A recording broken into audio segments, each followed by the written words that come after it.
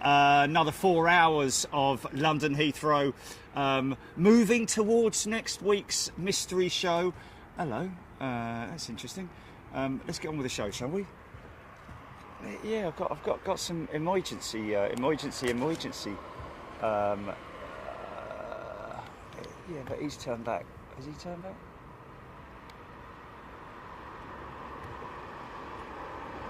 Who's early? Slingerous. Cathay 747. Oh, nice. Funky fire units. So this is definitely, I don't think this is exercise. I think this is definitely, yeah, there's 3 of them. There's 3 of them. Where are they going now? Nothing from the outside. I'm going to get a reputation soon, aren't I? Hello. Hello, little fella. What are you doing there then? Hey?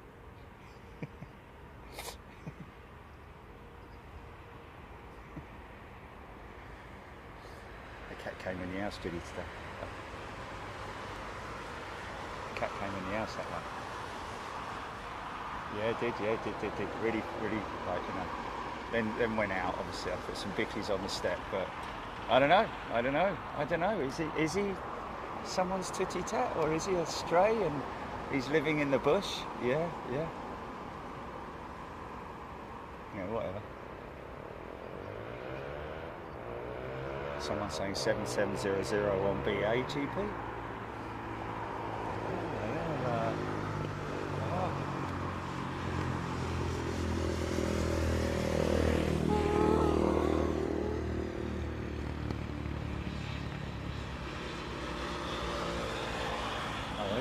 Okay, yeah, cool. I glance left and I see it's either a triple or a 350. Let's have a little look. It's an American triple.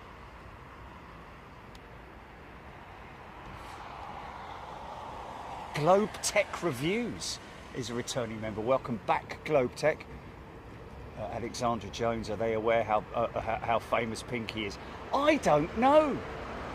Katrina Basil Sims, good afternoon. Kaz2875. Ursel C, I think, is it Ursel C? Screaming Emu, tuning in from the M3. Tony Rivers. Adi Gibson, good afternoon. Robert Avgeek. Paul Skilling. Aaron Thomas. Omid, good afternoon. They need to put emergency blue lights on Pinky. Oh, I don't think so. Nick Ray, Taparay, Pico 7, Dorinda, Lee Russell in the house, one of our very valued moderators and friends. Welcome to Sunday, folks. Let's go tight on this 777.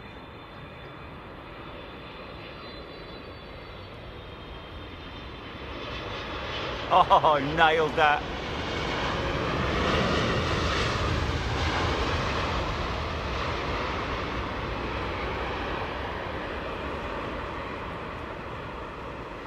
Thomas Thompson has gifted a channel membership. Thank you, Thomas Thompson. Oh, okay, these guys are coming back. Look, there's nothing to see here, mate. Nothing to see here. We're all good. LCY Paul, Hodgie, Fairs, Fersal. Happy Big Jet Sunday. Oh, look at this. Second in on the Sunday. A jumbo jet, folks. And this is for that young lad who I just met with his folks and his sister. Was it Jack? Yeah. Who loves the jumbo jet? Lady Jennifer Bailey, Pinky t-shirt in the wash. Well, I hope you didn't put any whites in with it. The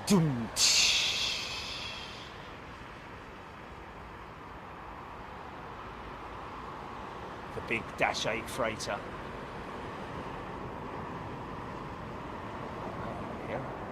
She's coming in hot. She's coming in hot. Oh, yeah.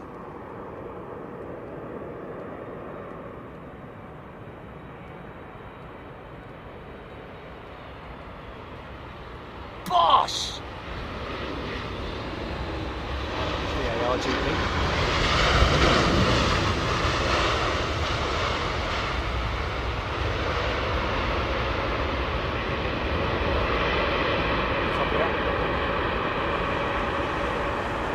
Copy VAR. I called it. Oh man. Have you got it? Have you got it? Okay. Is it because my mic's down here now and it was all the way up there? Okay, you can still. Okay, yeah. Oh well, that's good enough then. Let's go with that then. Really?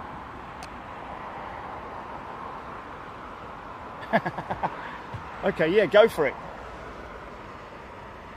That was quite, that was very bossy, wasn't it? Slam the main gear. Okay, you ready? Okay, run the VAR, GP, please. Stone Man JD Stone.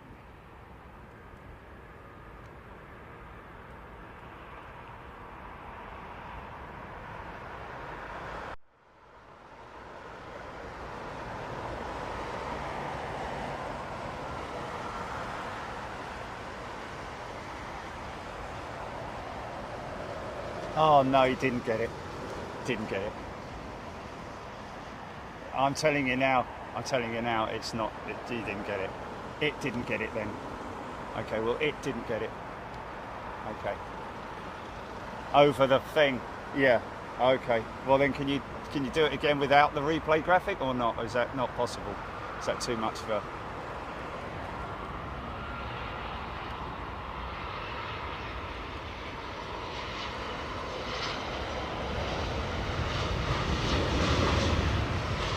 Roseanne Green, must be heavy, yeah.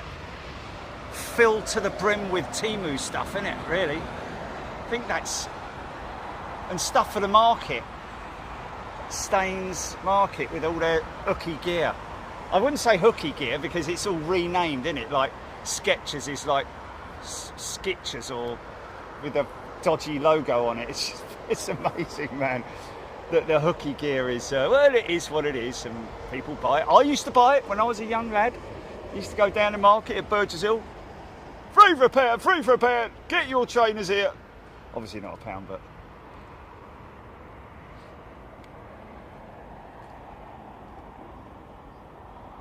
Yeah, okay. Sue Taylor tuning in from Florida. Stone Man, JD Stone. Hope everybody's doing well. It's Sunday, folks. The end of the week. Just in case you didn't know. Karen travels. Isn't it great? Seeing Bluebird over the other side. Oh, bit of a balloon. Tiny balloon there.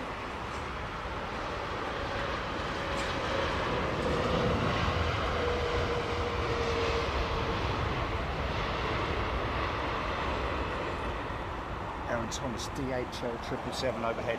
My only issue, folks, is I've got the canopy up today to protect myself from the sun. But which way is that DHL travelling? Because I might be able to get a shot of her sort of like from that angle there. So select cruisers today. See the little Joey parked up next to its big brother. As a Pitsy Market. Yes, Pitsy Market, probably still there, mate. Jason Bostock, good afternoon to you. We're gonna ride down to Electric. Mike is in the house, RDUK. Aviation Stapes has gifted a channel membership. Thanks, Stapes, appreciate that, mate. Another 777. Bob Shalvo, $25 on the super chat. Thanks, mate. Thanks to you. Burgess Hill or Bug Hole is, as it's known, split scimitar, yeah. Never used to call it Bugs Hole, maybe, yeah. But Burgess Hill, yeah. Lived there for a bit.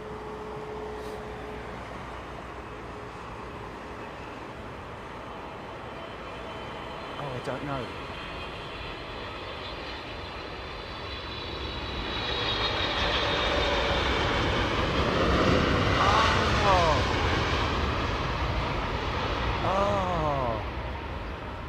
Oh, Aviation Stapes. Julie's just reminded me of that email that you sent about the editorial that you were considering. Have we missed the deadline on that? Probably, because it was about 6 months ago. Apologies and sorry about that, Aviation Stapes. But hey, you know, if you're still considering it, then let us know and we'll try and slip it into the schedule. Nick Hulse nailed it. Linda Series, RDUK. Old Man Knuckle. Joey's doing a good impression of the little Joey on the sim the other week. Simon Slocum, is it me or are they landing long today? Well, you know what, Simon? Well observed, because it's a very slight tailwind. When I turn this way, I can feel a tailwind. Now, when it's on a southeasterly, they generally maintain 2.7s.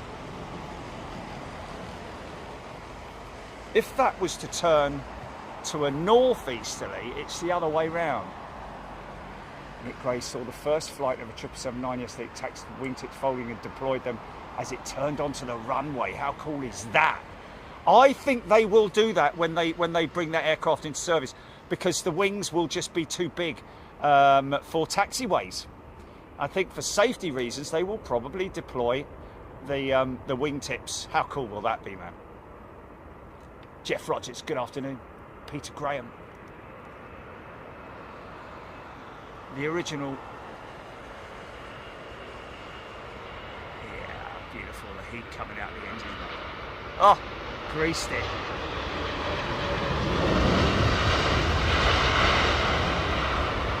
Yeah.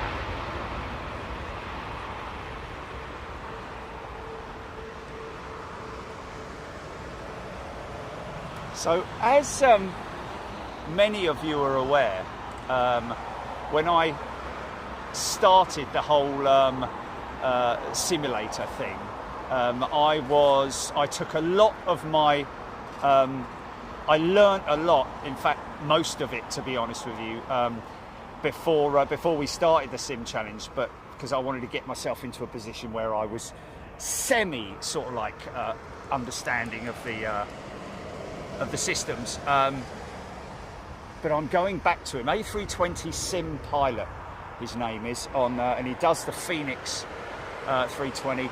I'm kind of going back to basics, not all the way back to the departure element of it, but the descent element of it, because some of the stuff I just had a brief look through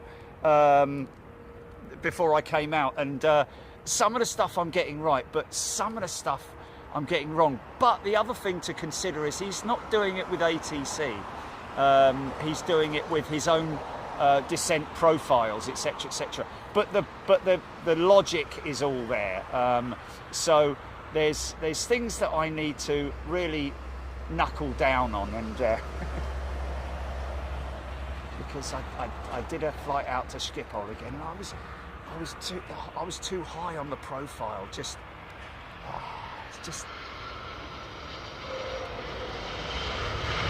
kind of lost my way a little bit. Like so many of the pilots say, you've got to stay ahead of the aircraft. Anyway, it is what it is. Saudia 777, 3 minutes out. Nick Hulse, thank you. Thank you, Aidan M. Just got my notification, Bob Shalvoy. Nice double 380, Steph Berg. John Grinham. Hodgie Qantas 787 is delayed just over 8 hours. Wow. Ian Hanna. Ian Hanna, yes. Sorry, mate. I'm gonna. Oh, there's another 380. We have got at least two, haven't we? We've got at least two with the Asian invasion, I think. Emirates, most definitely, and the Singapore Slinger, I believe, is inbound as well, isn't she? Brett Mayo, good afternoon to you. 777 Lenny.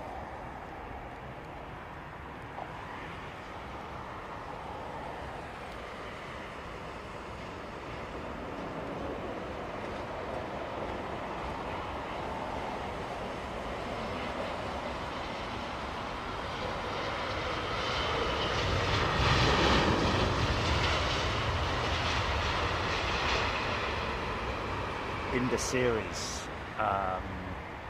No, we're not live on Wednesday this week, folks. This week's European show is going to be on Thursday, just because of scheduling. So we're going to have a members only show from on Thursday. So please make sure you diarise that now if you're a member, so that you we may, when I get there, we may do a live recce as well.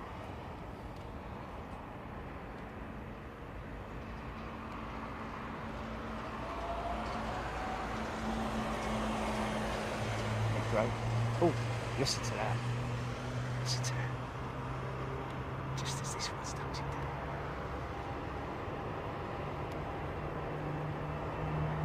down. Sorry, Linda.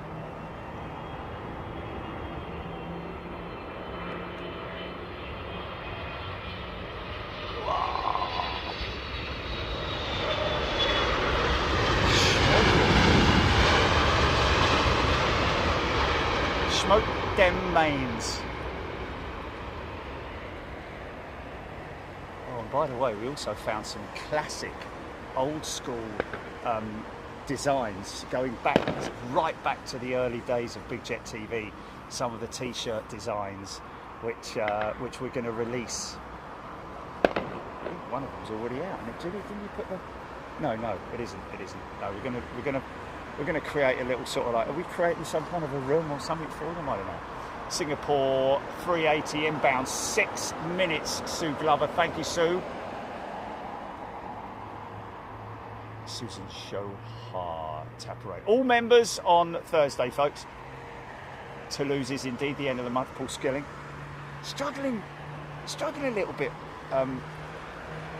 The folks at Airbus, aren't they? Just another 6. I think it was another 6 A350 freighter orders cancelled by a lease, one of the big lease companies.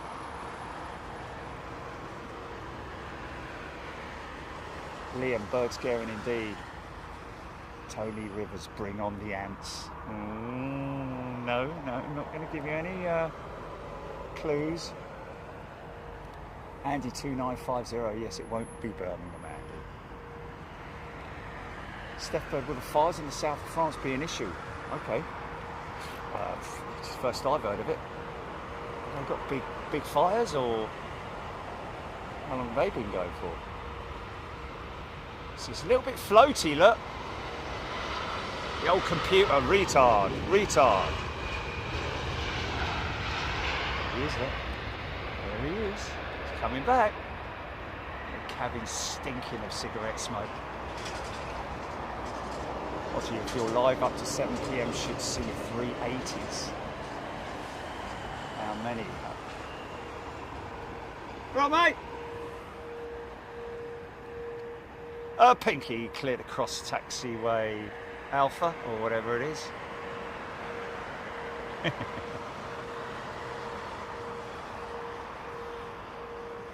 Aaron Thomas, hope you do an Athens show soon. Hodges, so a new European destination. What makes you think that? I don't know.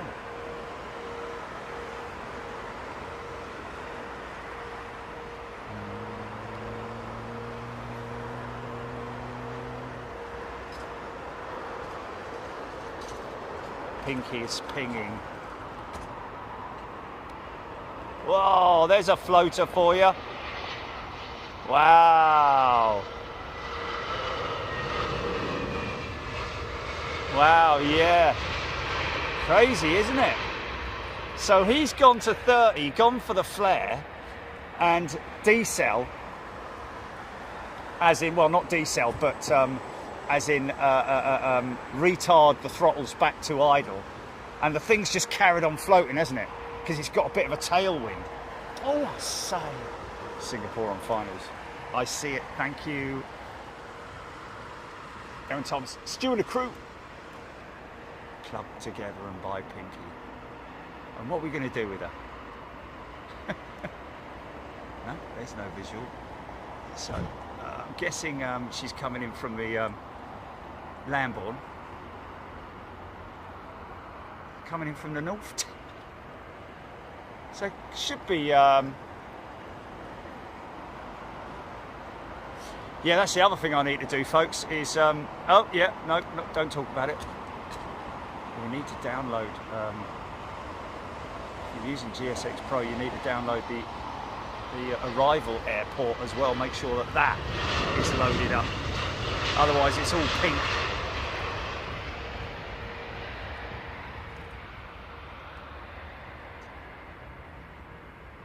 Quite sure how you do that. I'm sure there's a way around it. Cal Hutch, tuning in from a sunny Isle of Man. Liam G, keep custom filter on flight radar for every plane I've ever flown on. Wow, yeah, that is really cool, man. Yeah, Liam G, yeah. Oh, we should do that. Sorry, Liam, we're going to copy you. And that's him there. He's flown on. Blimey, good luck with me doing that. Yeah, flipping thing will be going off every 5 minutes.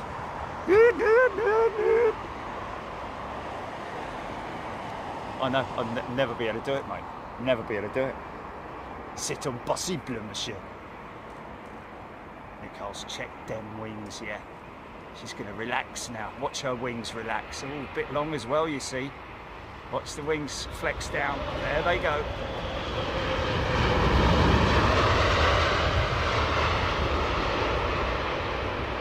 Big props to these guys, folks.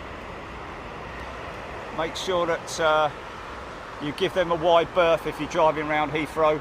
Round and round they go, just to be able to offer emergency assistance if somebody needs it. Good for them, man. And a big shout out to all the folks in the emergency services around and in Heathrow. Well, around the world, really, to be honest with you. What a great job they do. Flexi Dreamer, 777, Lenny, Feather Duster. Feather Duster, do you think that they will come, that airlines will do away with the pilots and actually fly aircraft like a sim? No, Feather Duster. I know the idea has been bandied around there, but you know what you're asking is, you know, can you fly the aircraft from a centre like they do with drones remotely? And the answer to that is positively no, until technology is so highly advanced in the future. It might happen, but you wouldn't get anyone flying on an aircraft without pilots. Or flight crews, should I say. Even if it was remote, you'd still have to have at least 2 pilots on board, so that kind of like...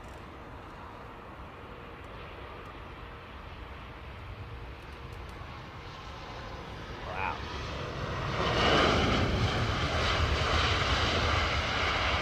Yeah, that is a cool thing to do now. Okay, Singapore Slinger, ladies and gentlemen. The undisputed heavyweight champion of the skies. Weighing in with a reach of 80 meters. Raj, big boy, Beverly George. Lee Russell, if I remember, Zurich was the first ever Big Jet TV YouTube show. Overseas show, I'm guessing. Yeah. Oh, YouTube. Yeah. Sunil, Luby Lou. Oh, sitting outside in the shade, Big Jet TV in my earbuds. Fantastic. Fantastic. Irish Cockney Rebel. I don't think so. Irish Cockney Rebel. I really don't think so. A lovely thing if it was, but I don't think so. Might be a little bit sketchy landing this big aeroplane with a trip tailwind. Now it's turned into a headwind. This shouldn't be a problem. Oh, she's long a bit floaty, but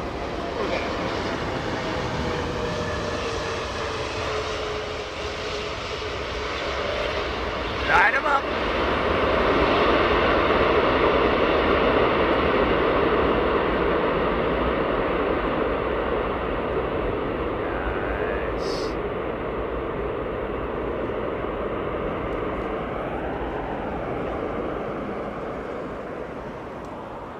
Richard Dockeray, they were the launch customer for the 380 and the first to fly the 380 into Heathrow as well. You're absolutely right. Before the A380 was, you know, taken out of service, in fact, long before that, Airbus were considering, when they were at the height of production of the A380, they felt strong enough and positive enough that they could potentially create not a neo version, wow man, all that rubber, but a sort of like an advanced variant, which really was more to do with the wingtips devices, running a shark clit on it, as opposed to the current device that they use, which is very basic, it has to be said, sort of back to the old days really of the A300, where that was introduced. Roger Tinya, oh no, Roger Otinya. Is that 100 Kenyan something or other? Oh, that's a bit nosy, isn't it? Kenyan shillings, thank you. Oh, see what I mean, man?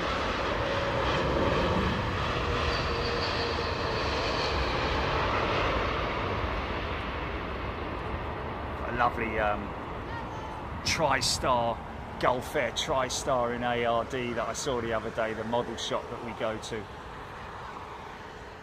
RD UK, good afternoon everybody. MPS Gaming, Nick Gray gifted 20 channel memberships, thank you mate. Local baddie, my country's national airline, Gulf Air is here, there we go mate. Yeah, and they've had some classic old liveries over the times, haven't they? There's the old girl.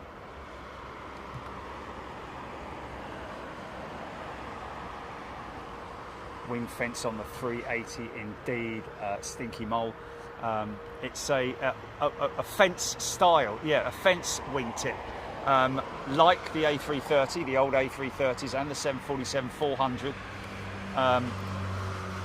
A lot of copying going on in the industry, isn't it? It's something that was quite interesting when I looked at the Ilyushin models the time before last, that I was up at the model shop, and I did ask someone, I can't remember who told me, but what came first?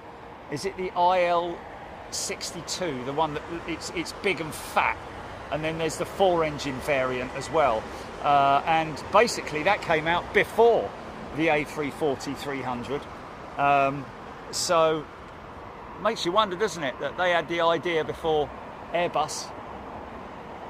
Gulf Air 5-star, TriStar, 777 Paul, yeah. Remember the British Airways DC-10 TriStars as well, yeah. Back in the old days. See, look, that go for the... Interesting, isn't it? Go for the flare, and then it just sort of like doesn't want to respond. Still no idea what that is. It's just a structure with a roof. No idea what that's for.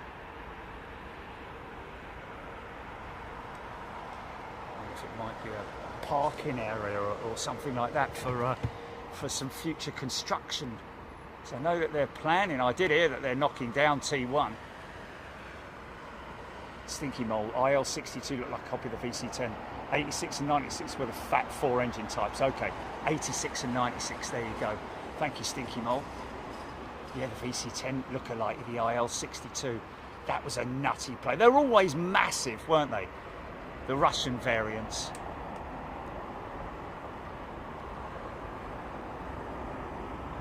James.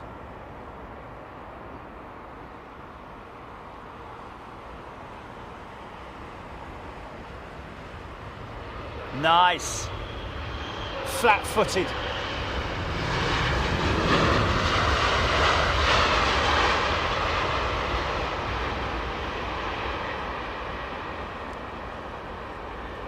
part of the automation on those A350s.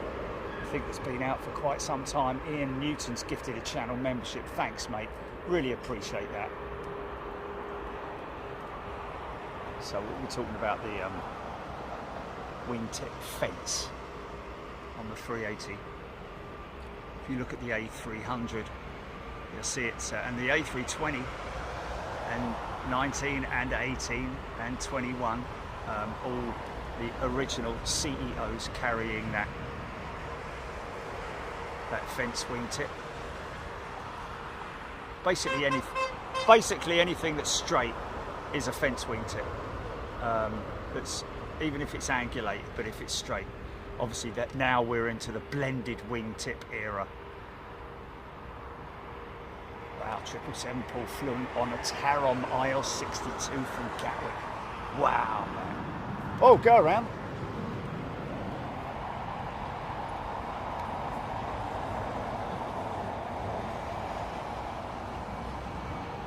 Out of Finnair. Is that triple still on runway?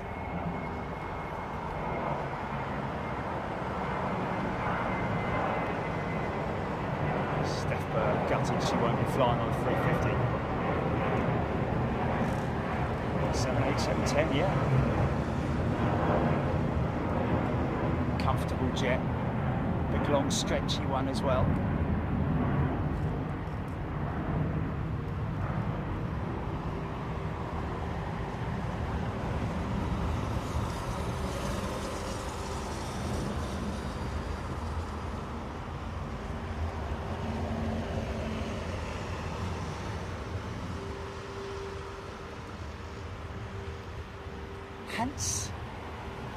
Hans, it's H-A-N-T-S. Welcome, Hans, to Big Jet TV membership.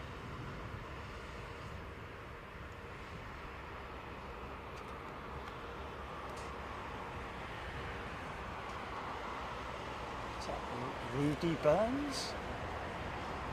Karen Travels, BK Pan, Aaron Thomas, Finnair, go around. Vicky D.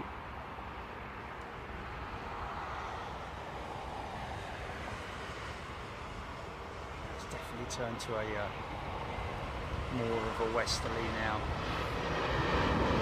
Quite variable the winds at the moment. Brian Stewart, ChatGPT says the Douglas DC-3 is the best aircraft of all time. Says the 747 was the best jet powered commercial airline, and the Spitfire is the best military aircraft of all time. Probably the most sort of like recognisable, because let's face it, when you show your average man or woman on the street, or even the kids nowadays, show them a 747, show them most of these jets, and I'm talking about your average Joe as well. I'm not talking about, you know, people who know about aviation, but your average Joe is going to know what Concorde is, what a 747 is, you know. Of what some people on the street will. People on the street. Can understand all about watching some good man sing. Let me out. Sorry.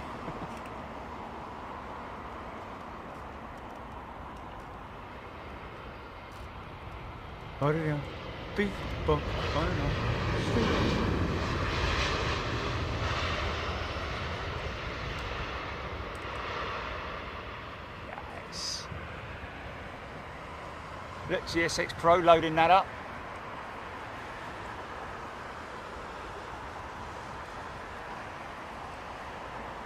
Joanne Parker. Not sure, Joanne. Hodgie, $4.99 super chat. David F2881, £10 super chat. Thanks, mate. Lord Geeker, IL-96-550 was considered as a full double-deck version, but never got developed. Well, it's kind of the same as the 747. It was originally a double-decker plan.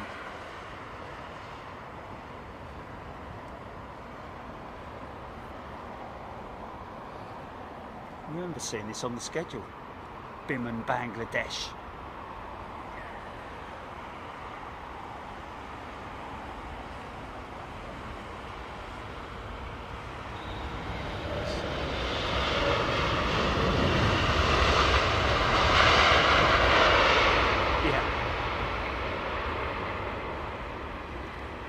the raked wingtip on steroids, isn't it? Just see how, if at all, that nice bar's doing.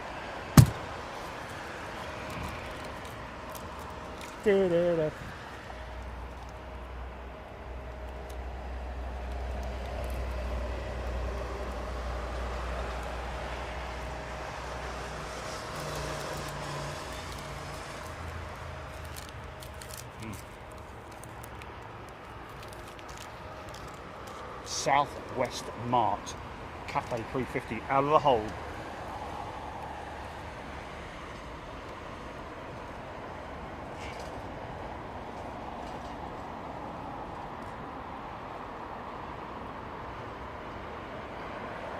Very funny. 3 Orion $33 $10 super chat. Your personality is the cherry on the top of your awesome strip. Oh, thanks, mate.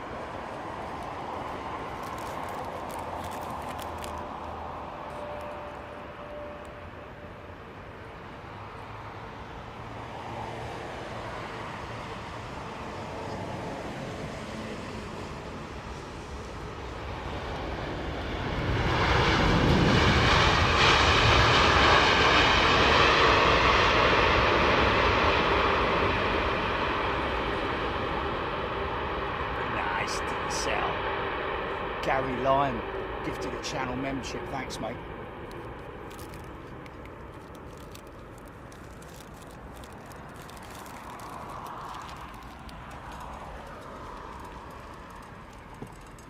Yeah, it is a long way off, Jason, but yes.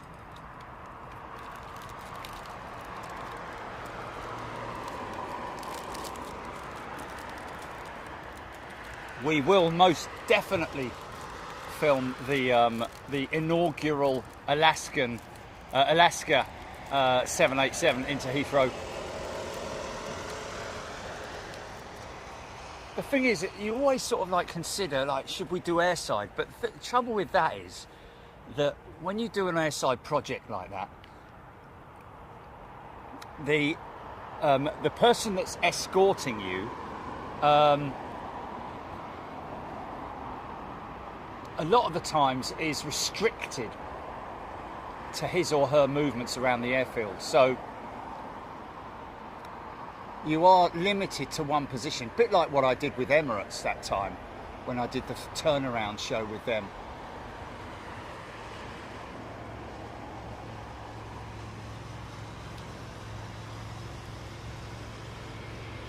And then you'll get a situation where it's like, well, you can do the arrival and taxi into gate, but we can't hang around for the departure, so you'll have to leave. It's like, yeah, okay, so you know, what gate would they be using, I wonder? It's quite interesting, isn't it?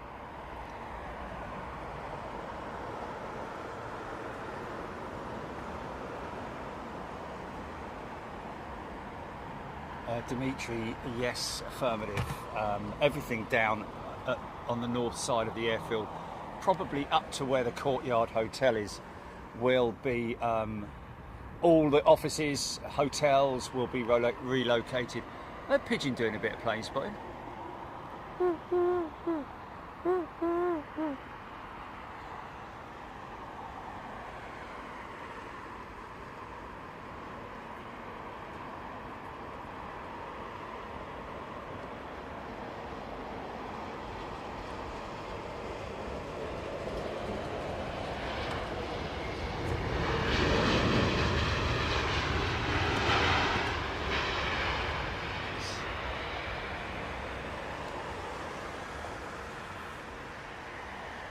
Brian Stewart, will you possibly take Alaska Airlines to Seattle to get to Anchorage in the future? Yes, Brian.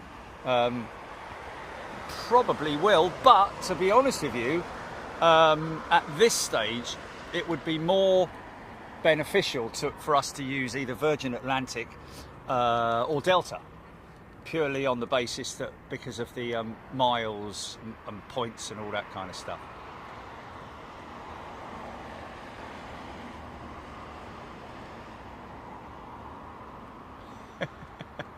Definitely watching, isn't he? Well, obviously not, but someone's going to make some kind of a joke in a minute, I'm pretty sure of it.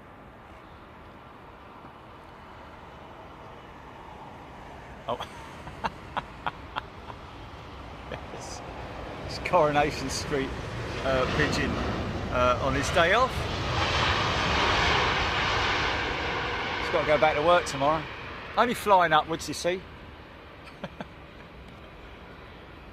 Go on then, Stan, we're ready for you. What, just fly upwards? Yeah, just fly upwards, yeah. Yeah, past the chimney if you can. Right you are.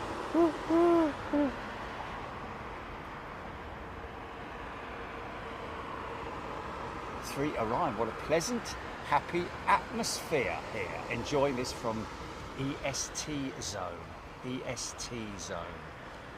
Okay. Eastern Standard Time, right, okay. Chung Hyung Lee.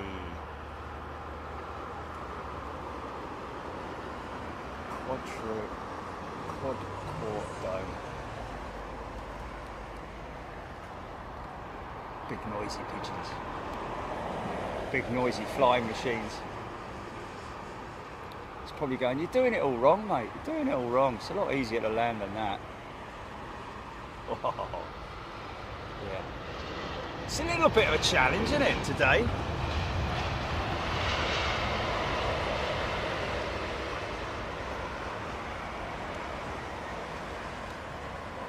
Oh, nice.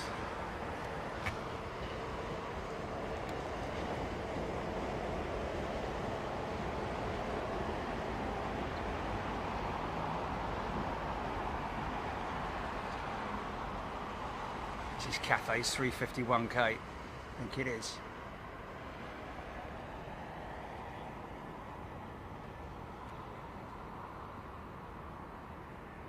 Tough man, not sure about that, mate. Some goats and stuff like that.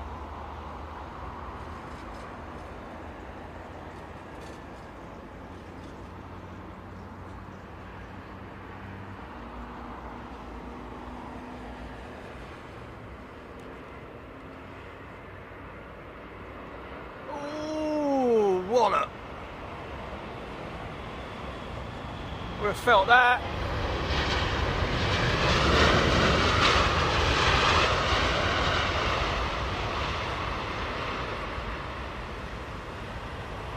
Oh yeah.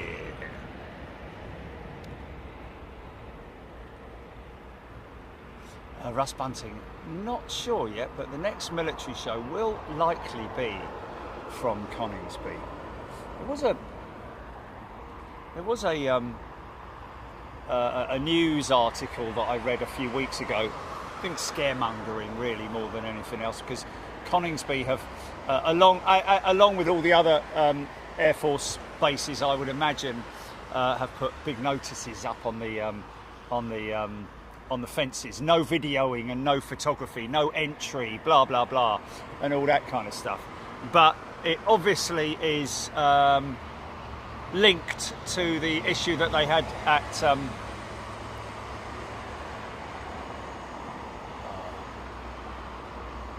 come on Joe, you can do it, mate, you can do it. Think about it, son, keep thinking. No.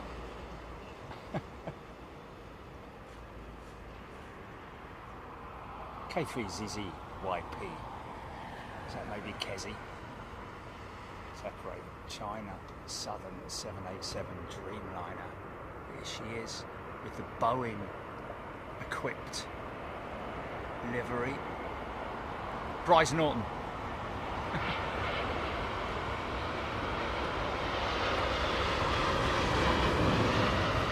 So they're basically they're letting people know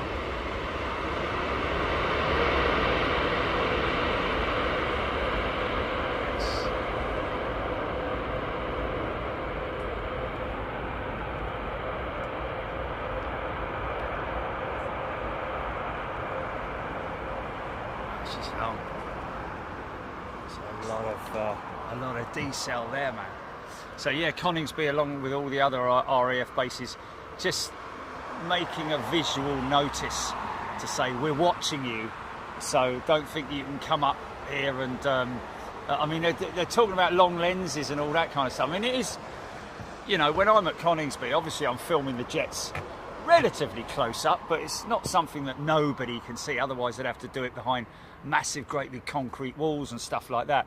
But in terms of the infrastructure of the airfield and all that kind of stuff, I don't really get into that, although I do look at the sort of like the bunkers over the other side where they store the aircraft as well.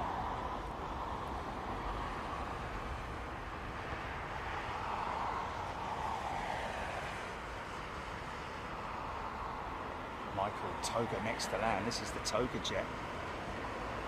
I only think that was either something that was late on the off the runway. Oh, this is the Finnair, yeah.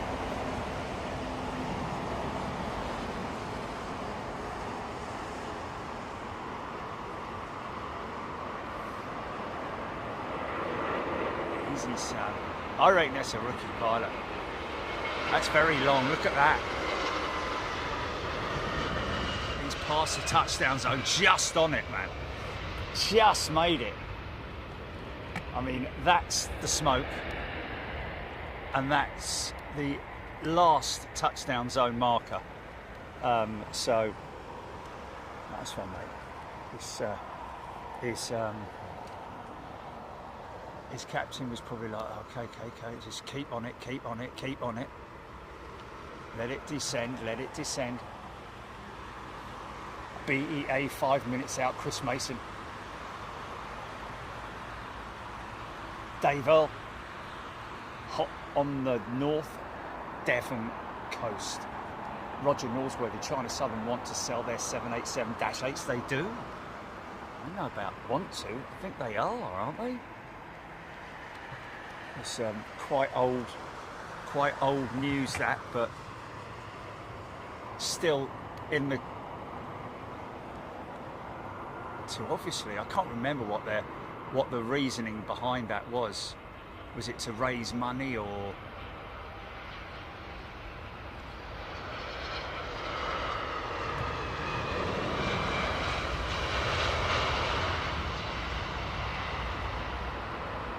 Jason Matton, well done yesterday on the simulator, Jerry. I enjoy them a lot when it goes wrong, and for Chile, who puts up with all the problems. Well, it is. Will be a sad day, won't it, when I've nailed it? But that's a long way off. And like I said, you know, my end game is not to be a pilot.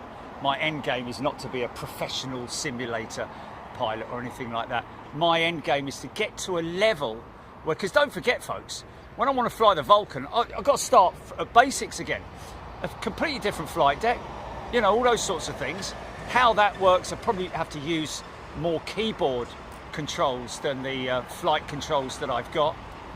Whether I'll be able to tune it in to the Airbus stuff, I don't know.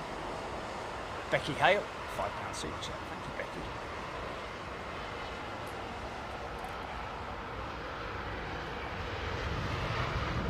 She's saying that they had fun watching last night on the Sim Challenge, as normal TV is a bit rubbish these days. Oh, there we go, Becky and Gary, thank you.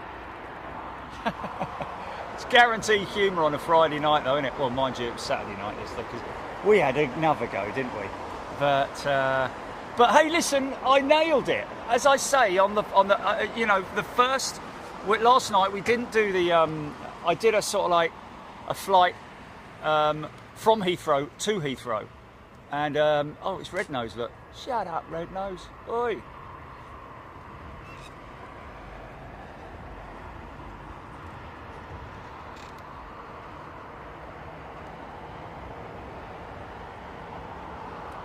Oh, that's what I wanted to ask Xiong Kyung Lee about his, because obviously he knows so much about the A320 flight deck and everything about it.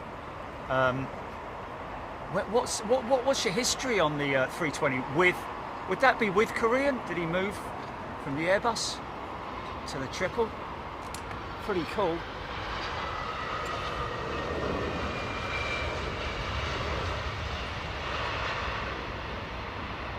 Oh, what, the young lad I met? Yeah, yeah, yeah. Cool, cool, cool. Okay.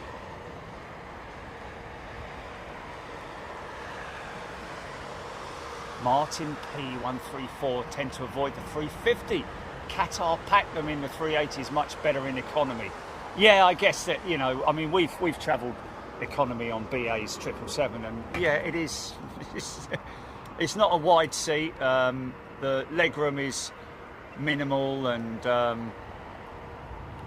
you just have to be prepared. Is my best bit of advice.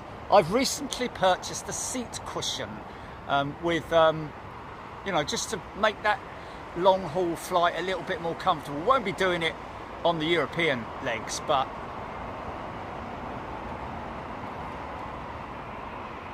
well, funny enough, I could use the red nose for the sim. I'd imagine that.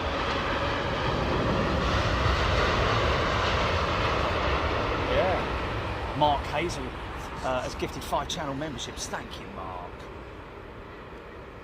And Austin's Watford is a brand new first class member. Welcome, Austin's Watford. And yeah, careful removing the packaging, because it's very well packed, is the membership. And if you are a new member, go and check out your perks, folks, because you'll be probably quite surprised at what you get as being a member here on Big Jet TV, where so many channels out there don't really give their paying members anything back in terms of, you know, real value for money. That's something that I've always wanted to do. I remember way back in the day, I can remember sitting in this very car park and going like, yeah, guys, we want to go overseas. So, you know, obviously it costs money. So can we sort of like, oh, we went through the whole thing, didn't we, with GoFundMe and all that crazy stuff, and the gold room, which Peter Room has still got the flipping emoji. Brilliant, good old Peter Room. Hamo, can we see your sim gate from here? You can, Hamo, I believe so. Gate 501. Mark Hazel, thanks to the community and Jerry for keeping me sane during a very difficult year. Oh, that's a shame, mate. Oh, his mum passed away. God bless you, mate.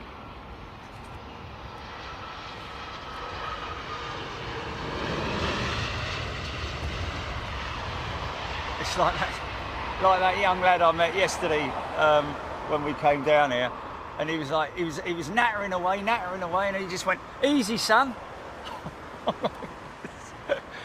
Fair play, man. Classy, classy. Kel's Redbud in the United States.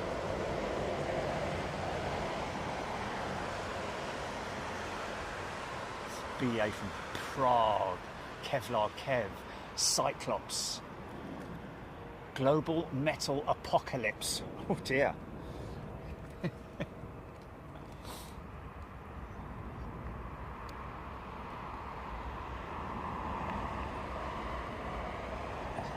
Slightly off the centre line there, maybe. Look at that. The tiny micro adjustments. Crazy thing is that when you move the stick to the left, you almost have to counteract it with a move to the right. Oh, maybe a rookie pilot there, but nails it.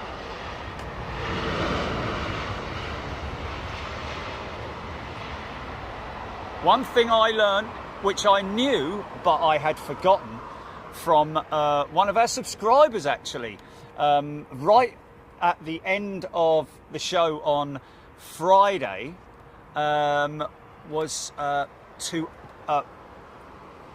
detent back to the idle at 30 feet. Because what I was doing, I was 40, 30, and then I was putting a little bit of back pressure, but I wasn't detenting the throttles. And that, yesterday when I did it, it worked so well, man. So thank you, mate. Abby Garvey always used the hotel discount when we stay in London. It's really good. Well, there we go. You see, as a member, a member at Big Jet TV with the discounts and all that you get, discount on merchandise as well, isn't it, Jilly? You've already saved your membership fee. You've already recouped it, really. With the money that you save on the discounts and all that kind of stuff. Carol Hutch, that's my son on the Logan Air. Okay, flying it, I'm guessing. 777 Lenny, thank you.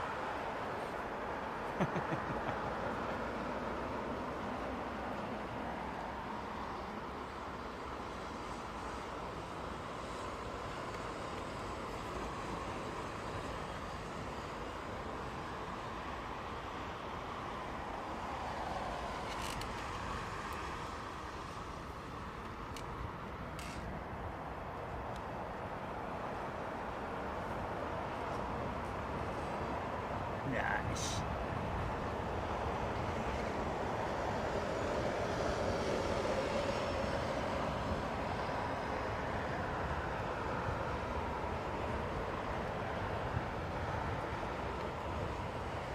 So just a little update, just to make sure I haven't missed anyone. I'll tell you what I'm going to do at the end of the show, folks. I'm going to give a big shout out to all the people, all the wonderful people who've gifted membership, all the super chat and all that kind of stuff. Please don't feel in any way pressurised to do any of that, folks. It's just that obviously I do miss people's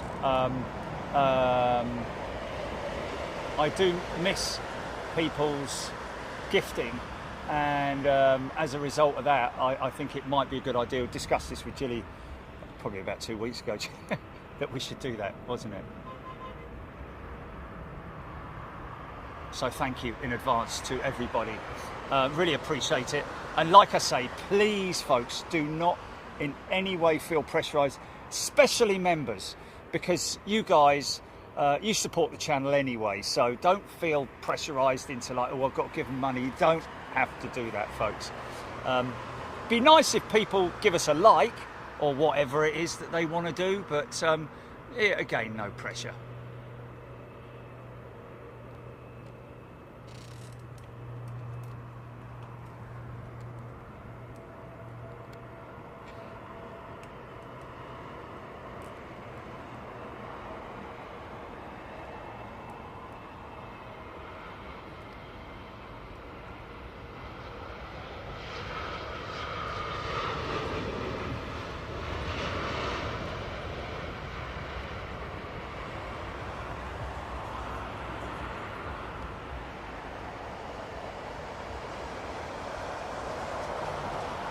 Look at those props, how well tuned they are. It's just crazy how the camera is matching the frame rate on those props. Look at that, GP. Oh, look, there we go. So he's throttled back now. That's obviously he had it at climb, or whatever whatever it is for the throttle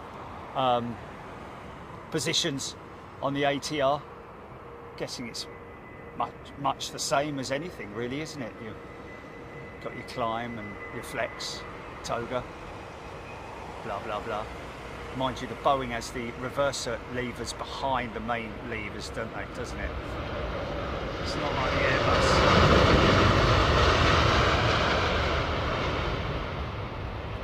So yeah, it's going to be a whole, you know, the whole flight sim thing is just going to drag on and on, innit? Because I've got so much in terms of challenges to do that, you know, hybrid mode, HGC.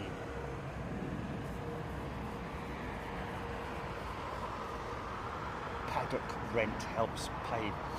Yeah, I do have to pay an annual fee to go into the paddock. We have to pay it, as in all us lot, all the members. We have to pay that rent. We have to, you know, amongst all the other stuff we have to do. Weather watchers love the A330 and the A350.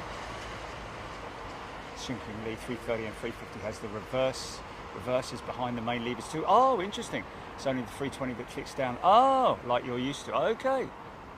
Right, so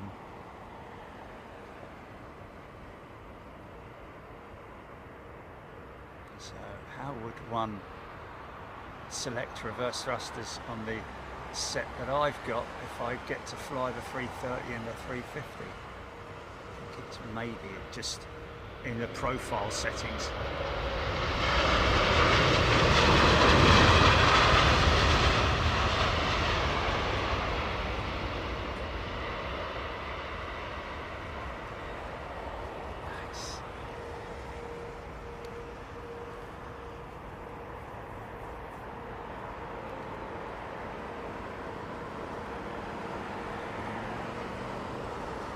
Operating Malaysian 350 from Kuala Lumpur. Oh, something big going out. Making a right old racket. Probably a 320. Oh no, it ain't. Wow. 339. Trent 7000's being very noisy. Sanction, going back through the old video, saw one from early Sunday morning in Manchester, saw a Virgin 747 landing. Yes. That would have been on the south side, on the midway position on the runway, I would imagine. Maybe, I might be completely wrong.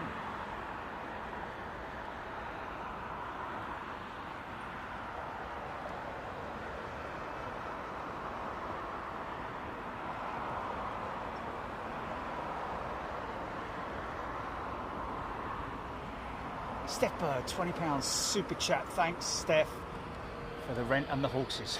What's that, GP?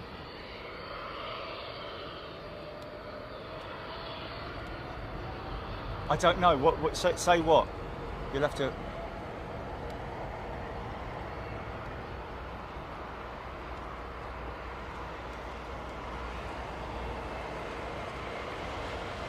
Oh, well, I've missed him, haven't I then? Oh, okay. Okay.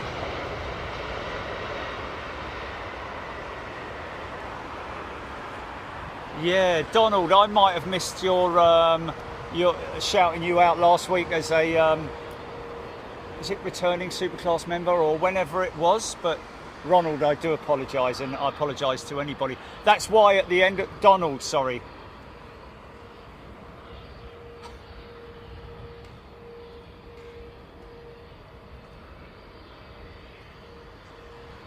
Captain Bob, if Airbus make the 350-1000, they'll be able to get another 44 seats. Wow, that's quite a lot, isn't it?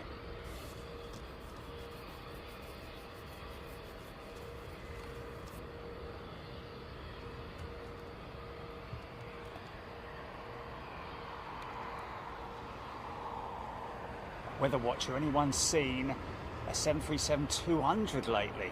No, got to go to somewhere like Hawaii. Wow, tell you what.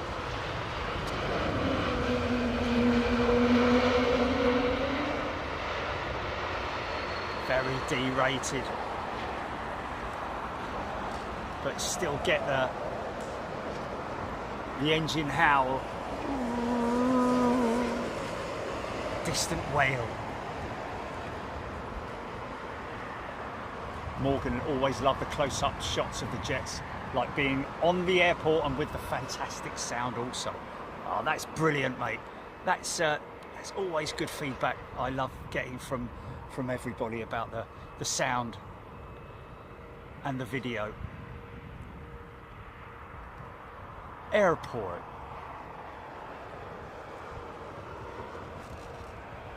Thomas, Athens got a 737-200 go around. Blimey, got to be a freighter, isn't it? Easy sound. CFM 56.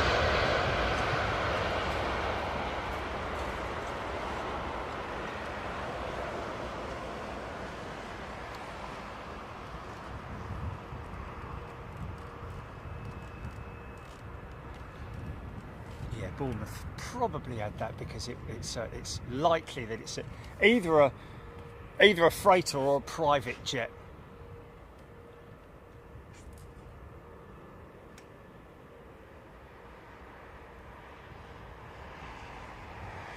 Captain Bob, Rolls-Royce have retired their 747. They have indeed. It's gone to a very famous boneyard. Is it the one in Nevada?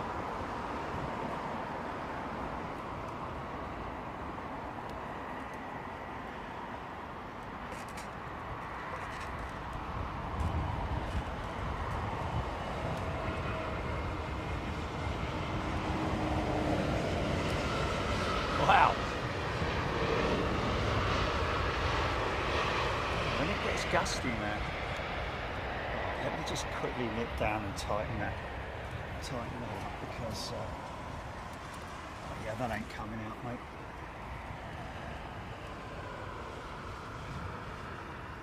They are indeed GE90s. It's a 300, so they're the 115s, I think.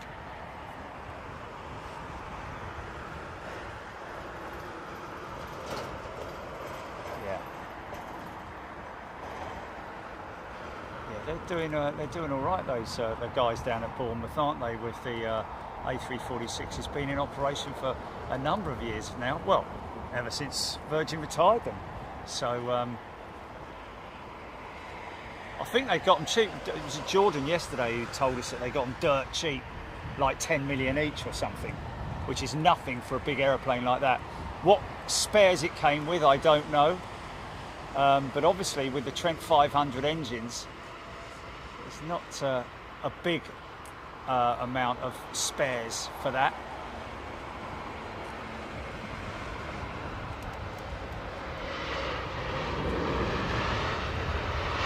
But I would imagine that with Lufthansa planning to retire their A346s, they could end up in a boneyard, but the engines might come off and go to the likes of the guys down in Bournemouth.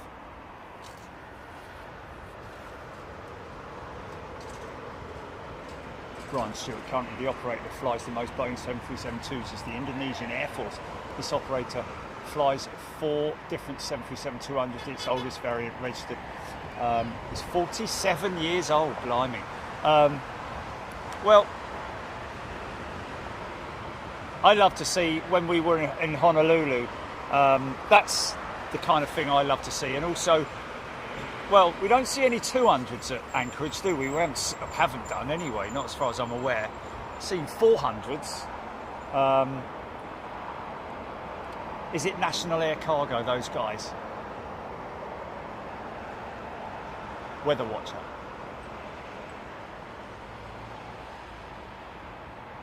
HGC, good afternoon to you. I think so. I don't know.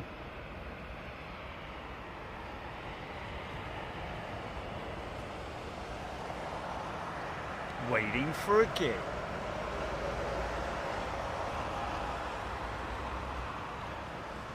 Chung Hyung Lee, take care.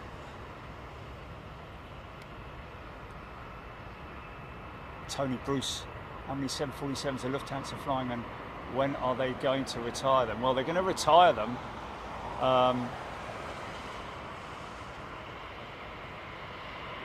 once they get their replacement jets.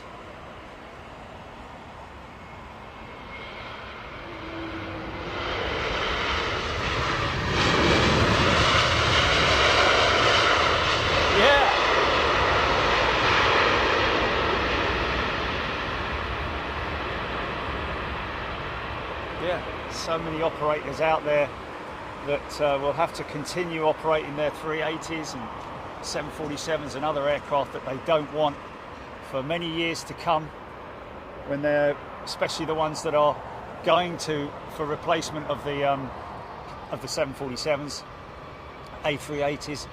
Of course, you know,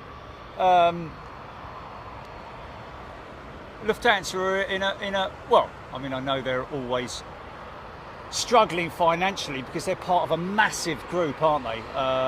So if one partner within the group is struggling, then that sort of like has a knock-on effect within the group. But struggling with delays delays for certifying the interior of their 787s, which sounds crazy, doesn't it? But it is so, folks. The interiors, the seats of aircraft, these passenger jets, also have to be certified. Not just the aeroplane and the engines, but everything has to be certified from a safety standpoint. Certainly, you know, the seat belts, the anchoring points, how the seats are laid out, etc., etc. Safety is the number one priority. A wild snowball, yes, we are aware of that wild snowball, and a great looking aeroplane it is too, with Alaska, with a 787. Some people don't like it. Personally, I think it's great.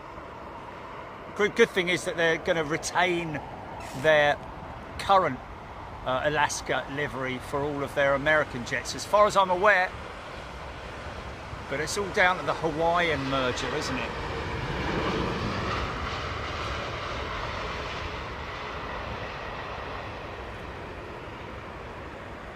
Aegean taking those JetBlue slots, wild snowball. Interesting. What's that for then?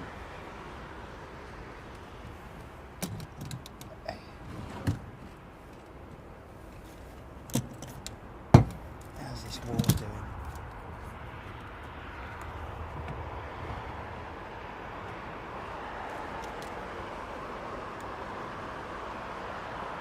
JPB. George and Jessica, happy birthday, happy holiday tomorrow, flying to Spain. Wow. Just flown back from Thailand on Etihad. All right, how the other half live? Anyone want any cheese or milk or bread, yogurt, anything like that? Looks like he's got quite a decent contingent of stuff on the old milk float today. Aeromexico, the original Screamliner.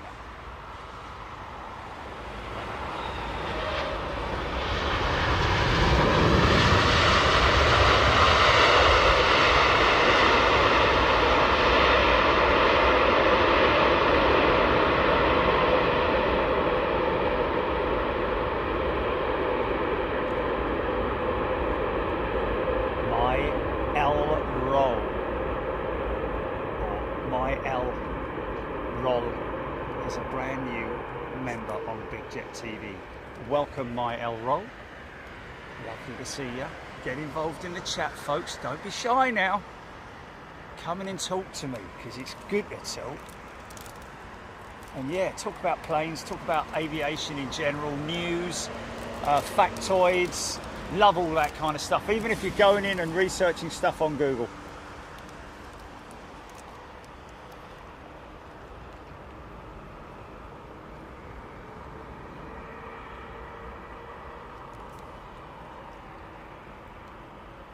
See, I love it when I hear great reverser noise, because, you know,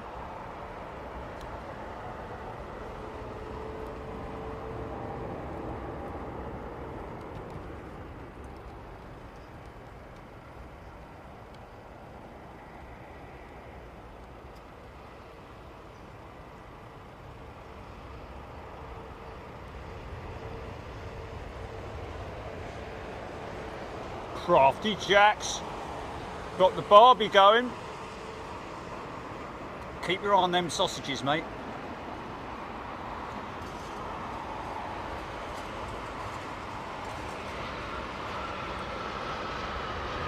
I think they need to be turned over.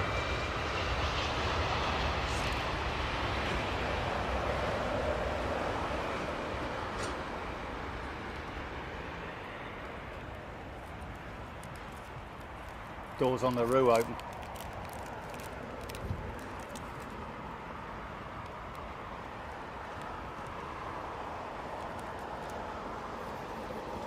Wow. Yeah, gee, that's crazy. 34 Boeing 737-200 still active. Wow. Morgan liking the Aeromexico.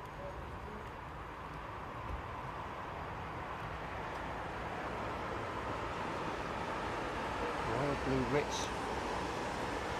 Strike Master just came rolling over here. Wow. Strike Master.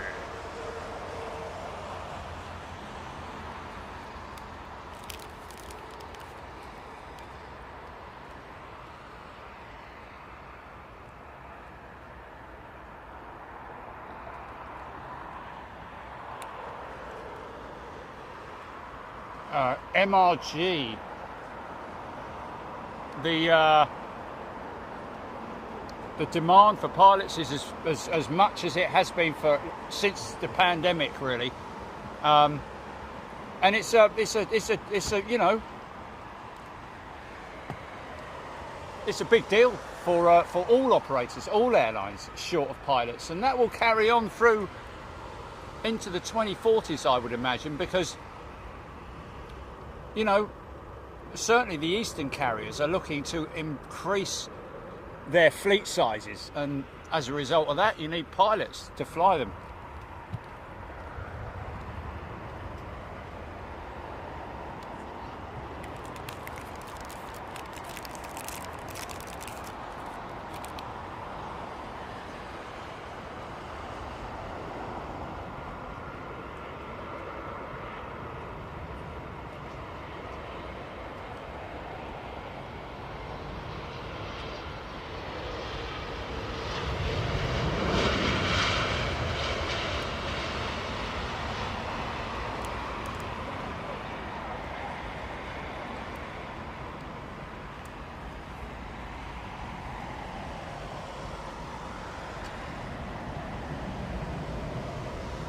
And yes, cadet scholarships are being offered by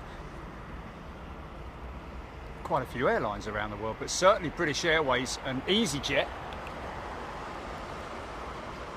Personally, I think EasyJet's your easiest route in, and the reason I say that is because all you got to do is get your CPL, I guess. I mean, get your PPL initially, and then go into the full pilot training program. Well, actually, I don't know if you need a PPL, to be honest with you.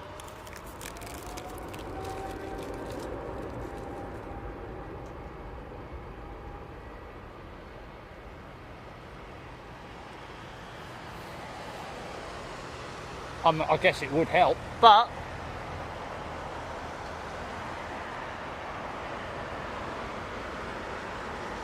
like I say, do the EasyJet route. Work for them for a few years. I think it's a minimum of 3 years or something like that you have to fly with them in order for them to obviously get payback. And then just head over to the Far East or the Middle East.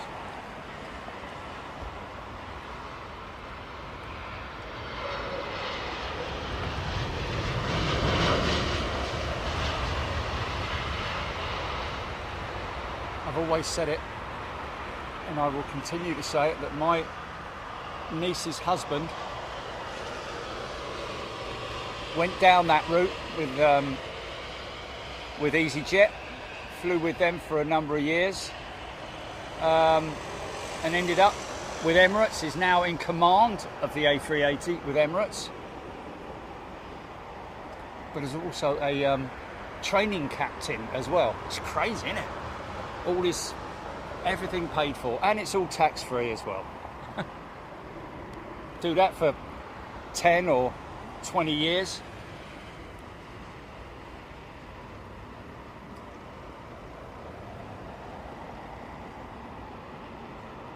Come back, lovely retirement.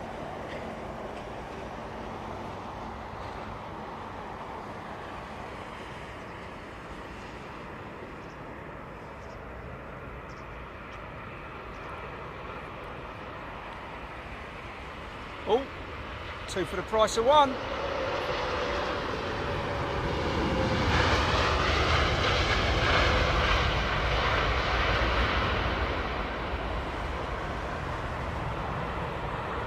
Wow.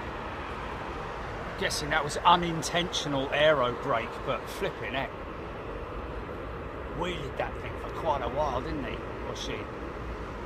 Red Dog 1973, US dollars 1999. Thank you, Red Dog. Super chat, that is.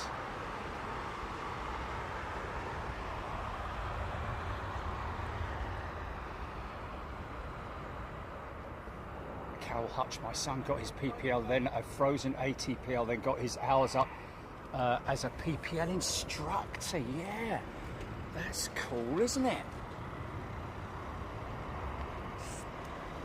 Wow. Yeah, and let's face it, you know, the instructor schools are also, you know, in need of instructors. It's crazy, isn't it? Because the instructors go on to become commercial pilots. Yeah, that's a little bit. This could be a Bosch, I don't know. No, he's going to nail it, or she's going to nail it, they're going to nail it. Wow, I don't know about that though.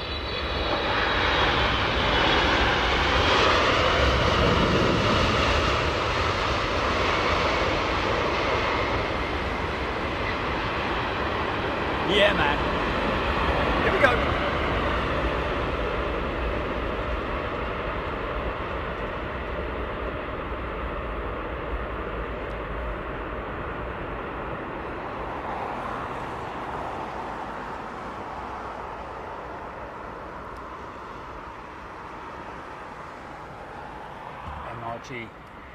About 20 years too late for a cadetship. It's just a question of what the market was very volatile in recruitment a few years ago. Yeah, well, it's continual. You know, the global shortage of commercial airline pilots.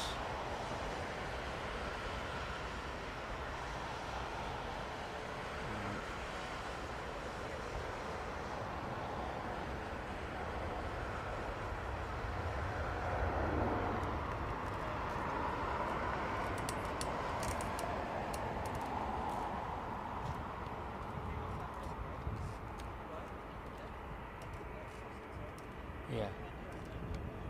So many operators affected by the shortages. And it is all stemmed back to the pandemic, with so many pilots being furloughed and needing money to obviously, you know, pay the bills at home. Went on and got temporary jobs, and then pilots were laid off. Terrible global thing. Nobody had any idea of how quickly the industry, the sector would rebound, and it came back like a flipping rubber ball, I'm telling you.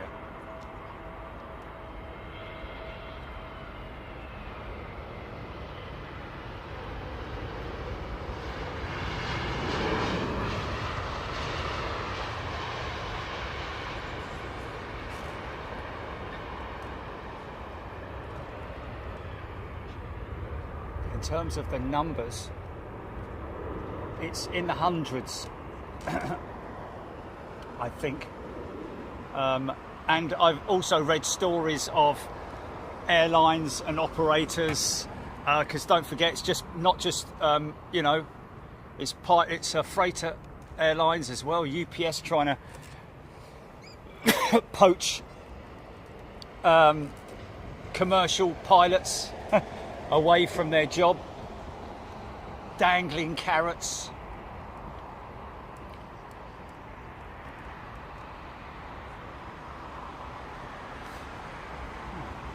Could be a, you know, it's a demanding job, isn't it?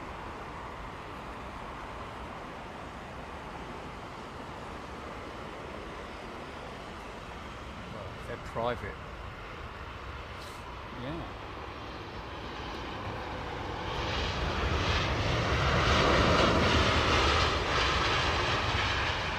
Well, of course, that's a very established pilot, Jilly. Someone who's been with a, you know, as a training captain and all that.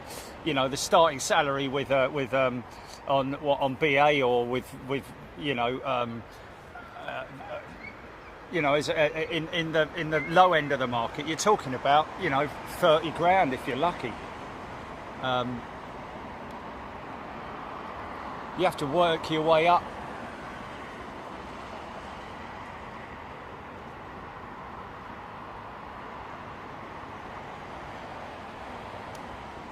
Start 220. Simon Slocum, yeah, BA takes on new recruits up to the age of 50, man. Screaming in you. In the US, there's no pilot shortage at the majors, but in Europe and UK, really? I thought that the American operators were massively hit with pilot shortages. Oh, blimey, okay, it's the first time I've heard that there's no problem there. I thought United and American and all that lot, I thought they were all struggling.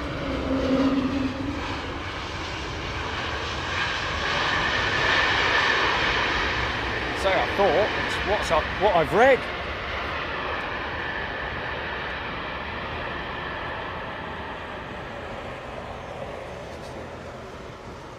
And it says latest when I scroll down after searching commercial shortage of airline pilots.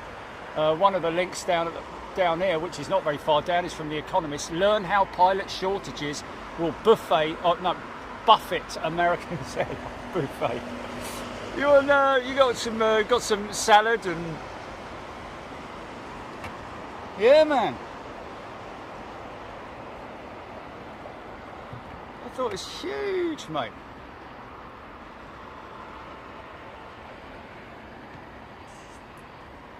Yeah, 30,000 shortage by the year 2030. So that's the end of the decade, isn't it? So I really don't know what why. I mean, he's got his ear to the ground, hasn't he? If anyone's got his hand, you know, whatever.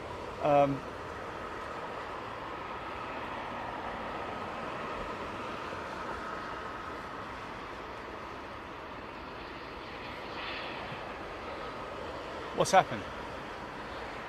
What's crashed? Oh, okay. So that's interesting. Why have we got a? Why have we got a?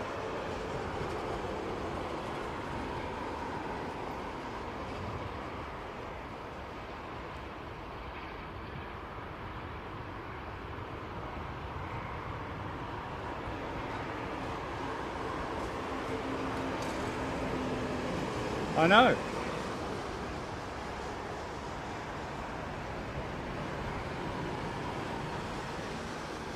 Okay. Something.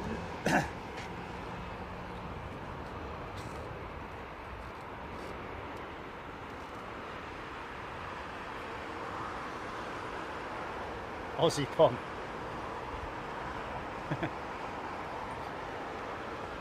Flying a planes, Chris. It looks like a beautiful one.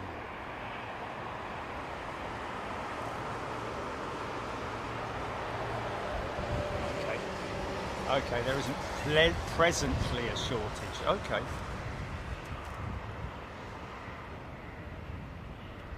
Aviation Addict, $4.99 fresh pot of coffee for the Lurkers Lounge. Yeah. Lurkers Lounge t-shirt is out, folks. You want to go and check it out in the store. Lurking.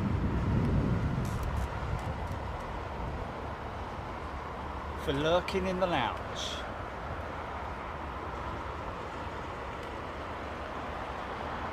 Yeah, Screaming Emu making a very valid point. There's a lot of pilots who are ex-military.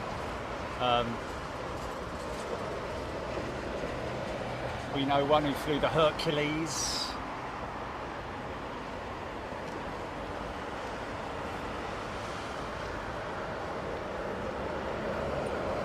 Given Go Duck 220 is just so quiet, really shows how far the tech and noise suppression has come. Yes, Absolutely, mate.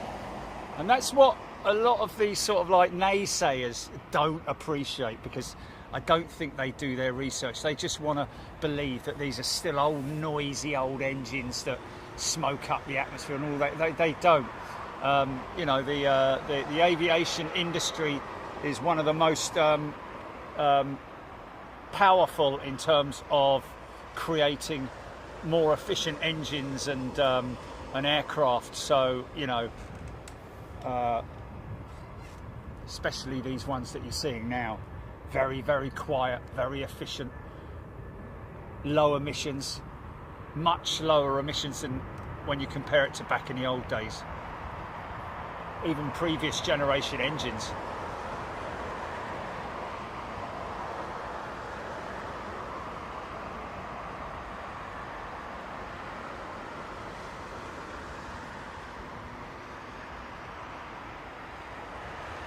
Oh, okay. Interesting. Okay. And that's American Airlines, yeah?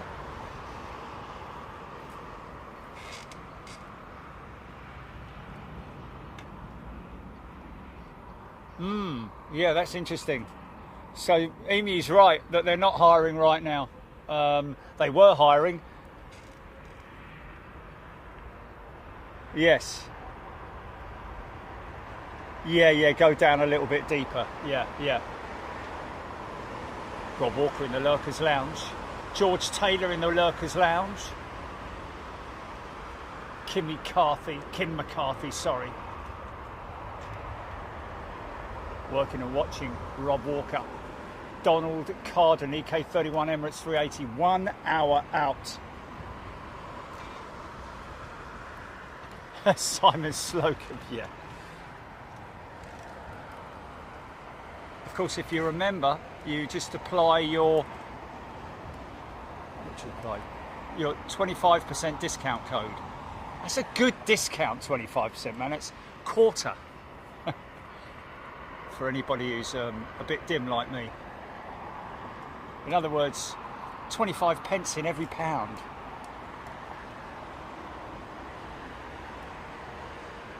Nothing at the moment, Philip, for EMA. Thing is with EMA, it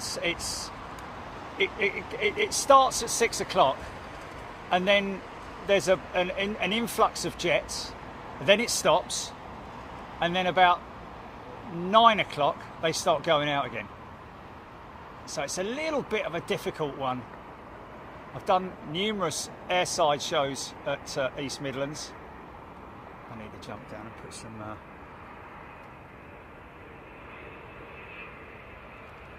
it's the other Screamliner, isn't it?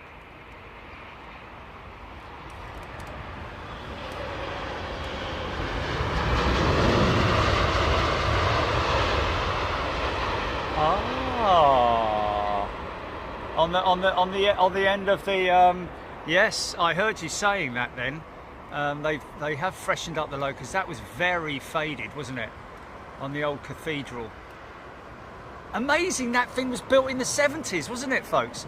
It's the kind of thing that you'd expect to, like, it's very modern in its looks, isn't it? But I guess a shed is a shed, isn't it, really? But called the cathedral because it's massive. I think you can get 350 side by side in there, believe it or not.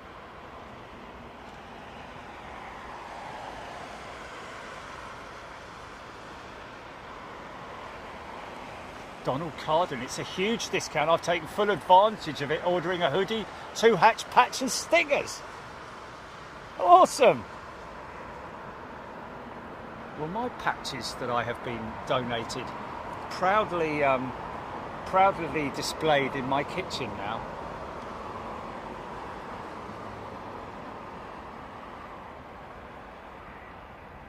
Lord Thomas McRae, you're going to do a sticker? We could do a sticker, couldn't we, Julie?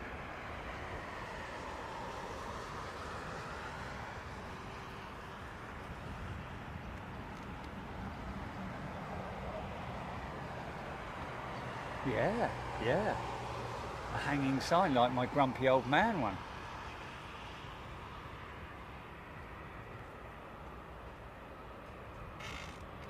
Give and go duck. Would not have put that down as a 70s build. Genuinely looks, doesn't look that old, yes. Crazy, isn't it?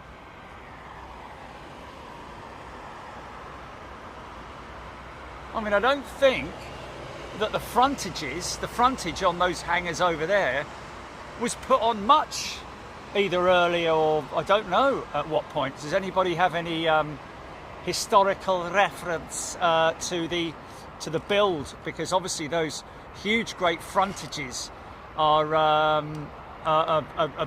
to enable them to store the aircraft inside, because the old buildings are very archaic, because obviously they're not high enough, because back in the old days, 707s and all that sort of stuff, mind you, the DC-10s and the TriStars, certainly the 747s, I imagine, was that in the 80s maybe?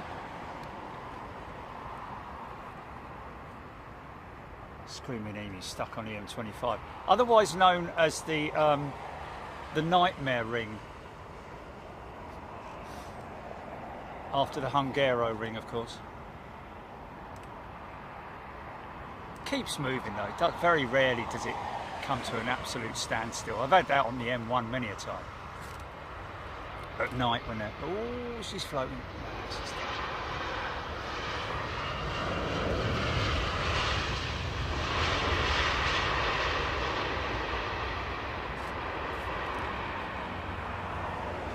Flight spoilers.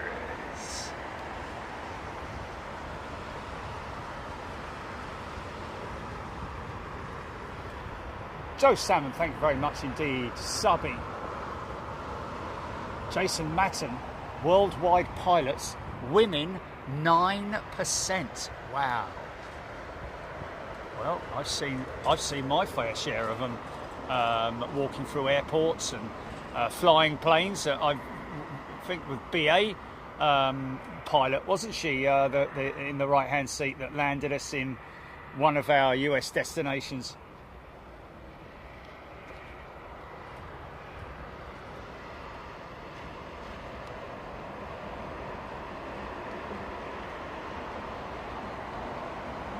Bob M.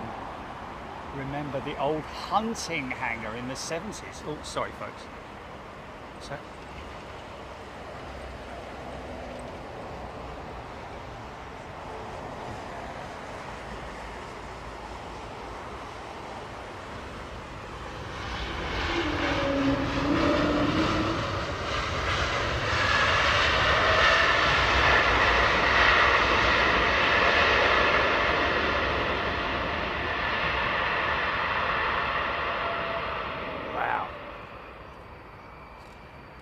Nice bit of resonance. We are.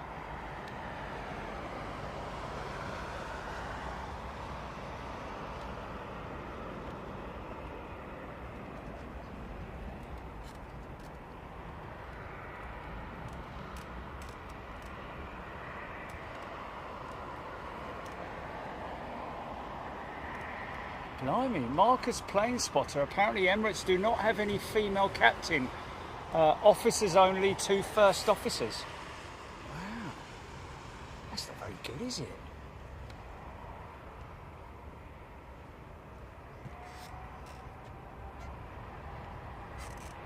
The hunting hammer. Explain!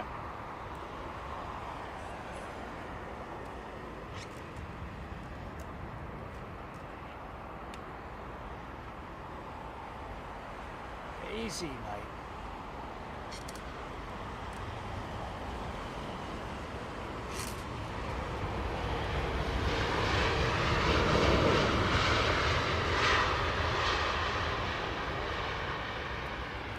Avianca -8 there.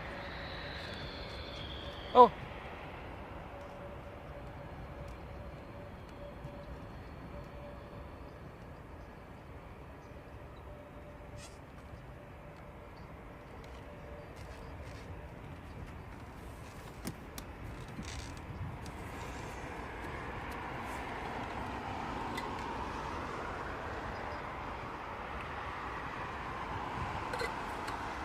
Wow. Wow.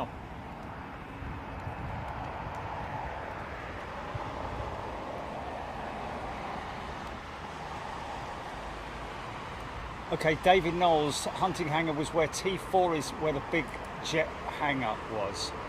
The biz jet hangar, sorry, right. And what was it? You say it's a hunting hangar. What? Wow, that was hot.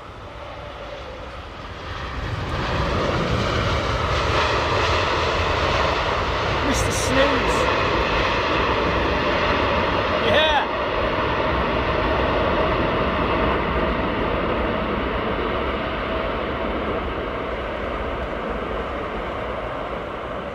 Go on, Virgin. Wow, that was pretty gnarly, man. I love that.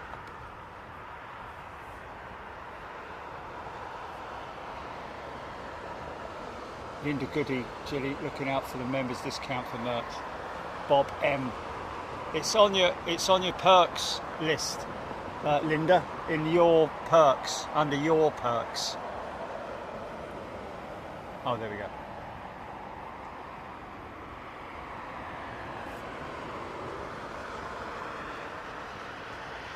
What's that?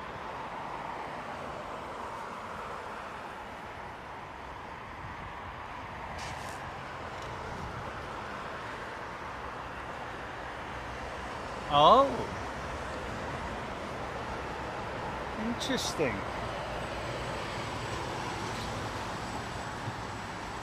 Google it, mate. Google it. Google it. You should be able to get some kind of.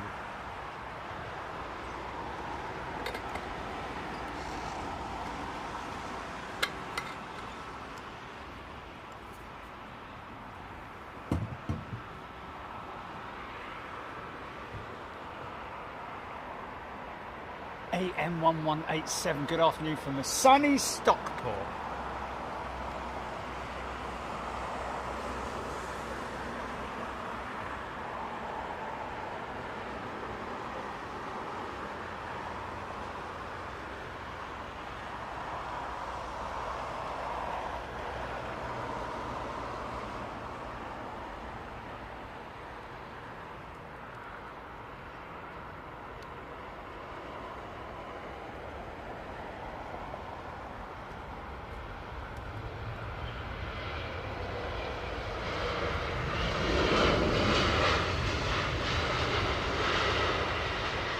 Claire Robertson is a brand new member. Welcome, Claire.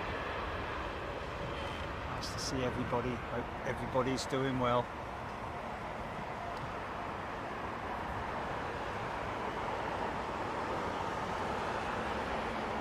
Wow, Spring Lee going to bus school in less than 2 months. Flying to Heathrow by December. December this year. Wow. Oh, that's so cool, mate. Is that to type rate, obviously, on the 321?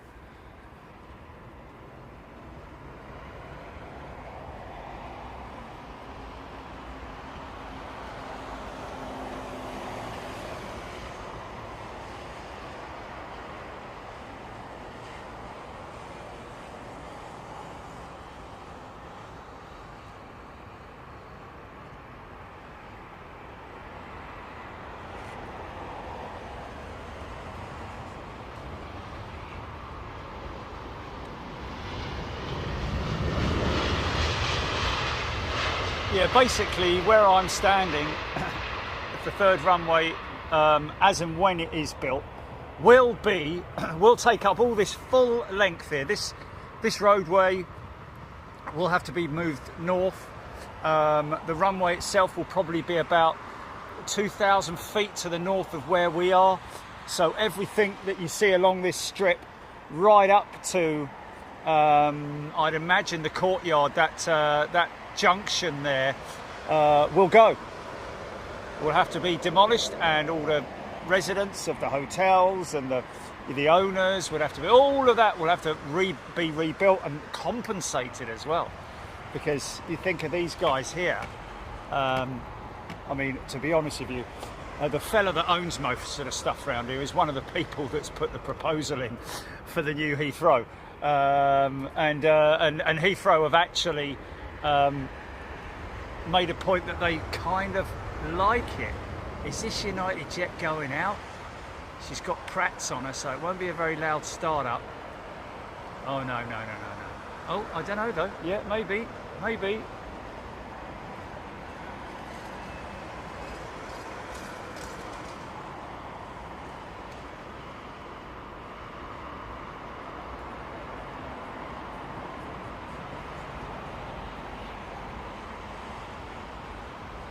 Nice. Flat-footed it.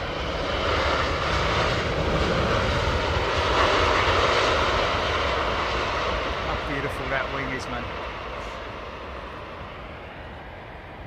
Blended wingtip. This could be nice. It's not going to make a big...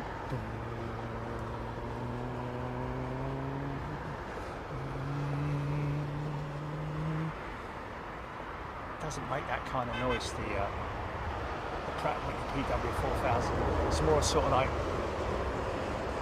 whiny startup.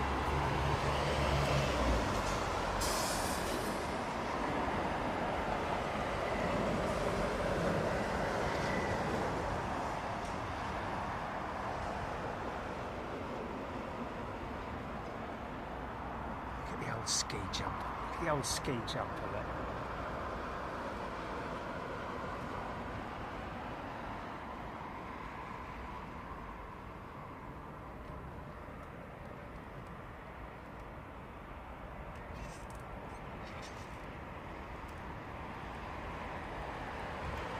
Letdown of the year.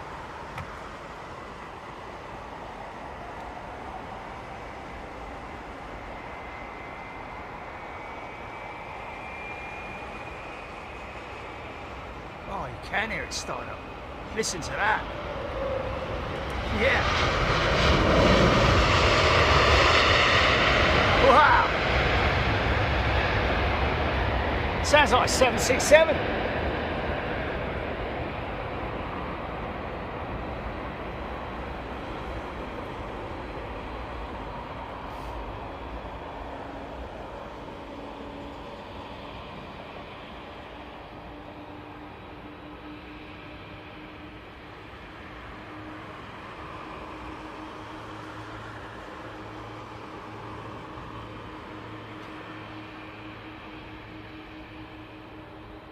Tajikistan. Into the viewing platform near gate 15 at Terminal 4 yesterday. Great views airside. Yeah, well, I don't know if it is really. It's behind glass to start with, isn't it? And it's quite compact. I wouldn't be able to do anything in there, of course, because all you hear is echo. One, two.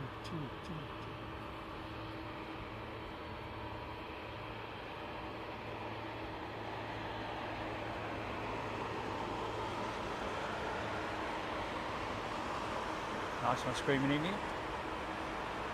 Drive safe. You can go that National Airside Terminal 3.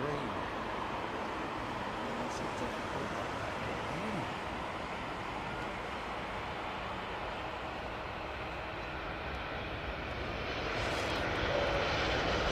Yeah, it's a first or something, wasn't it? First lounge. Yeah, number 1 lounge or something. Yeah, there is a great lounge. Yeah, there's a great lounge. It's not one of the airlines' official lounges. You've got to pay, but it's worth it. How much is it, Julie? You know, once you've paid, everything in there is, you know, is help yourself. Great buffet, coffees and all that. Great views. That's the critical thing. Fantastic views. It's like one of the airline lounges, but number 1 lounge. That's it. Yeah. So go and check out number 1 lounge. Which is as you go through all the shopping area, you know, that big circular shopping area. See if we can hear this thing pull forward.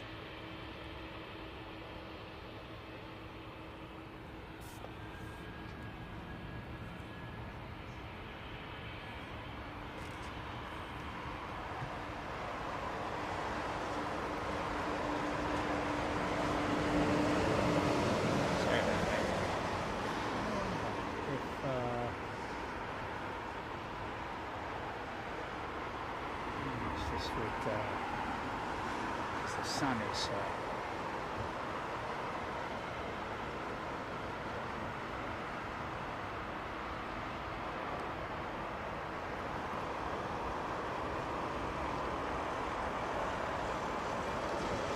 Claire Robertson, thank you for a lovely mention and welcome. There we go, Claire. Lovely to see you. Now, Claire, get involved in the chat if you want to. Ask questions. And if you think your question is, you know, either simplistic or crazy, then don't think that way, because we all have to ask, we all have to start somewhere. But then again, Claire may be a very knowledgeable aviationist.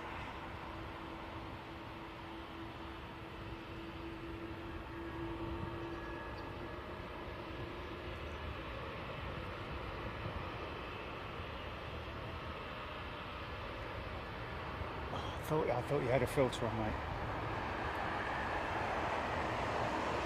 Really?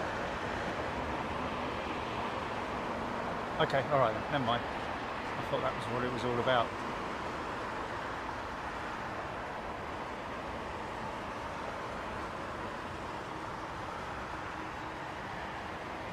How often is that word used amongst everything? Anyway, whatever. Just thought you... Yeah, exactly. That's what I'm saying. So...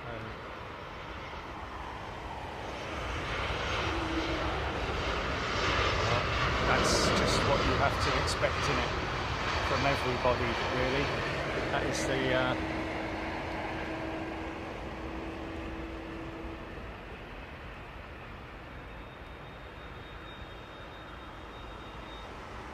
Rick Neufeld.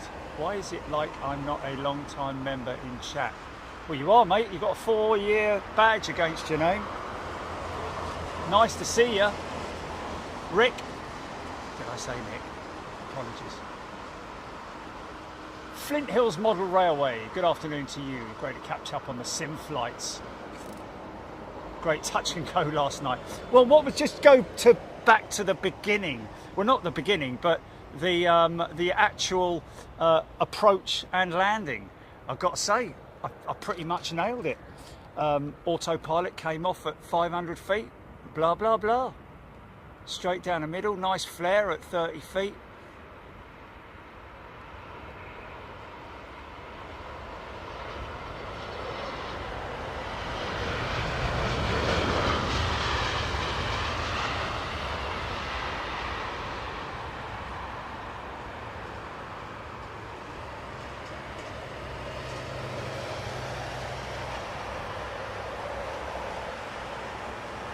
Plane spotter, just got back from Manchester.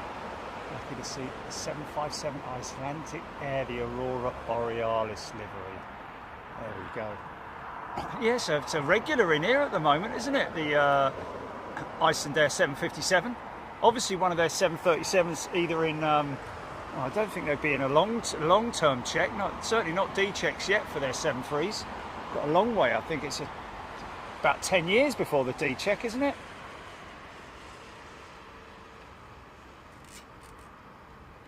Dimitri Spiru, 380 Emirates, 42 minutes out. Thank you. Linda Goodley.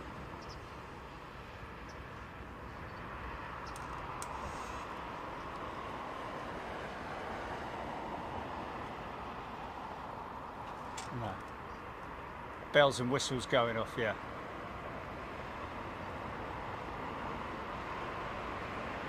Oh. Nice.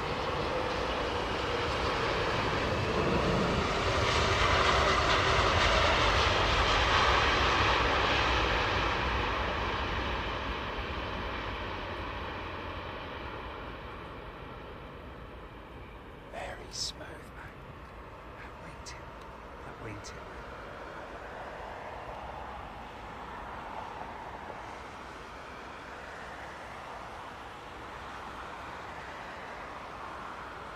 Paul Skinning's gifted a channel membership. Thank you, Paul.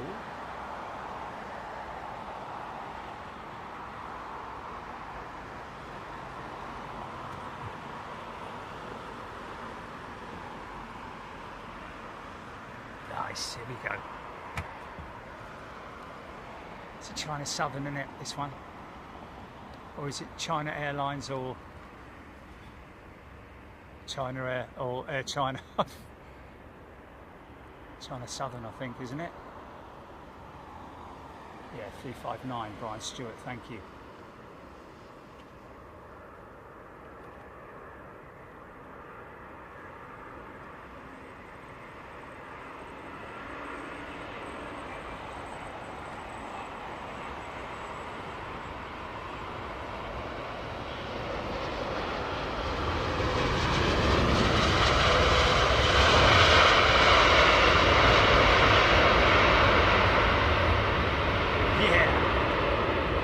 Yeah, man. Going a fair old rate of knots, look.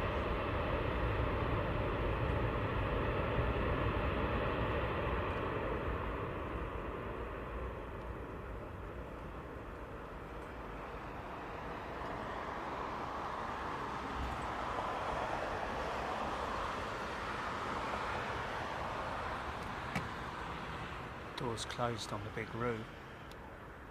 So I wonder if their Dreamliner's gone tech. I wonder what's going on there. Because at the beginning of the show it was 8 hours late, wasn't it?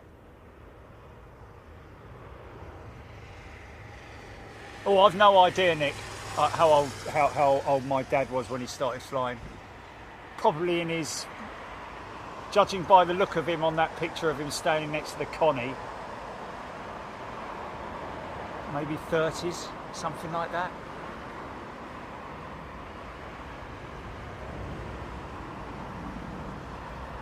Marcus Plainspot listening to somebody talking today. He said the Vueling had taken over as Spain's main carrier. What's happened to Iberia? Well, no, they've probably, I don't think they've taken over as Spain's main carrier. Maybe Spain's main budget airline, LCC, but certainly not Iberia. They ain't going anywhere fast in terms of competition and all that.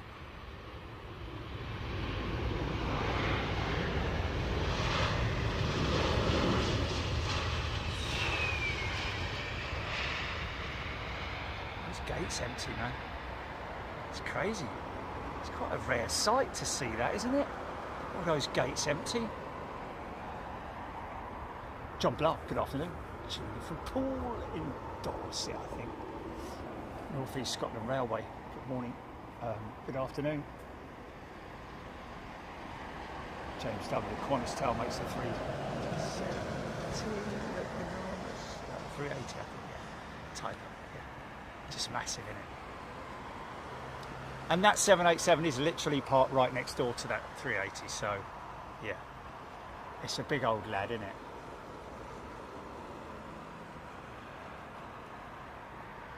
Connor Rogers, subscriber, live every Wednesday and Sunday, Connor, and Fridays as well for the Sim Challenge, if we're not away, but as members, as if you stick around, subscribe to the channel, make sure you turn your notifications on, etc, etc.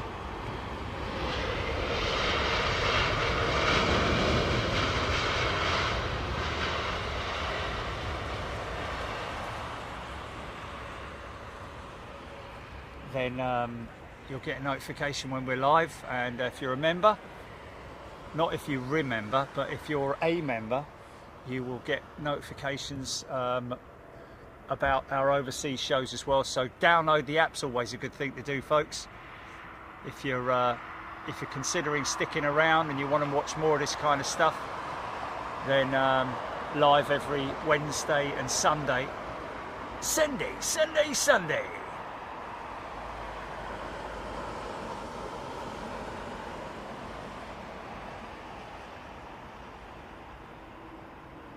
Yes, Dave, carry on sim night. Up the Khyber.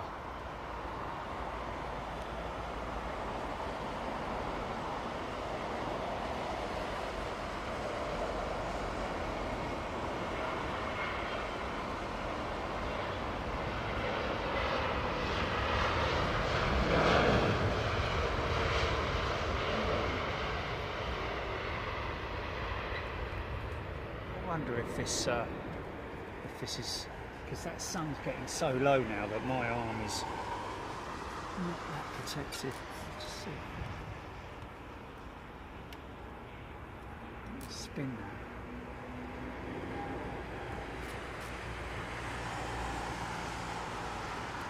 Is that a little bit better? A little bit.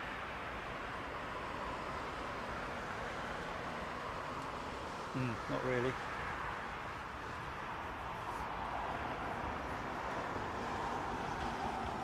This is crazy, really.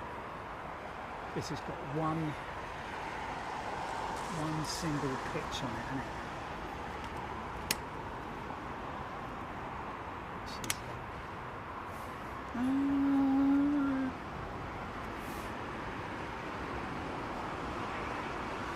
Yeah, it's not going to work, is it? Yeah, that ain't going to work.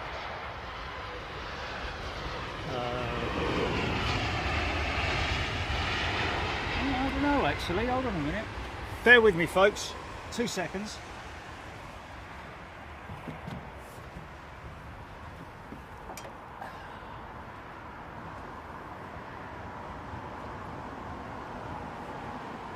Yeah, I know, man. I know. Oh, I'm not going to be able to do this, am I? Oh.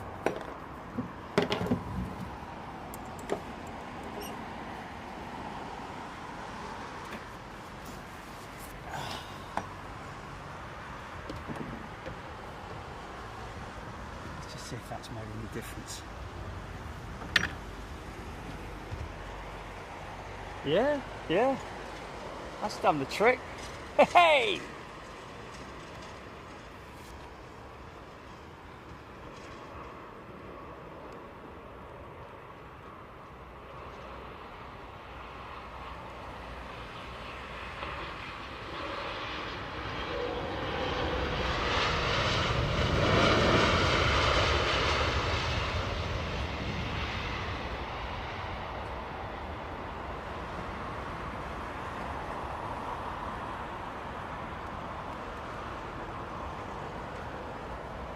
Yeah, right. Okay.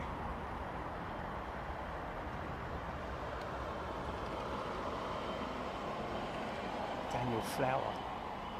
QF10 due to depart for perfect 2010. Wow. Wow. 3 hours from now and it was already, we've been on for how long? 2 hours. And so that's 8, that's 10. Well, it's going to be 13 hours late by the time it goes out, isn't it? Somewhere about that.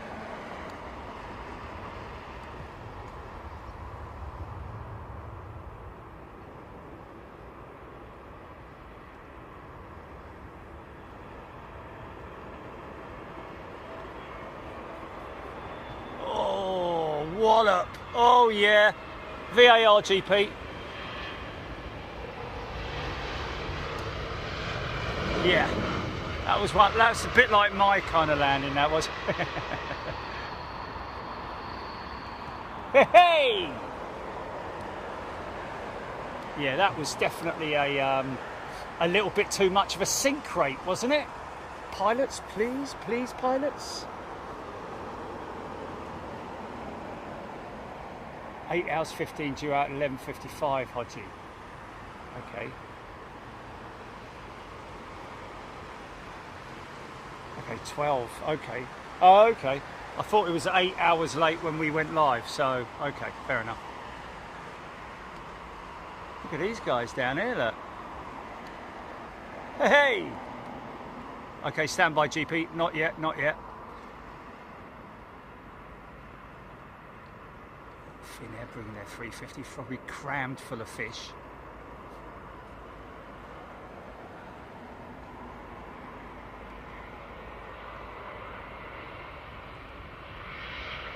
Wow.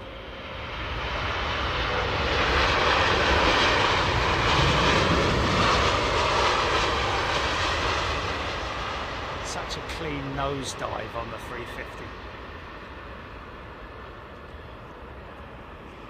Okay, let's go back and look at that. Was it a Dreamliner? GP, run VAR, please.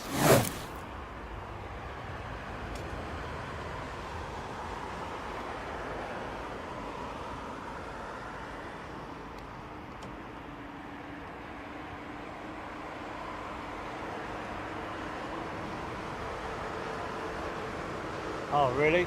Oh, okay.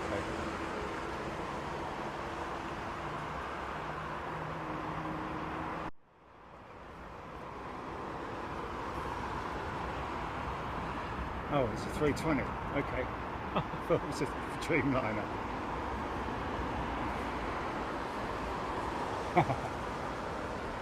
Water! Yeah. Knew about that one. The old packs. Bird feeder games. Oh, sorry, bird feeder cams. Interesting. I've always thought of getting one of those. But Bird Feeder Cams has just gifted a channel membership. Thank you. Oh, did I? Oh, dear.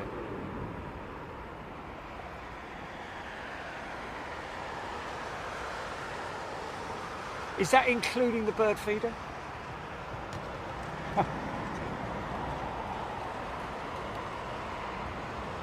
Oh, okay. Yes, yes. There's videos of that, isn't there? Yeah.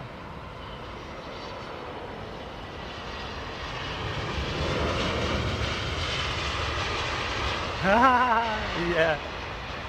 Oh, so you can pipe them to your TV and all that? Okay. Yeah, okay. Oh, it's their YouTube channel. Oh, well, oh, it's not they're selling them. Right, okay.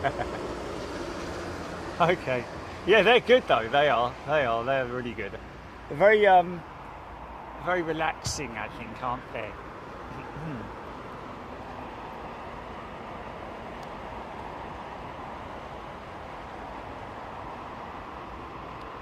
Spot a train.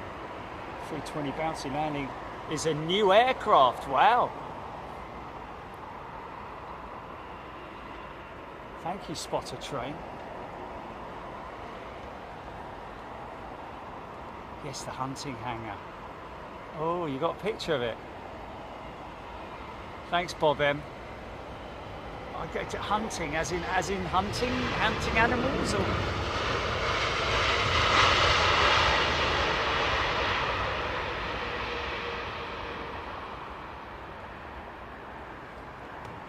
Tony, no, that's a modern term, isn't it? Pipe it to the TV, as in cast it to the TV. Not physically on with a cable and all that.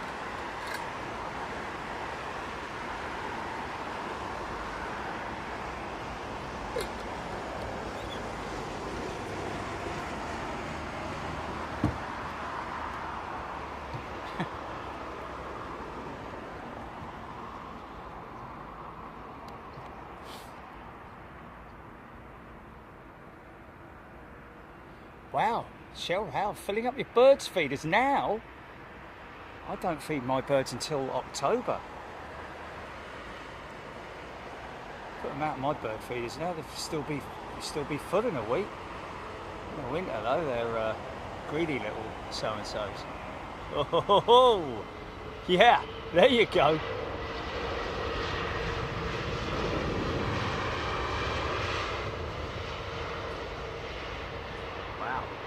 How cool is this this canopy, Julie? Look, I've managed to tilt it. Look. It's got a tilt on it. How cool is that, man? Yeah. Ha-ha! The sun, sod off. Ho ho, I say.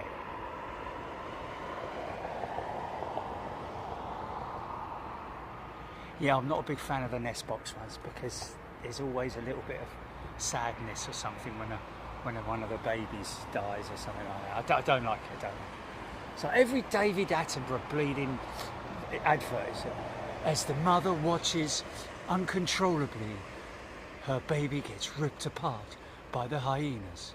It's like, why'd you have to show that? Why'd you have to show it? You know. Another £5 from Bird Feeder Cams. Super chat, thank you.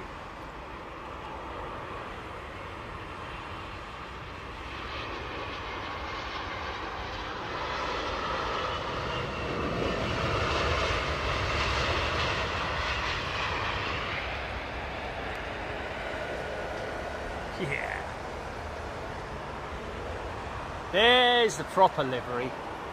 Not a big fan of the sand one. The sand caves, or whatever they're called.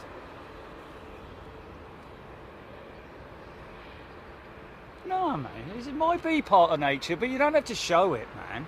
I mean, there's so many other things you can show in nature. You don't have to show, you know, sadness, and it's just, you know, just no. I don't think it's necessary. That's why I stopped watching David Attenborough years ago, mate. I used to love his stuff, you know, but now it's just, you know, death, and, you know, as the poor baby otter is left, you know, left without its parents because they've been eaten by someone, or I don't know, you know, on the bank alone, you know, freezing. Oh, man. I mean, how can you be a bleeding cameraman and not go in and save the bleeding thing, can you? I mean, I don't know, whatever. Stop talking about that, Jerry, now. Mr. Obi-Wan Kenobi, I love aircraft painted in colours other than white.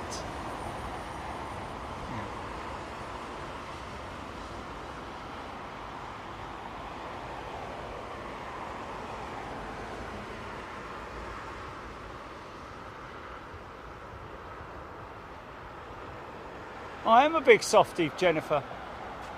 Yeah. Marcus Planespotter prefers this Jordanian livery. Yeah, not a big fan of their special livery sticker.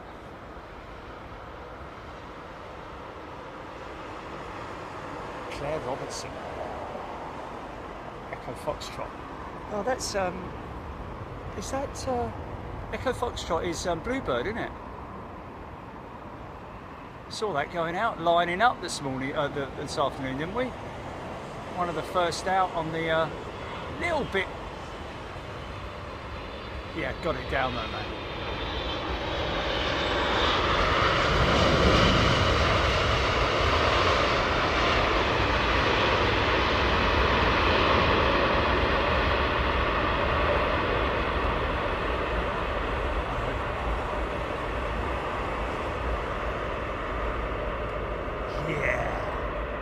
Heavy, man. I think that triple might be coming up this way, unless they cross straight over at Alpha. Oh my, look at that. How lovely does she look at that? See, it's crazy, isn't it? That looks sort of slate grey there, doesn't it? Whereas at other times it looks sort of like a what's the old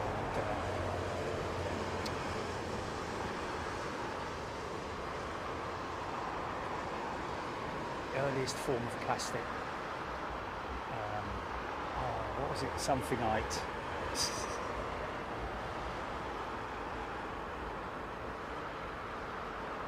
Used to make everything out of it. Oh. Sue Glover, DHL due in about 24 minutes. Emirates 380 following. Stephen Billings, some nice liveries out there. There are. What? No, it's something like. It's brown plastic, but from the 40s, 20s through to the 40s, before the carbon materials started to come around. It's brown in texture, in colour, and Bakelite. There we go. Thank you, Steve. Yeah, Bakelite. The other side is Bakelite, isn't it, on the Jordanian jet? I should know that, man. I've dug up many a Bakelite component from that Halifax bomber.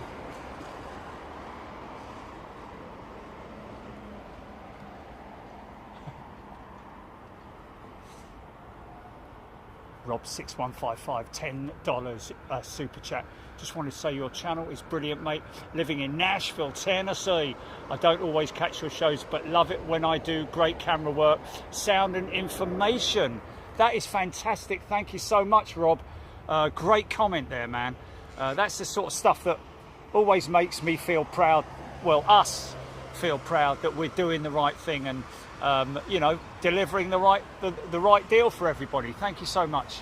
Really appreciate that, Rob.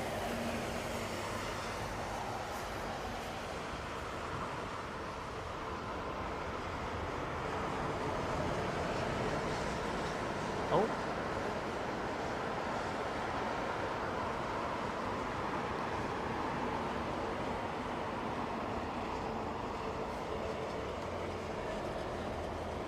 It's non-stop down there at the United maintenance shed. I bet they're really happy that they've probably, I would imagine, would you say that they've doubled their reliability by having this maintenance facility here at Heathrow? I mean, I have no doubt that aircraft would have probably been worked on when they didn't have the hangar, but either on remote areas or wherever it was. But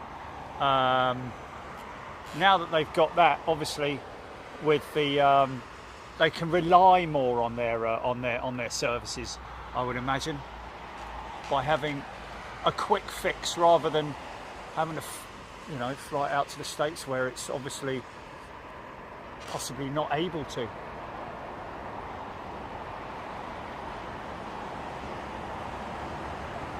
My aunt worked in the Bakelite factory in Birmingham. Wow, Gillian Baxter.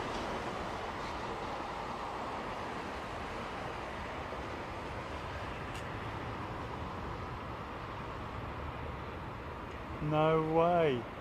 Lisa, that's amazing. Really? I mean, that is just makes them relaxed. Anxiety puppies.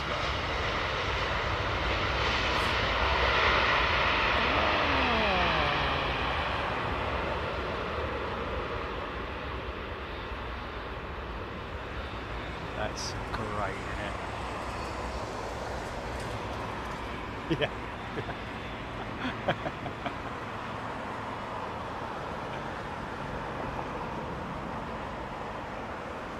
Morgan, I don't have a favourite airport, Morgan, because when anybody asks me that, it's always a case of every airport has its own unique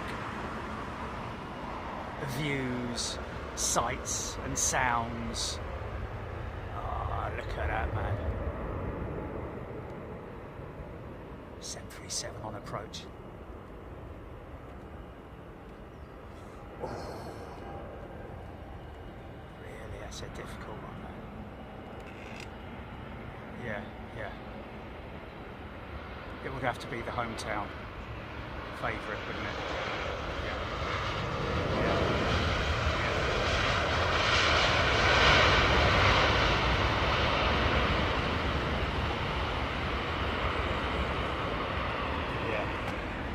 Got to be Heathrow, man, yeah.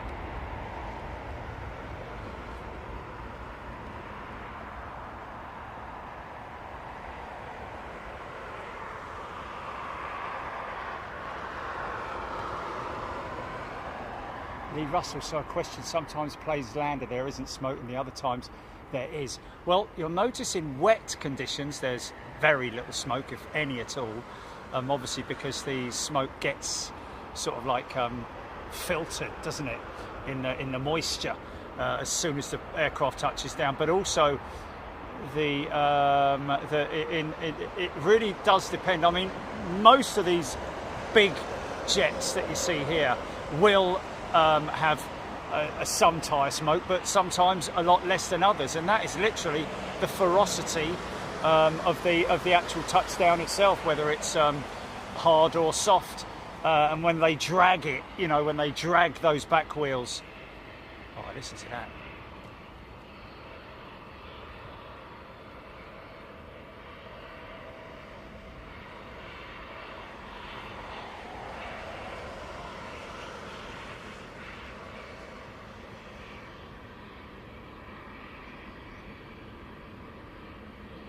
Listen to them whirring.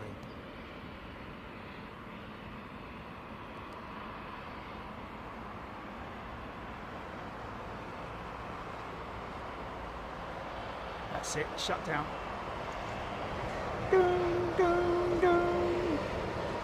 seatbelt signs off. Everybody clambers to get into the aisle so they can stand there for another 5 minutes. Sit down, take your time, man. You don't need to worry, you're getting out. I mean, you know, everybody, etiquette on a plane is such that, you know, they'll wait for you. They'll wait for you. Hope you get a flipping speeding ticket, mate, you bleeding idiot. Driving along there at that speed. With my reputation. The 3rd Earl of Bibli.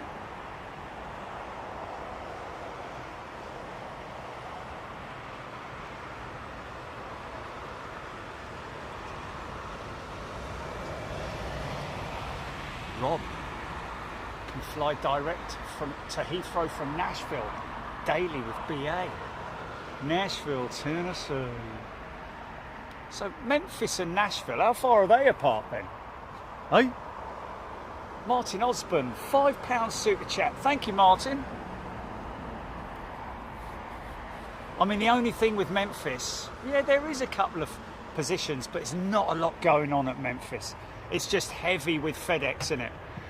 And even that is a, oh, it's a 3-hour drive, is it? This looks like Korean.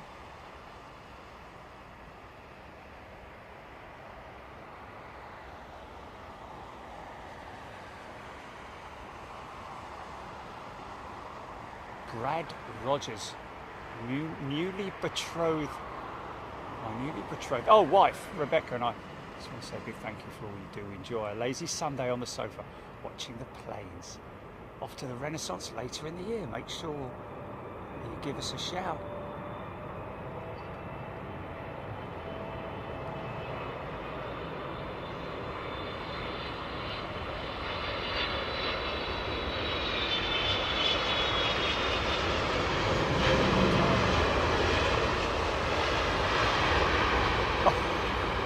Ever do it? Oh my God. John Grinham sent a big Jet Channel membership. Thank you, John. Very kind of you. Paul Skilling. Aaron Thomas got an Embraer ERJ 145 after the Korean 777 RD UK. Ian Morrison. Cheryl Howard. Kells from Redbud. 3 hour plus live drive. Oh, okay. Sorry, Kells. Yes, thank you. Around 3 hours drive, Nashville to Memphis. Would that be worthy of doing 1 day in Nashville and 1 day in Memphis? I don't know. I don't really know. The same anymore, is it? Lisa Hopkins, BCal Pam, Sasha McCarthy. Don't know where we're going to be next Sunday, Sasha. It'll be here, but we don't know from which position. That is a decision that we literally, as an example today, make on the morning of when we're filming, because if we've got the chance of the wind changing direction, then we'll obviously switch positions. Yeah, it depends on the time of day that we're planning as well.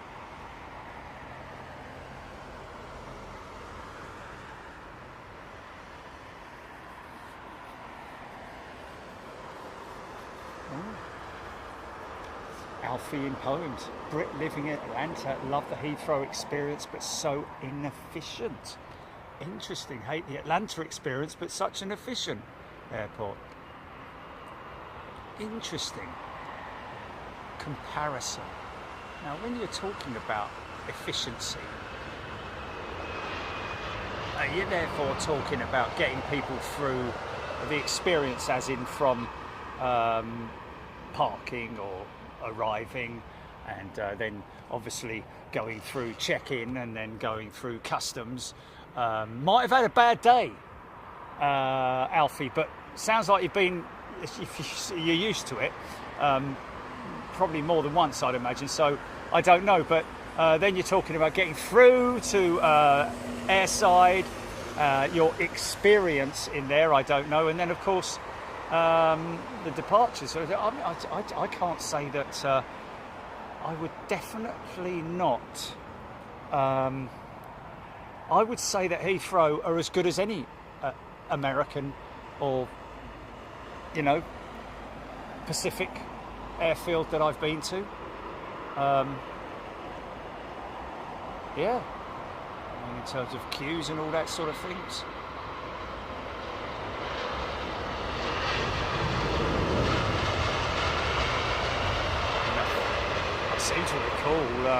I seem to recall when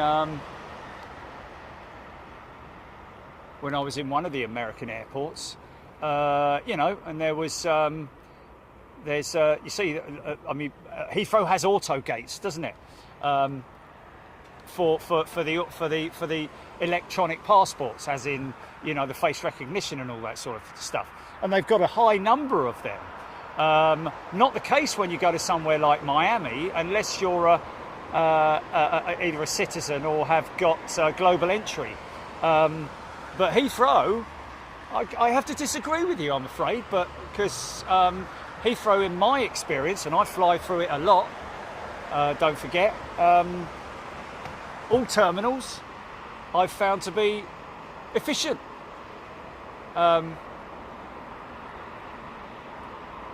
In terms of the experience, in terms of like shops and stuff like that, yeah, it's a little bit, you know, I mean, different terminals, Terminal 3 and Terminal 2.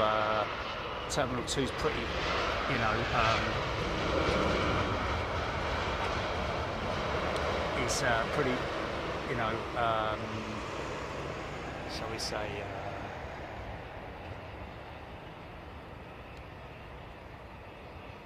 I mean, T5, put it that way, T5 has always been a good experience.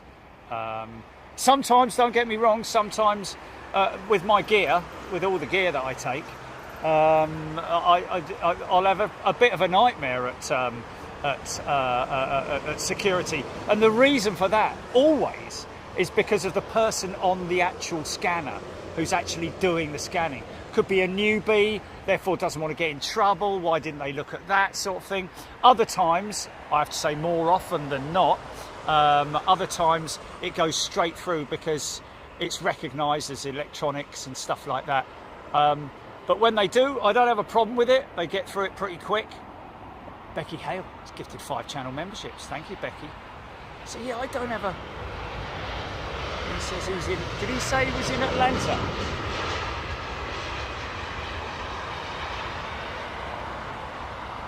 CG Hill, Nashville's been in an expansion for the last few years. They're not done yet. It's going to be very, very nice. Oh, interesting. Darren Golding, if you don't stream, Jerry, the trip to Nashville is well worth it. Well, I have to stream, Darren, as you know.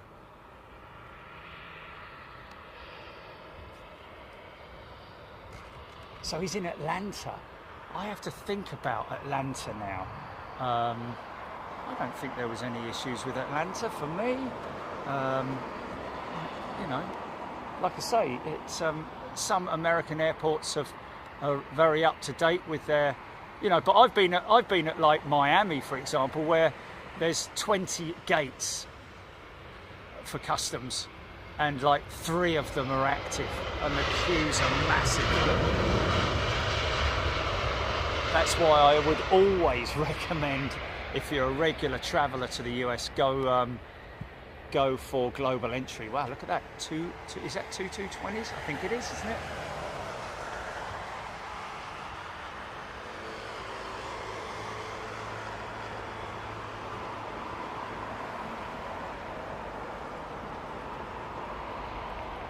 Tim Pierce.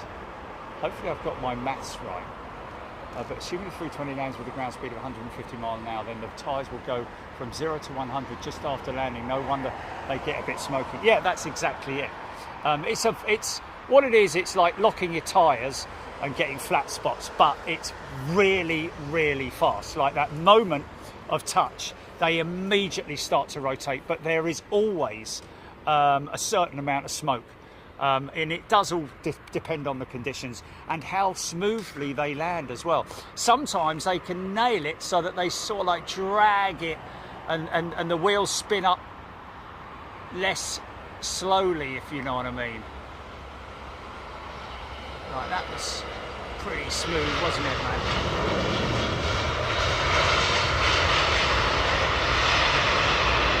Yeah! Go on, the little AIEs.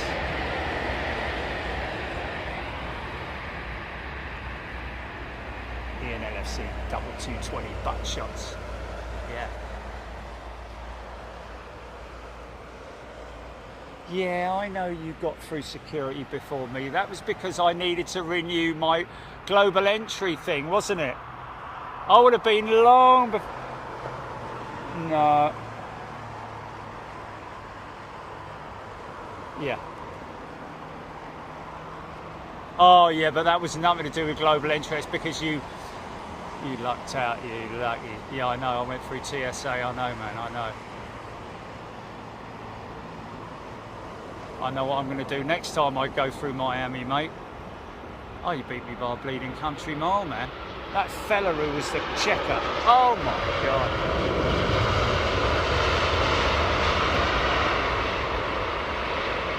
I think the guy who was checking the bags after they've been pulled up by the scanner guy, he was definitely new. He was a newbie because he was massively over. There was a backlog of like 20 bags, and it was just holding everybody up. And he was like fiddling around and huffing and puffing and not knowing what to do. I'm like, just open it up, mate, you know. And he's like, I said, can you be very careful? And he was like, ridiculously careful. No, I'm like, no, not that careful, mate. I mean, blimey, we've got flights to catch and all that. But he was very, very. I know they've got a job to do and all that sort of thing, but he was over, you know, cautious. You know, everything was like, you know, picking it out and like looking at it and like. And it's a camera, mate. It's a camera. That's bonding equipment. It's electric. It's all electrical. There's some power banks in the bag. They're all cleared. They're all air. I know you got to check them out. You want to check them out, but man, he was so unbelievably slow. I must have been there for 40 minutes, Julie. I mean, normally it's a... Okay, felt like it. Morginger, Johansson, talking about the Vietnam livery. Oh, Matt, yeah, it has, but that's because we didn't come in with BA. I don't know what it's like at the other.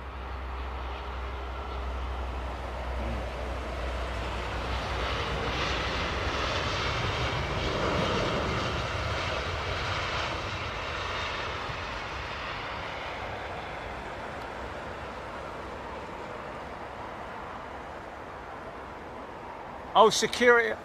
No security at Frankfurt. No. It's not so much Frankfurt, mate. It's definitely Charles de Gaulle.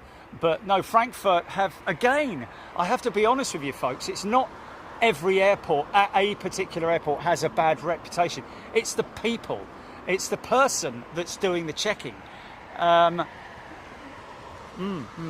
Yeah, no, Frankfurt is very over keen in terms of, you know, batteries and all that. I've had, yeah, they do make a huge fuss. The amount of times my VLOCs have nearly been like, we can't pass that one.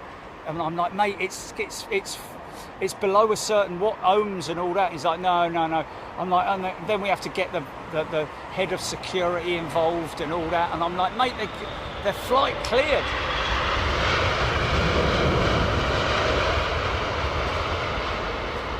Very can be very stressful sometimes. You've either got yeah, no, the coppers did come in. The coppers did come in, mate. I think it was Frankfurt as well, wasn't it?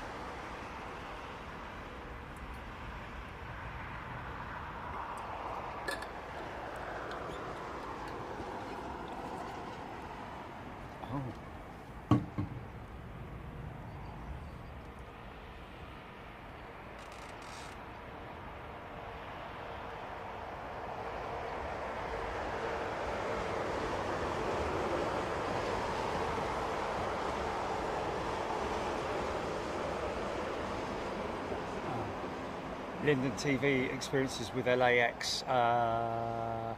Nothing that I can specifically remember. To be honest with you, I had a hell of a bad experience with Miami, but that was when we flew BA. So that was in another part of the airport. Virgin and Delta, different story altogether. Look at this beautiful old aeroplane, folks. Thai 777 5-door has gifted $10. Do you have a dedicated flight case like musicians have? I have a dedicated bag puller, you know, on wheels with, you know, Ogio bag that I've been, it's held up for a long time. Basically fits everything in it. I take the bonds separately, and I've got my carry-on case as well. Oh yeah.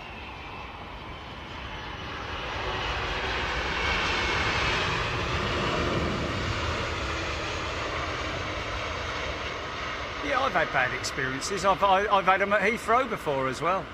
I'm always very early for the flight, man.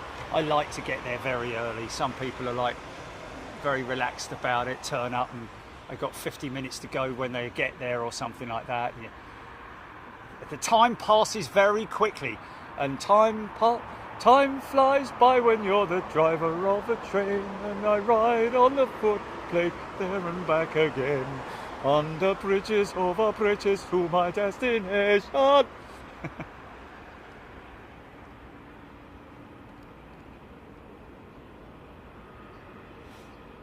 Darren Taylor gifted £5 super chat. Thanks, mate. Yeah. It is, mate. It is. You would not want to work for me, man. I'm telling you. You would not want to work for me. As I tell you, if I was the governor of Heathrow, I'd be out there all the time. I'd be a regular face everywhere around the airport. Everywhere. Oh, here he comes. Look lively, folks.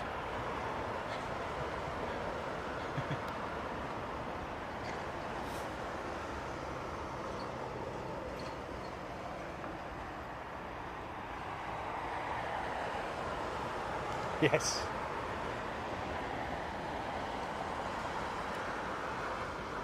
Big American trip. Melanie watched 5 people miss their flight from Helsinki to Heathrow yesterday. We allowed ourselves exactly 2 hours to do bag drop and security, and were through in 20 minutes. They cut it fine and missed their flight. There you go, you see. Because you never know how busy the airport's going to be. There's nothing like getting there nice and early. You can relax, have a... Oh, wallop. You know.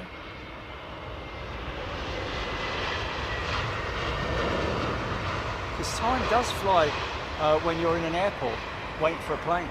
It's unless of course you've got a big delay or you've got a long stay over or something like that.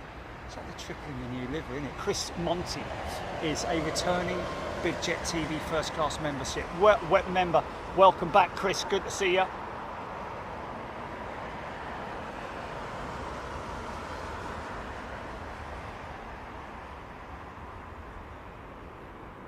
BEA to Valencia. A little prop.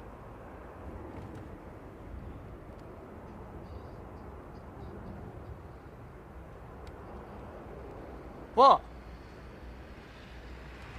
Chigley? No, that was Trumpton, mate. I'm pretty sure it was Trumpton with Oh,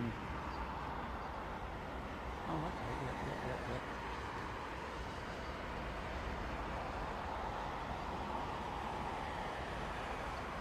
yeah. Okay, it's Trumpton. Linked to Trumpton then, isn't it?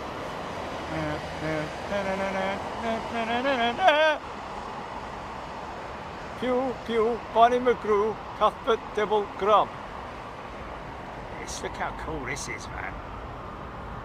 Props, all, look at that, auto feathering and, or pitching. Yeah, look at that, man.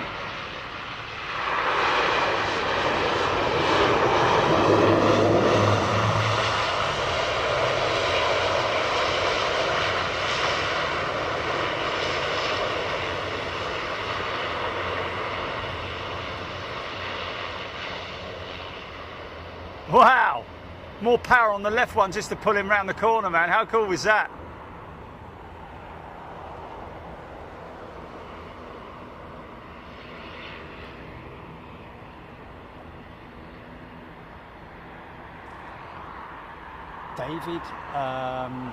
David Nye asking, what's your view about the 737 MAX 8s coming back into Garuda service? I don't know.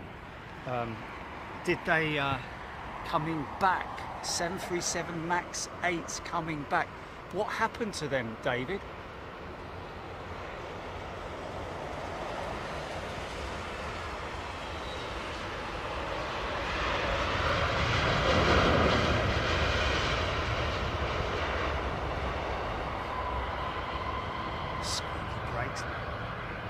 And next, ladies and gentlemen, presenting the undisputed king of the skies, heavyweight champion of the skies, Airbus A380, weighing in 550 tons with a reach of 80 meters. 15 fights, all won by the way of knockout. Oh yeah, tunnel closure Tuesday morning. It's another thing Heathrow need to do. I know they've got a lot to do, haven't they? They need another tunnel. They need another tunnel. Apparently there are plans to make a southern access tunnel as well. So yeah, a lot of construction work. Needs completely modifying the whole of Heathrow really, apart from the western end.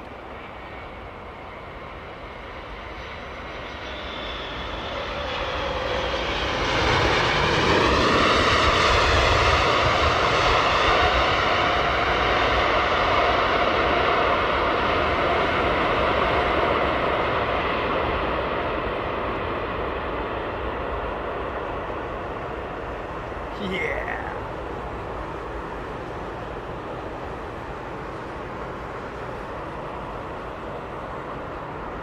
Rita Rushworth. Rita, a very warm welcome back to Big Jet TV First Class membership. Yes. Oh, this is amazing.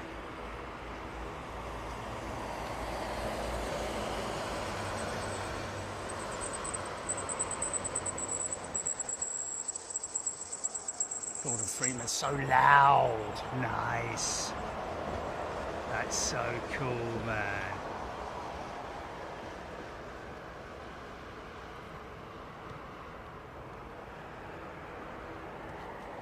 I think they're going to park the old ATR on a remote over there, maybe. Can hear it.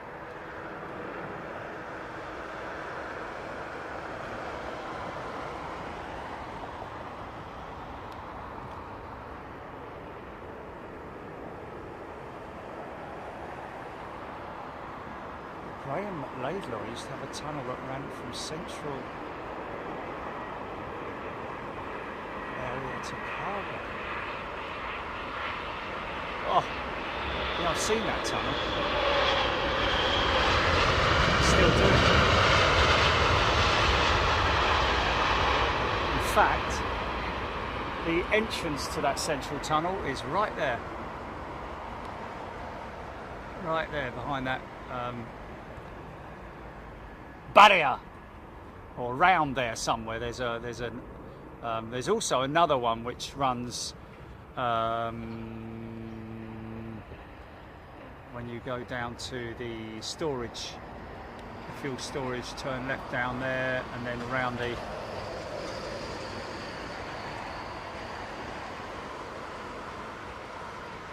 okay, so he increased the pitch of the engine, the left hand engine, to speed up the left turn. That's a really skilled pilot, man. They used to do that with the old bombers back in the old days. You know, when you want to turn left, you relied on the engines or the inboard engine or the outboard engine if you want to turn left, speed up the outboard engine. But that's interesting, isn't it? Because that would be the right-hand engine to speed up the left turn, wouldn't it? So was it just the camera maybe showing it in the wrong pitch, if you see what I mean? Laura, is there a fox in the greenery in front of you? Why, have you seen one?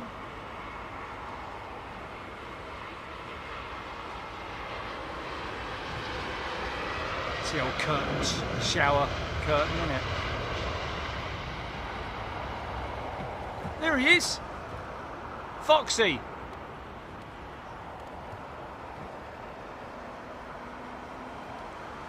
Look at him just chilling out there. He's having a little try on it. Get some mouses.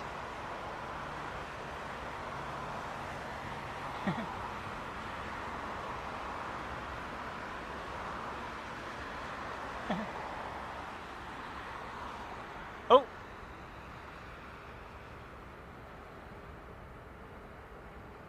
Yes. Oh, I know, man. It was horrible, wasn't it? But then, yeah. Yeah.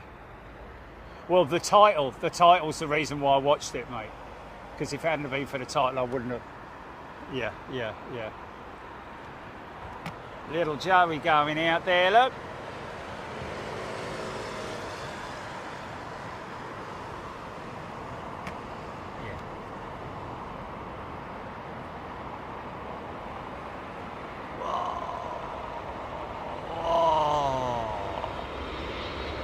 Went a bit flary there, didn't he? VAR GP.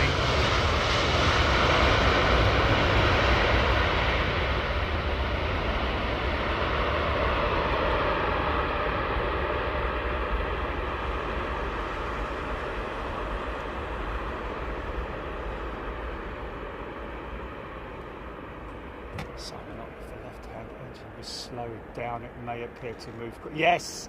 You're right, Simon. I think that was it. Okay, let's go VAR just before this 380 arrives. Run VAR, GP.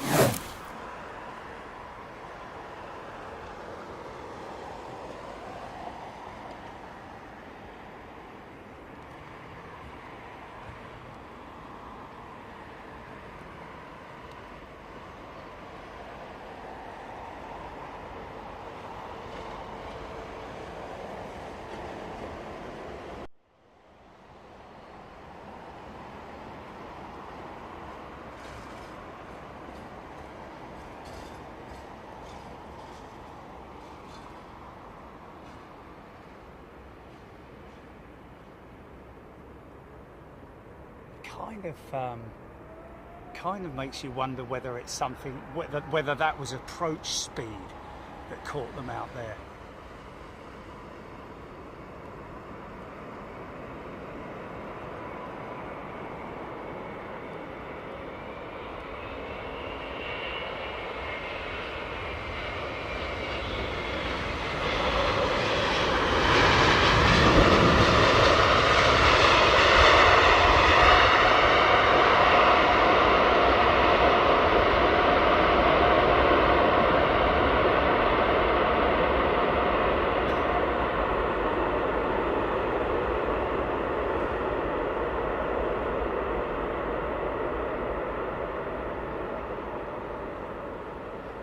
David Nye moving on with that MAX 8 story.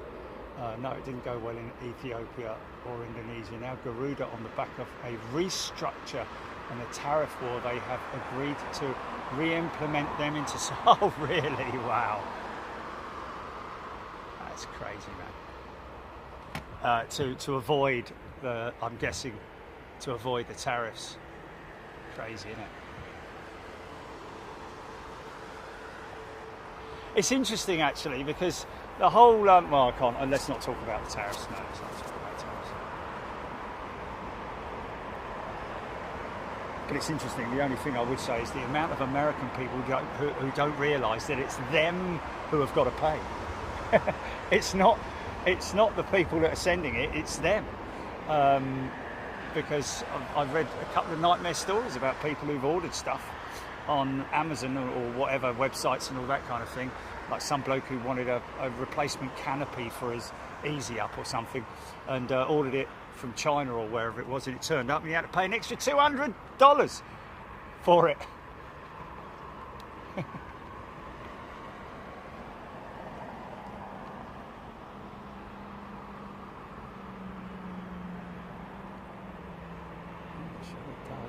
Just probably, yeah, something in the small print maybe, I don't know.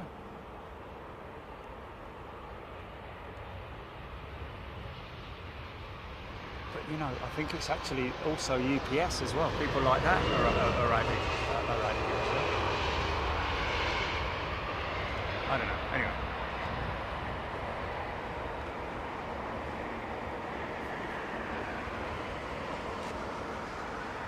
Massey-Raff. Dolphin incoming. Marcus plane spotter, no wind shear yet, mate. But certainly, you know, you do get to see individual pilot skills.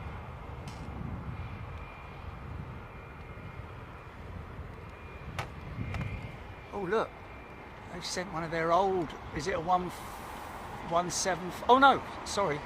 No, this is the E2. One of their new E2s with the raked wingtip on it, and those ginormous, great big Pratt & Whitney GTFs hanging off the wing. Whoa! Whoa! Yeah.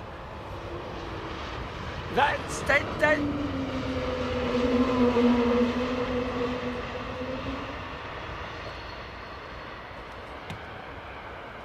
It's resonating air across the low pressure fan blades. Yeah. I still don't know if I've got the right answer from pilots. Oh, have I? Oh. Which way? Going which way? Oh, I can't see him, mate. I told you at the beginning of the show I've got the thing over me, haven't I? So I can't do many cruises. No, I have, but it would have to be sort of like, it would have to be east of me. It would have to be east of me.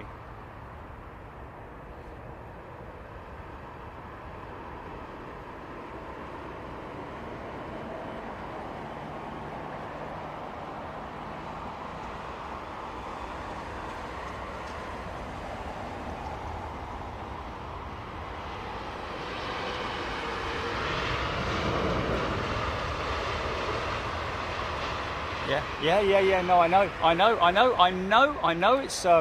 know it's designed to bring manufacturing back into the US. I know it is, but no one says they haven't got any money and they haven't got the workforce. But you know, and you've booted off an amount as well. So you know.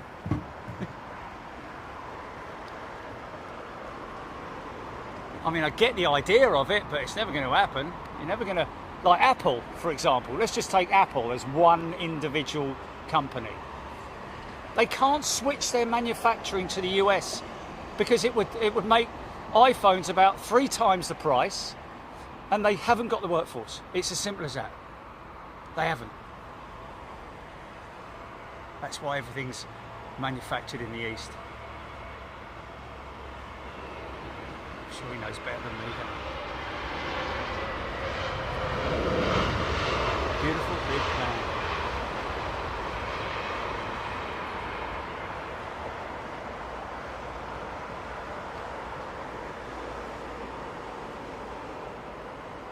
David, Nye, has that Max been fixed for the floors?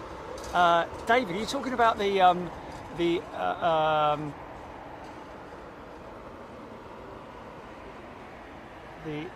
ACAS, isn't it? Is it ACAS system? that they had to modify all the 737s. All flying 737s, Maxes, have been modified. Yes, is the answer to that.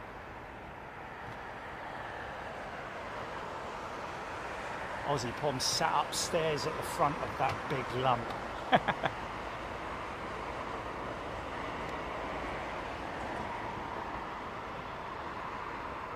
EGPX, yes. Sorry, I've opened my big mouth and I. Lufthansa 320neo push, John Grinham. TCAS, there we go. Thank you, Stephen Billings. Collision avoidance system.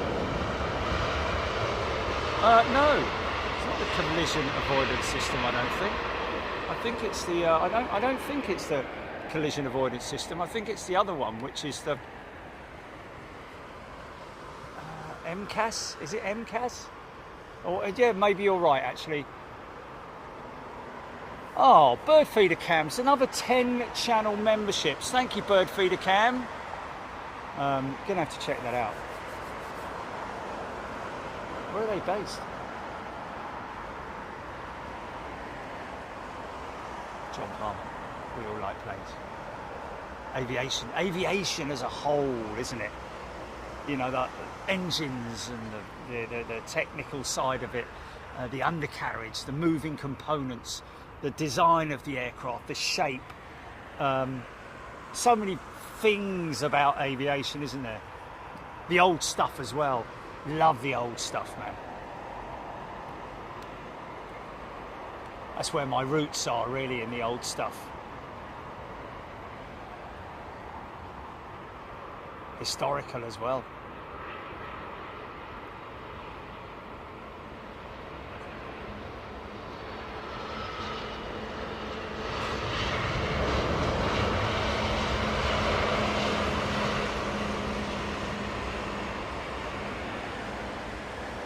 Big Roo going now, off the gate.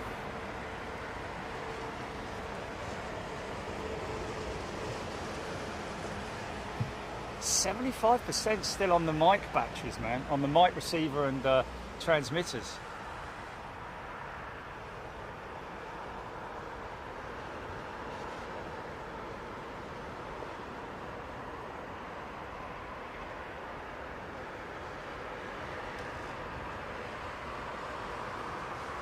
Lord Thomas McRae apologising to people in the Lurkers Lounge as his snoring may get a bit loud as this heat is sending him to sleep. Ollie, mad physics that lets these giants fly. What was that?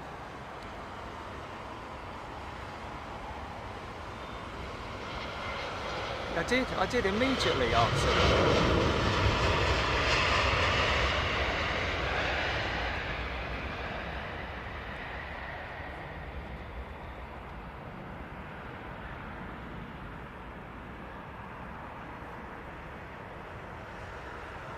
Stuart Hayward saw the Big Roo land at Heathrow this morning. She's not had a lot of rest.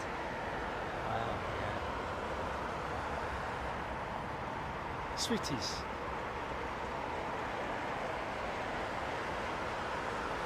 Bipolar weather. Interesting.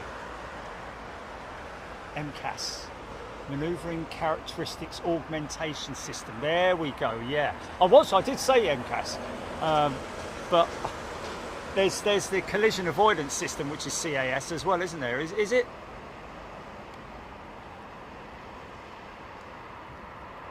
But I did say MCAS, but the wrong wording.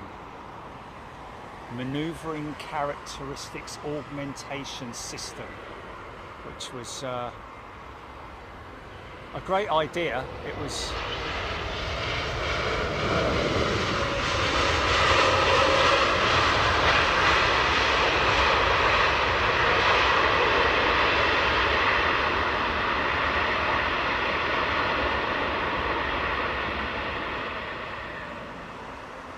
Wow!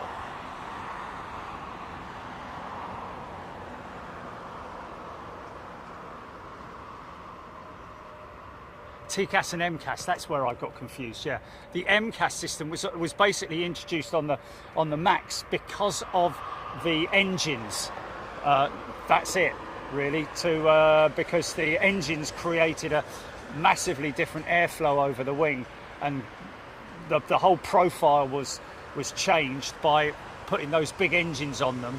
And as a result of that, they created an augmented system that basically, when the aircraft wants to pull up, it pushes the nose down. And they should have run it and tested it for a good few years. But they self-certified the 737 MAX, which we all know was not the best thing in the world to do. You need self-certification. Crazy, isn't it? Yeah, that's fine, that'll do. Yeah, that's all right, yeah. But it keeps pushing the nose. Yeah, don't worry about that. We'll sort that out. Are you going to tell everyone? No, we won't tell everyone. It's like, really? Yeah, it'll be fine, mate. Don't worry about it. Oh, okay.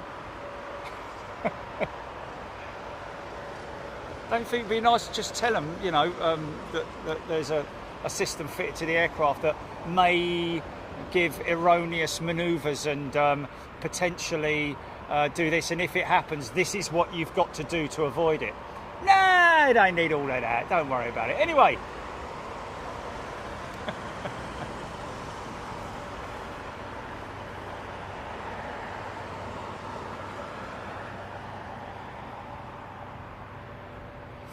Ryan, yeah, well, the engines were placed further forward because of the size of them.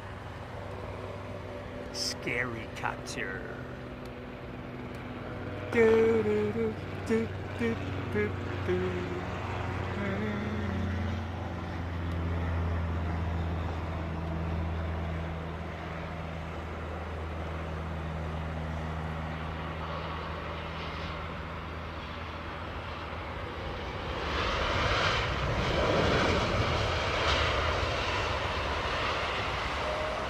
Still had to change the whole characteristics of the aircraft as well. I think the undercarriage was widened ever so slightly as well, to counterweight, counterbalance, or whatever it might be. But anyway, that story still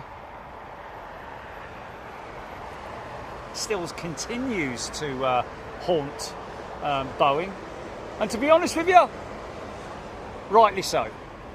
If they had done it the right way and got it, and that's why they're so behind, because the FAA have got massively involved now. That's why the 777-9 has taken so long to be certified. Again, if Boeing had their way, it probably would have been certified by now. So the FAA obviously, and let's remember the problem with the thrust link connection on all of the aircraft, I believe. Not the thrust link itself, but the connection. Which is a giant bolt, basically. They had to remodel that. Thankfully, the wow, look at that. Look at that.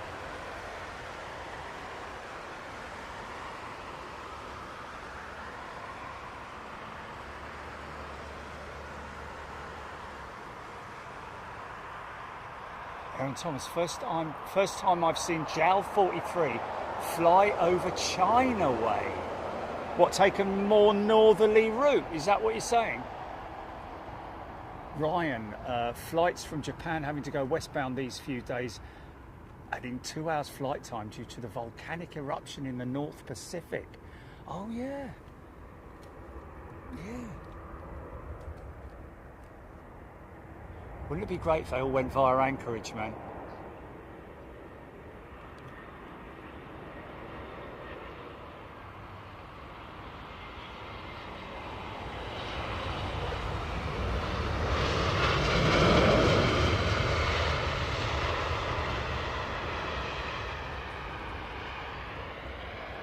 Susie Cube, yeah.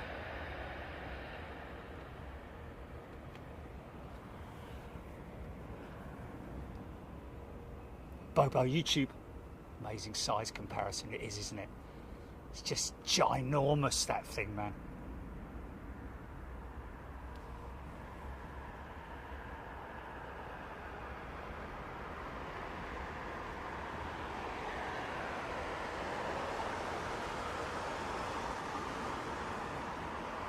Chris saying Google certainly knew what I meant. It's quite interesting.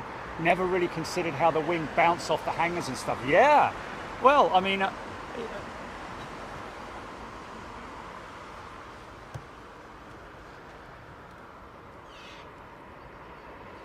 oh, okay. So Chris is asking other questions about the shed effect and all that.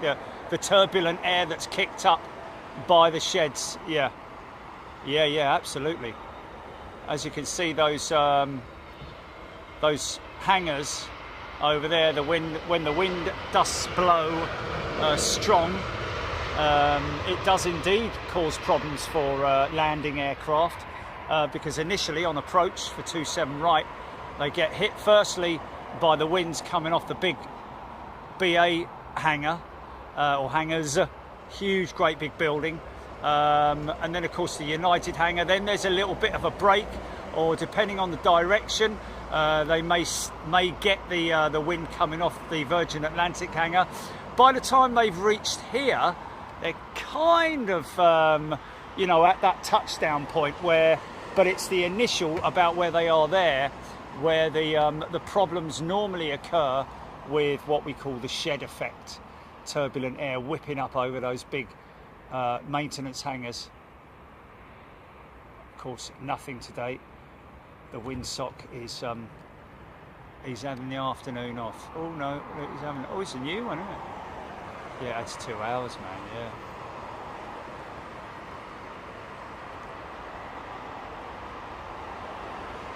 Was that the volcano in Russia? It was the one in Russia, wasn't it? Yeah.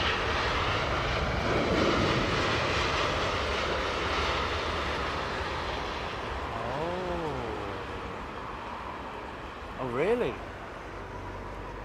What happened last week? Oh, yeah, that's true, actually. No, it was a massive earthquake. So is that the one? Is it in Russia or is that another one? Mr. Pungawi, Atlas 747 had to divert back to Anchorage because of the Russian volcano eruption. Interesting.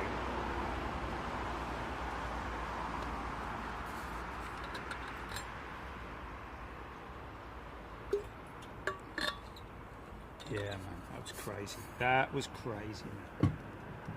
Oh, I love how my my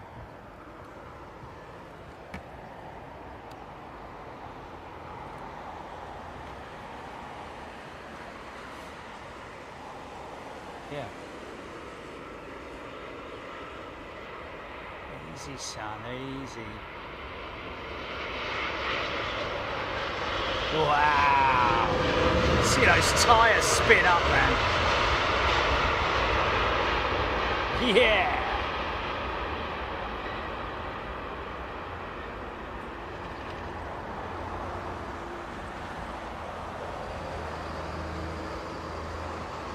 Bob Shalboy Metar saying winds 3 miles per hour and variable. Temp 81 at the moment. Yeah, that windsock has been quite active in not just very light winds. So it does all stem from that Russian earthquake. Wow.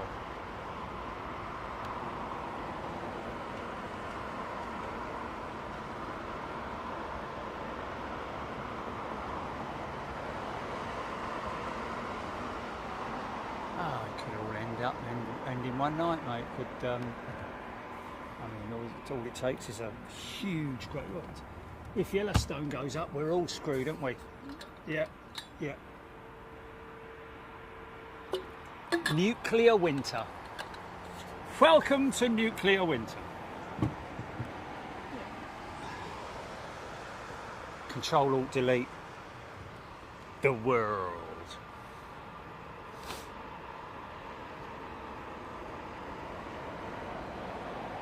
Kerry's saying looks like there's a Trent XWB outside. I don't know. It's what I thought that the thing on the right and under the top, but I looked at it, it kind of looks more square than round. Maybe they've just laid it over the top, I don't know, we'll have another look.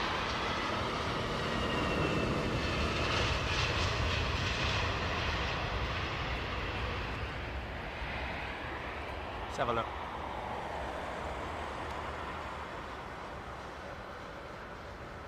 Yeah, I don't think that's an engine. I think it's an aircraft component of some sort, but I don't think it's an engine. I've seen a few.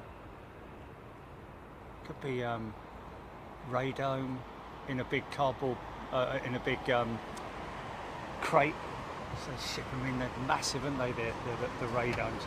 I don't know. I might be wrong. Might well be an engine.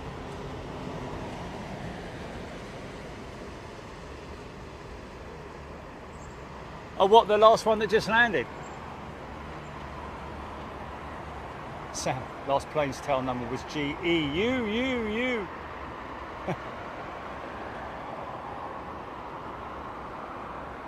Bruce, good afternoon to you.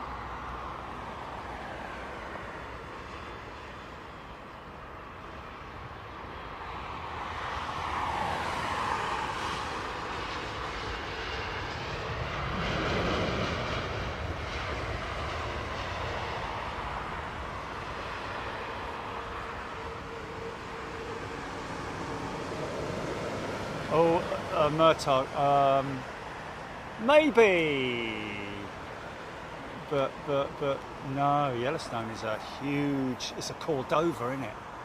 It's a Cordova, or whatever it is. It's not a conspiracy. Look it up on Google, for crying out loud. But you will find a lot of conspiracy, yeah. But anyway, let's not talk about it, man.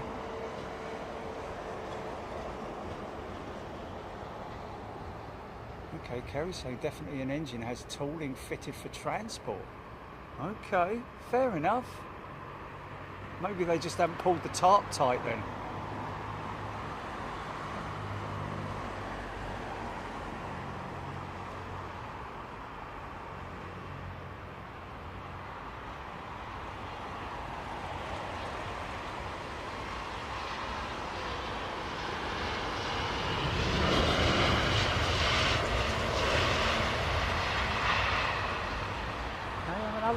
Have another look. See if we can see any engines packaged up down at the old Bull and Bush.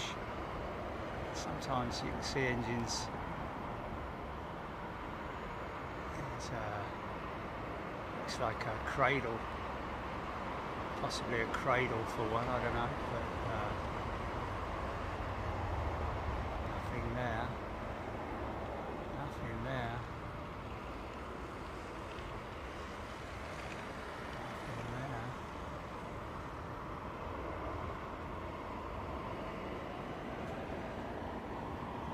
Dreamliner, why is he sitting there? Oh yeah, very possibly. It's got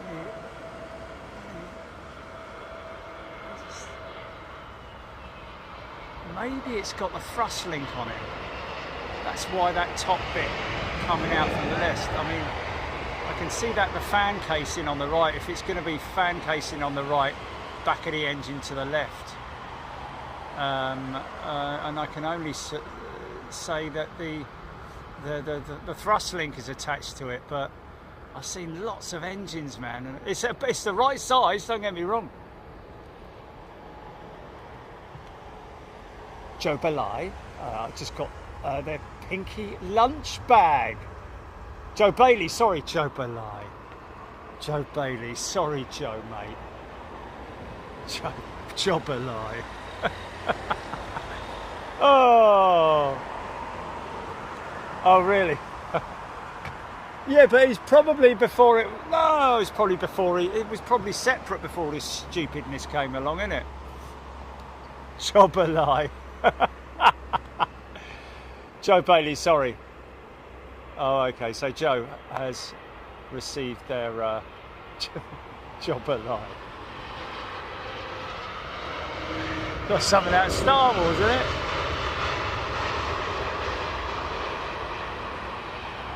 Yeah, yeah.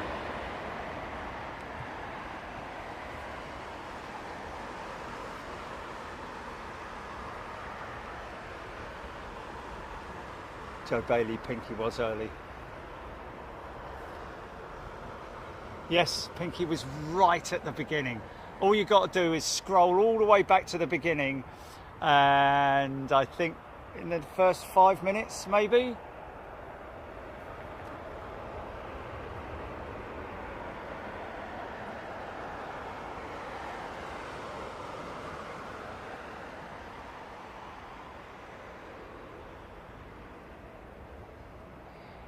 Brian Stewart, Staines International is in full redevelopment stage at the moment, but the designers and planners are kind of dragging their feet at the moment, because we're having obviously a completely new airport built. That's the plan anyway.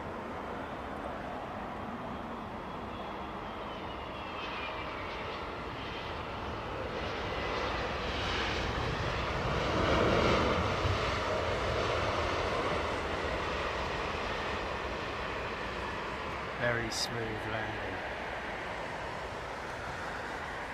Yeah, it was funny.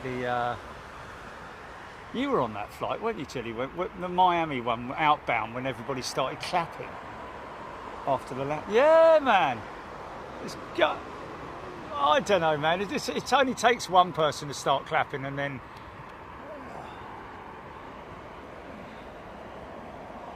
Yeah. It's insane, man, to get that. It's like we've been on some kind of like a mad roller coaster ride and near-death experience, and they got us down safely. I did, yeah, and you could hear them clapping, yeah.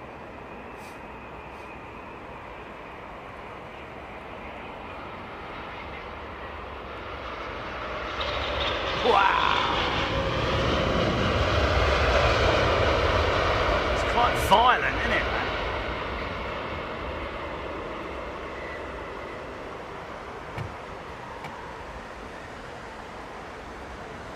Tell you what, can't talk about that. Etihad 380, 8 minutes out, Simon Knock, thank you. Golf Delta Bravo Charlie Hotel, plane with half painted tail, second out. That's the BEA 320, isn't it? Yes, with the new or replacement rudder, while I guess the other one goes off for repair or servicing. Because all these components come with the servicing intervals and all sorts of things like that.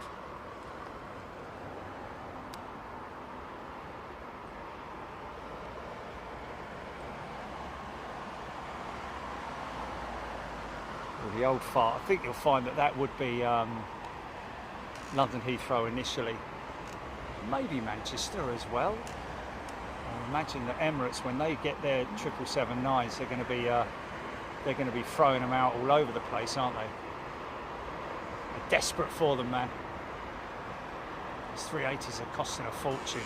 They can afford it, but most of the other operators can't.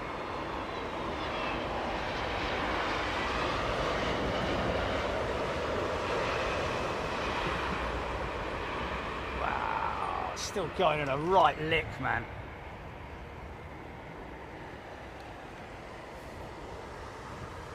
Richard Evans back on board after 2 months of medical issues. Being disabled, Big Jet has kept me going. Mate, Richard, lovely to have you back. Thank you so much for your support, and glad that we can hand a little bit of happiness back to you, mate. Do get it often that you know, the channel is a safe place and people love it and enjoy it. It's a bit, you know, it's a bit like me with some of my TV shows. I won't say because you all know. But anyway, it's getting worse and worse, isn't it? I need to find a new show for Mondays, Wednesdays, and Fridays now, don't I? It's just getting ridiculous, mate. Alex, good afternoon to you. HGC liking TAP.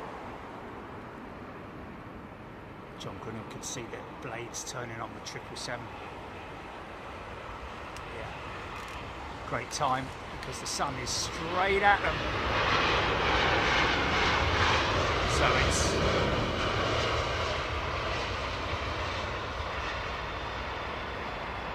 Dorinda, it's a safety thing, but it might. At the moment it's temporary. It might not last forever, but you know, you can revert to your original handle name if you want. There is a process of doing it. To be honest with you, all you need to do is just Google changing my handle back to its original. Put that in Google, and it'll take you through the process. Apparently, it's very easy, very straightforward.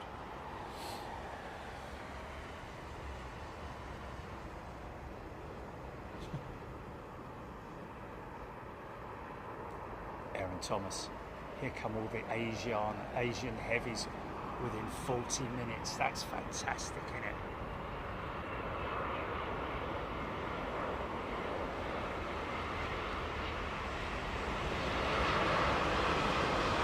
Yeah.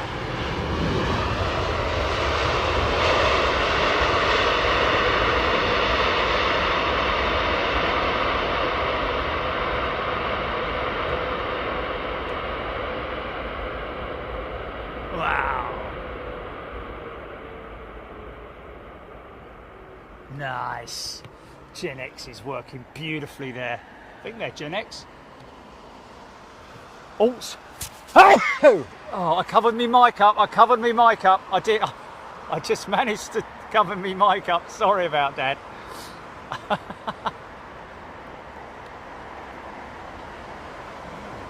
Air quite busy today then, aren't they? Simon Knott Etihad 380 just turning on the finals. It's too hazy out there for me to see at long range.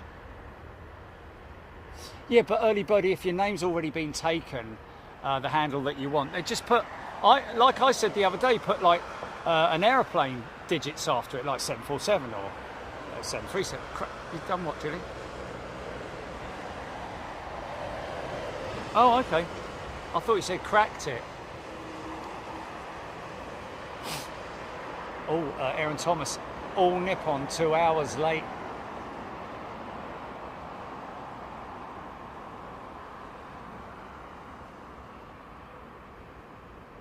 I managed to cover. I managed to put my hand over the mic, my lavalier. Chris Howard, no truth whatsoever. I would never do that.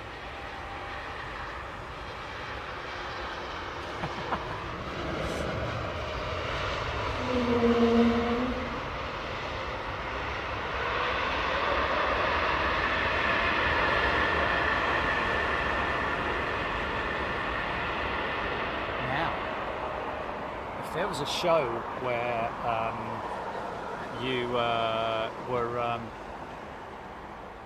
if there was a show where you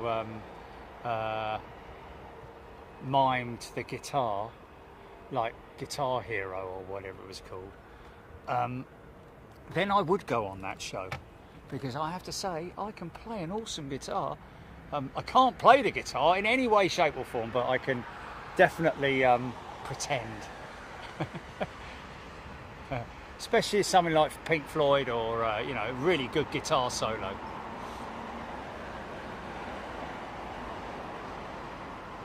Mark Abraham, flying ants up again. Bob M, take care, Bob. Lady Thunderbird, doing the show while babysitting my daughter's huge, beautiful old English sheepdog.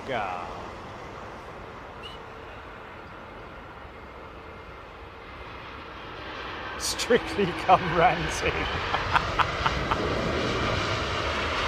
Yeah. I've tried to, you know, calm down, folks. You know, it's been slightly successful. Oh, you know, no. Yeah, I do. Sim guitar, yes.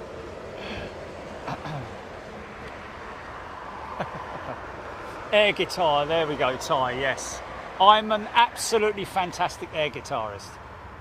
And drummer as well, I have to say. I've got a band. I bet I could give Ty a run for his money on the bass.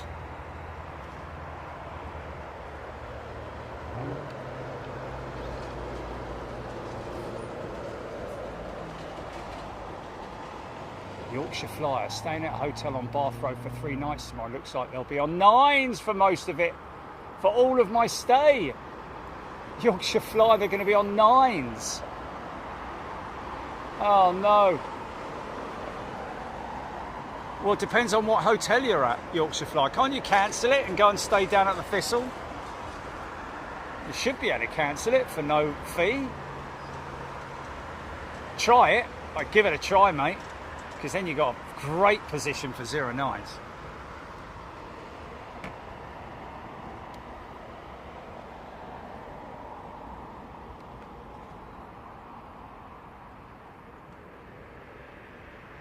Thank you, Tyke Stan. I think it's Tyke Stan, is it?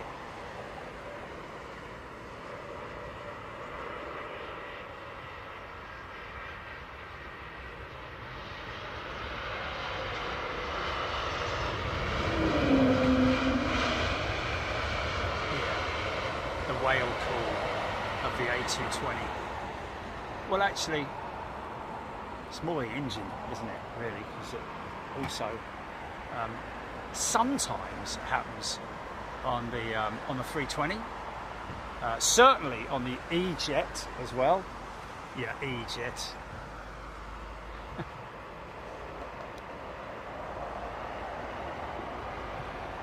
35 tons of undercarriage. Biggest component that needs to be serviced apart from the engines on this big aeroplane here.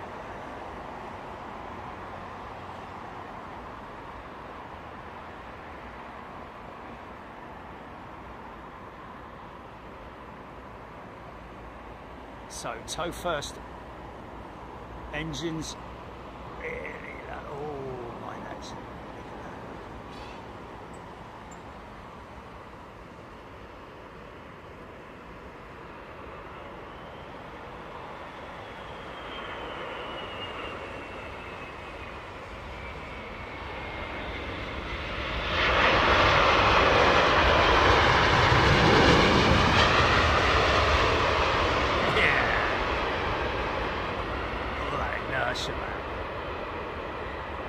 Forward momentum, mostly brought down to speed by the brakes, man. Just how powerful those brakes are, just incredible. Look it up on Google. How many brake systems does the A380 have? And don't forget that on each wheel there's about between 4 and 6 discs. I'm not sure exactly what the braking systems use on the 380, but all these commercial airliners, well, everything, all these big jets have a multiple braking system. Each wheel will have about, well, as many disc brakes as your car has, so at least 4 discs with all the caliper, one big caliper, and all the pistons, got like, you know, 8 to 10 pistons on each caliper, and extremely powerful.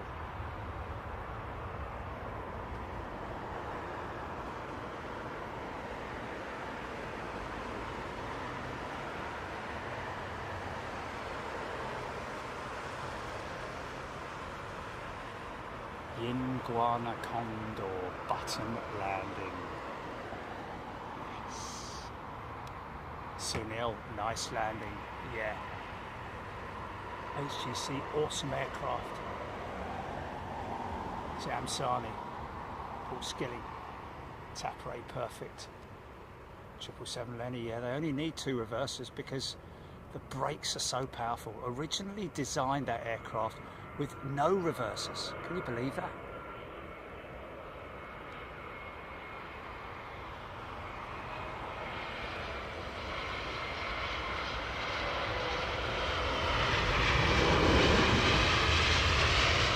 And also, something to bear in mind, I believe that the new Rolls-Royce Ultrafan will not have reversers on it. It's got its own system that basically completely automated, that controls the aircraft, the engines, speeds and so on and so forth, and means that they won't have a door, a sliding door, which means more efficiency, because you know, even though they are very, very flush, the engine casings, it's one less to deal with at the back there. Obviously the forward is the nacelle, the angled part of the engine is the nacelle or nacelle. The piece with the splitter on it, that's the inspection cowl, and the aft piece is the slider for the reverser mechanism. Saw one of these on.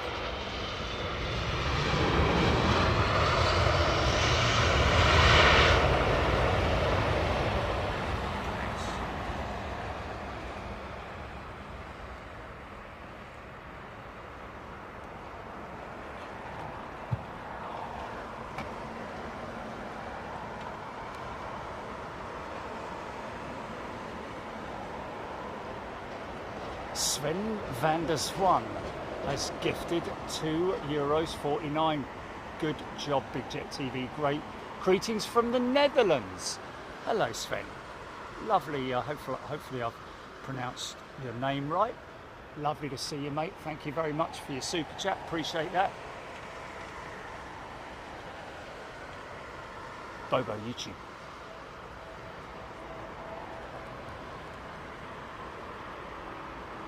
Thai thinks that Lockheed introduced the disc brakes on airliners back in the 30s. Okay.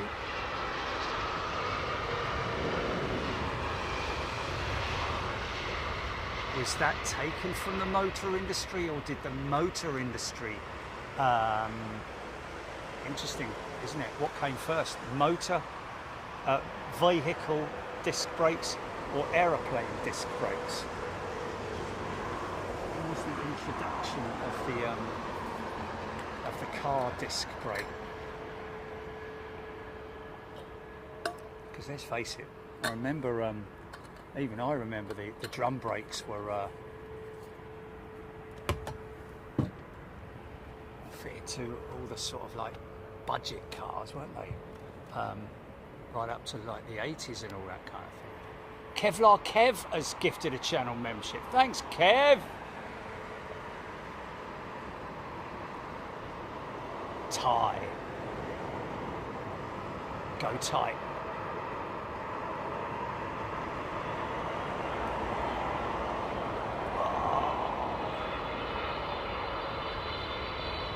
Watch it sit.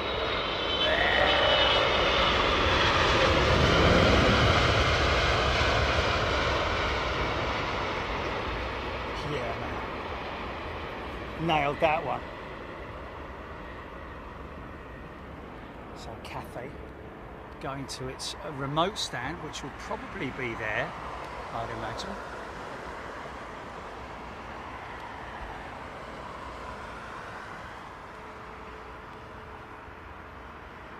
See all the hydraulic lines running down to the disc systems, the brake systems.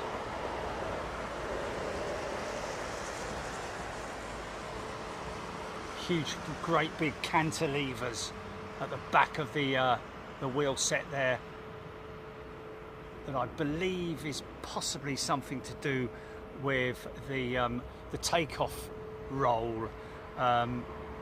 Bit like the 777 has that huge, great big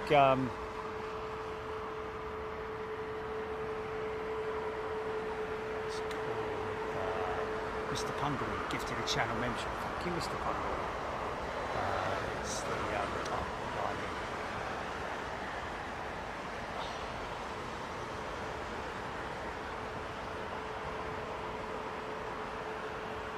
Seal Club.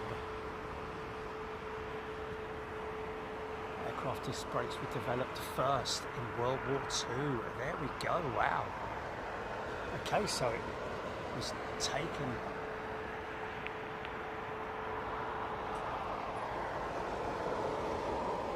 Matt Henderson has been gifted the channel membership. He's a first timer by the looks of it, Matt. A very warm welcome to you.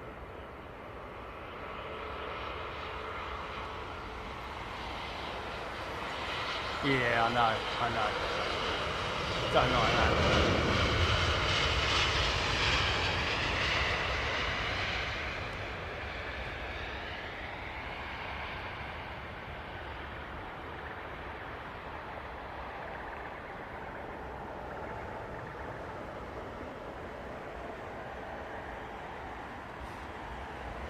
Pound attack array, that's ties BEA Boeing 777 has moved to Harley. Ties. Okay.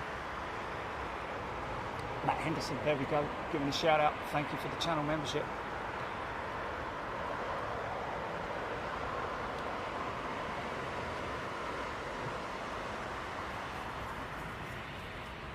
Yeah, this is what I'm talking about. You see the linkage on the back of the undercarriage there. Of course, she's sitting heavy. It's fast taxiing triple. Only on the 300s have they got that actuator on the front there. See that big actuator on the front to basically keep the aircraft, the wheels on the ground at the point of rotate, so as to avoid tail strikes. That's what the actuators have been developed for. Very clever.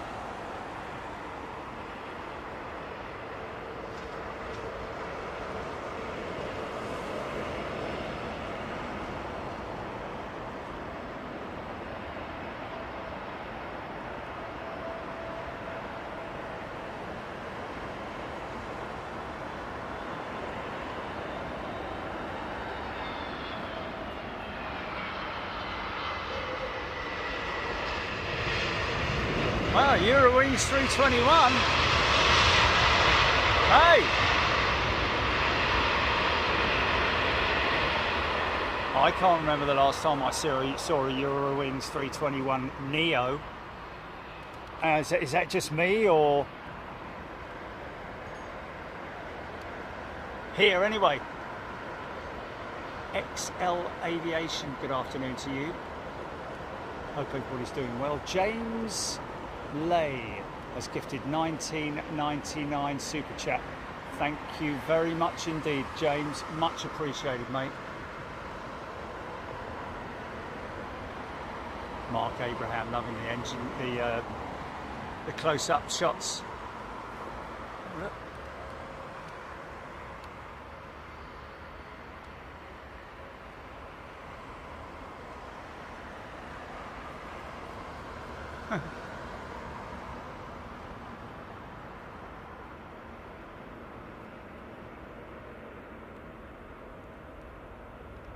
Nice livery, that. Do like it.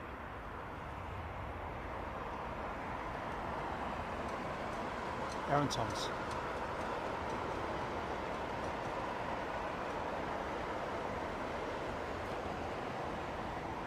Eze, will you be doing a late show at all, Jerry?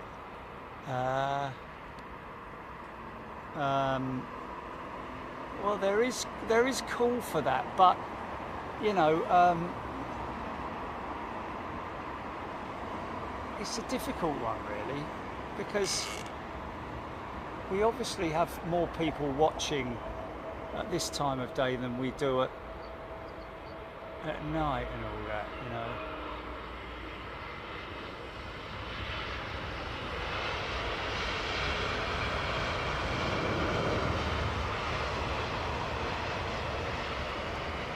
Yeah, Eurowings 321 Neo. When did we last see that here? Okay, Hodgie, Eurowings 321 is rare into Heathrow. Not seen one at Heathrow. Well, I'm not going mad then. How about that? Jet Junkie Spotter caught the Team USA livery at Heathrow last Saturday, departing 27 left.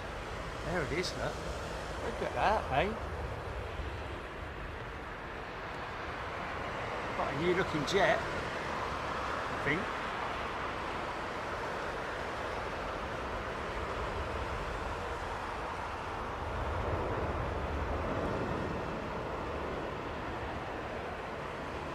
Nick Crane made it back.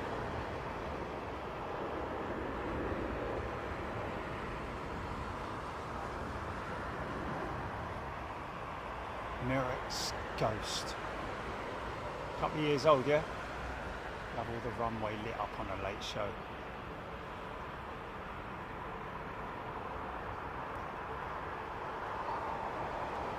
Oh, is it? Wow. Yeah, no, I love an airport at night. I'm all for it. And obviously, you know, arrivals really dry up in the evening. So the best opportunity is during the winter because it gets light, it gets darker earlier. By 4:30, it's pitch dark, isn't it? I think. In the deep midwinter, frosty winds pale.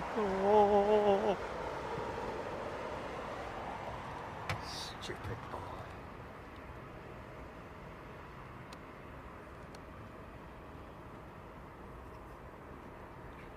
Paul Skilling not far off 2 years membership, November 2023.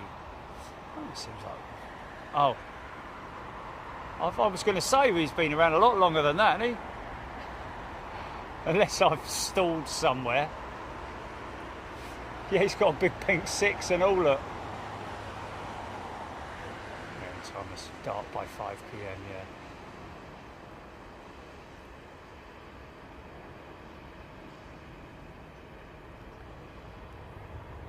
Oh, what, the Eurowings? Oh, okay.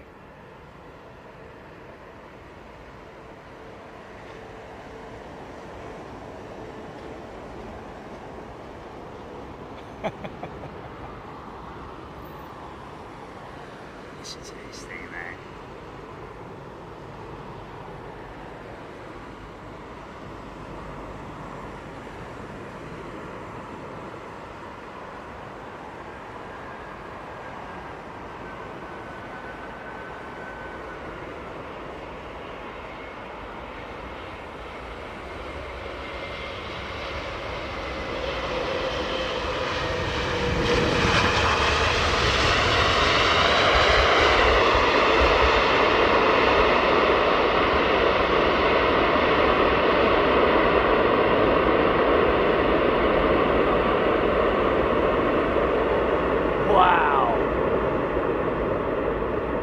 Totally nailed that one, man.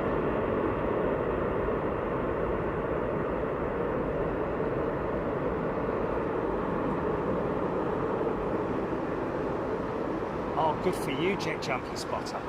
That's fantastic. All that masking tape, and I mean, it's much the same as painting. You know, painting a custom painting a vehicle, isn't it? You know, but far more complex in terms of the layers, and it always fascinates me, man, how they do that. Painting aircraft, that is, I'm talking about. Read all about it.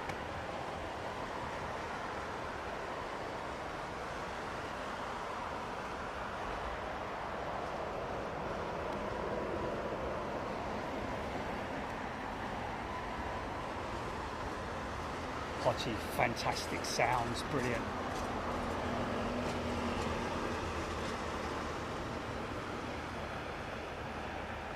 Simply Planes with Henry.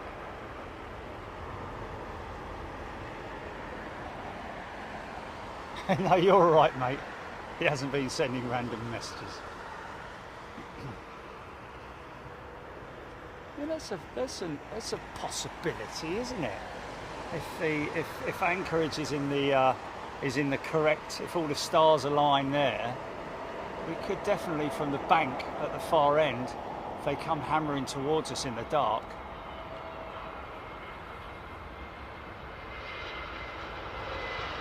potential engine glow.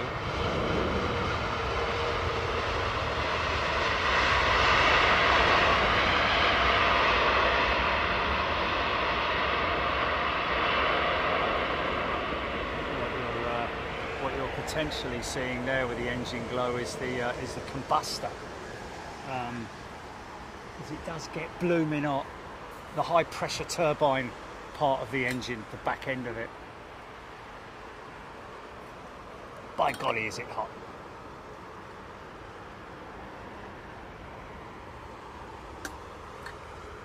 Oh, Soy Bacau Route Master Bus. I'm sure that's not Soy Bacau, because you wouldn't have a Route Master bus in Soy Bacau, would you? It sounds like somewhere in Vietnam or something like that, I don't know. Route Master. Anyway, whatever. He's asking, will there be an early morning sunshine to catch all the heavy morning arrivals from 6 a.m. before it starts getting too dark? Nathan, yes. Yeah, good call, mate. Good call. We did do an early morning show a few weeks back, didn't we, Julie?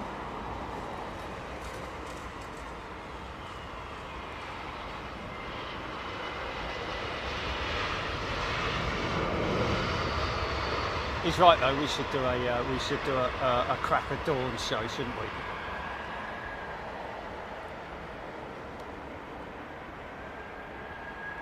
Dawn Patrol. Brett Mayo. Yeah, we'll have a go, mate. I think it will have to be. Yeah, have to be a Wednesday. Yeah, have to be.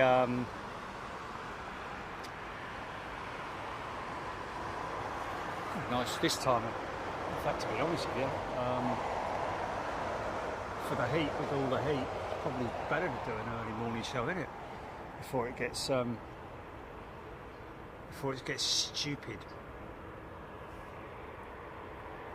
Bobo. TAP Airport's called A321. Yeah, Lake and Heath always early morning, 7:47 going out.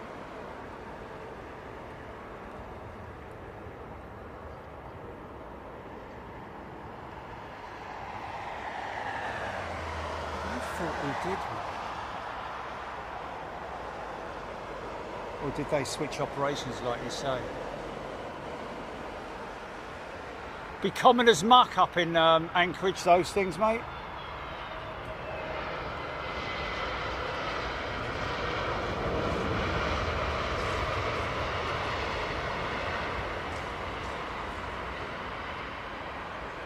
James Taylor, when will you be back filming departures? Well, James, I don't know. I mean, I think the last show we were filming arrivals or departures. I think we went from departures through. So yeah, it's random, isn't it? I think people like what I do in terms of mixing it up. It's not the same spot all the time. I like to mix it up, give you guys a lot of variety in terms of the positions. Okay, there we go. July the 2nd, early morning heavy arrivals. Check it out. We've done it, but we will do another one.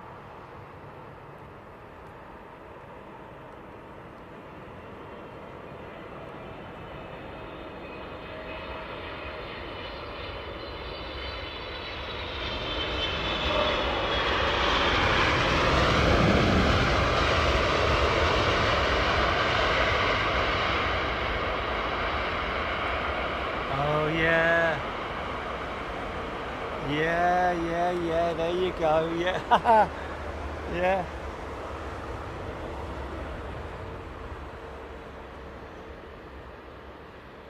But it was only a month and a bit ago.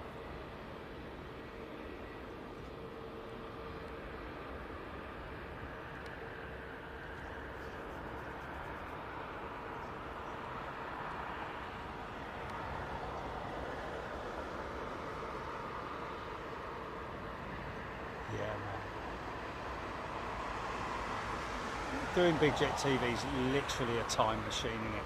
It's literally a time machine. One that goes very fast. Yeah. Oh my God, yeah.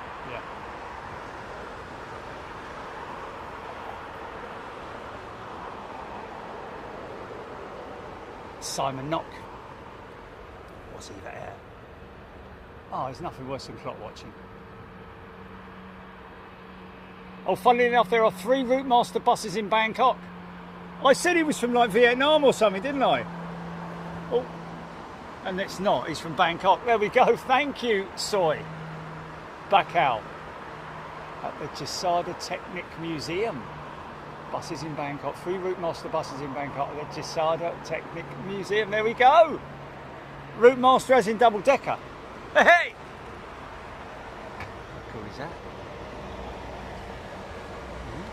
Open top.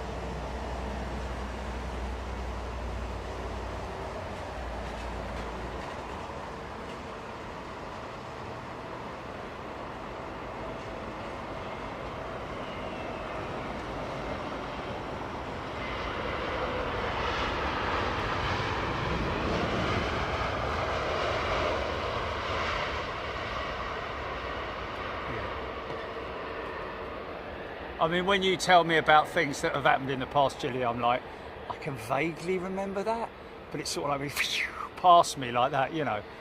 It's crazy, mate. Hodgie's seen the Team USA 330neo at Toulouse. Oh, we've seen that one, have we? We caught that. Not, I don't know if it was last time we were there, but yeah, I see what you mean. Thanks, Hodgie.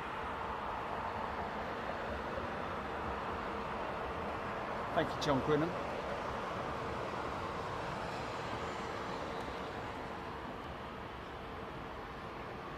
Wow, look at that, 654, mate. Look at that.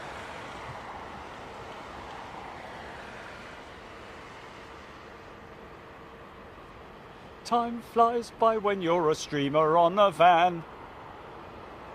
This is Oman. Yeah.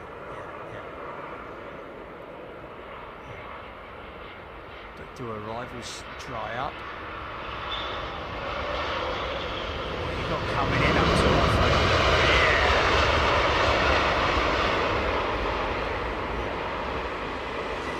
Yeah.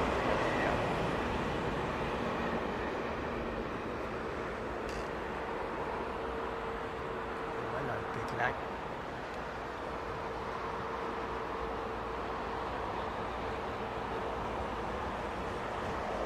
Lord Thomas McRae.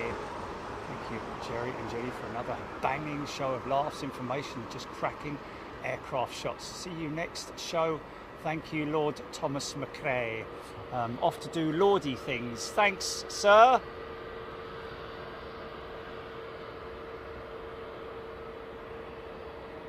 Morgan, I can delivery on the Oman jet. Never did my arty-farty shot the other day, did I? Hodgie, close-out shot, Singapore 777 Star Alliance, 10 minutes out. Wow. Simon, not seen Oman livery before. Yeah, she's a little bit difficult to see now all the way down there. But yeah, she needs to be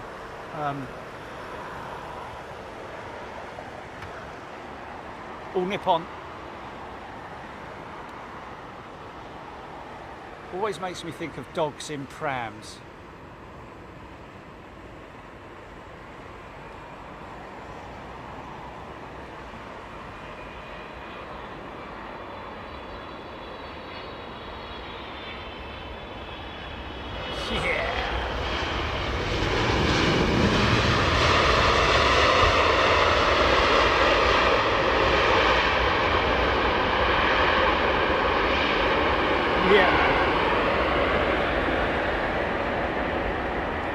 She was heavy.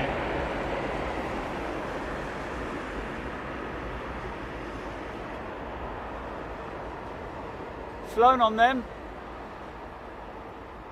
787-10. Did Shung Hyung Lee answer me about his 321 history? Oh, okay. Okay,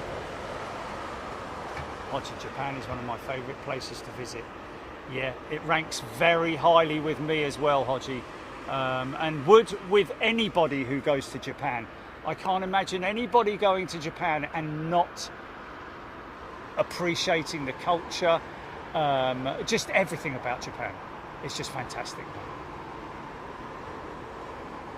Oh, bird feeder cams, another £1 super chat. Thank you, bird feeder cam.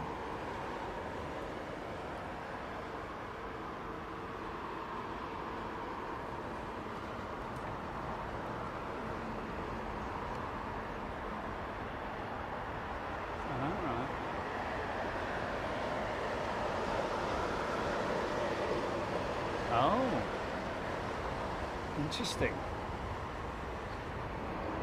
No.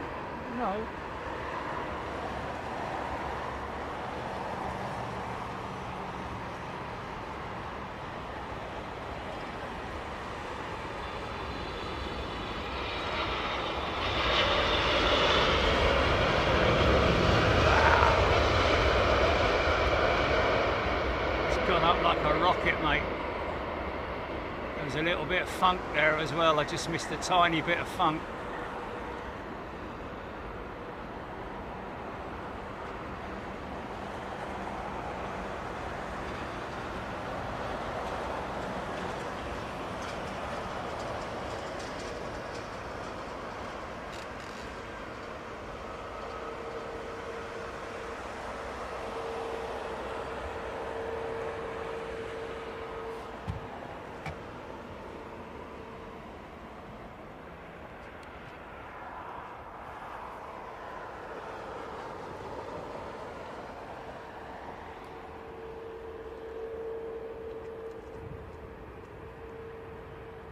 Lee Highbury Halls. It's going to be a 380. 2 weeks to Dubai. There we go. Something firing up. Imagine this. Oh, a couple of nice tails on there, showing out the lamppost. I don't know, we kind of got it.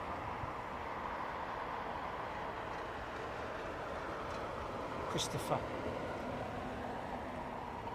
Great show, Jerry and Jelly. Great show. What happens if a plane lands in raining weather and the windscreen wipers fail?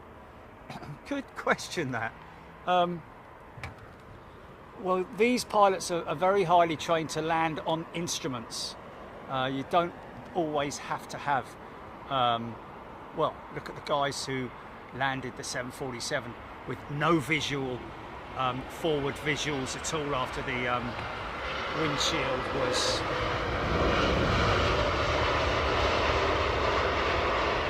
literally pebble dashed with pumice from the ash cloud flew through it, which also affected the engines,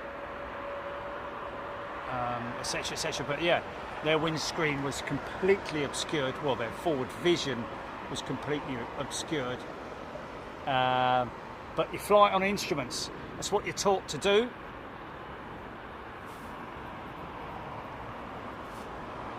And not only that, but bearing in mind that also the forward motion of the aircraft, obviously the faster you go, the windscreen wipers are basically rendered useless, really. But at slow speeds, then, you know, yeah, more so on the final part of the approach, as the aircraft slows, would you need the wipers, and on takeoff as well. But it's not an absolute necessity, so they'd be fine if the wipers failed, put it that way.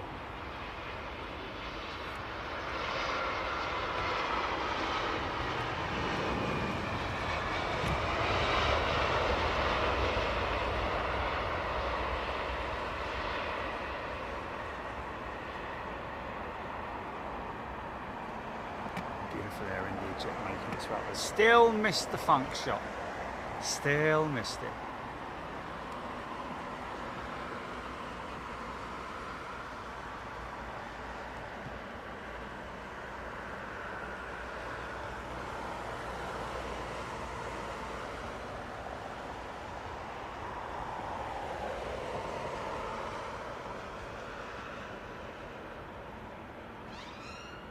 Simply Planes with Henry. Which one are we talking about there? Hodgie, Singapore 777, a mini slinger.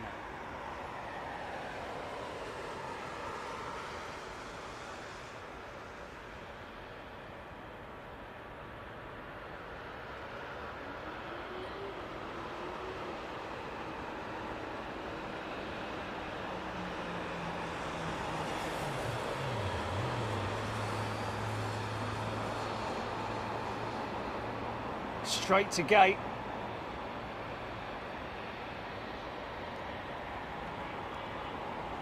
Yeah.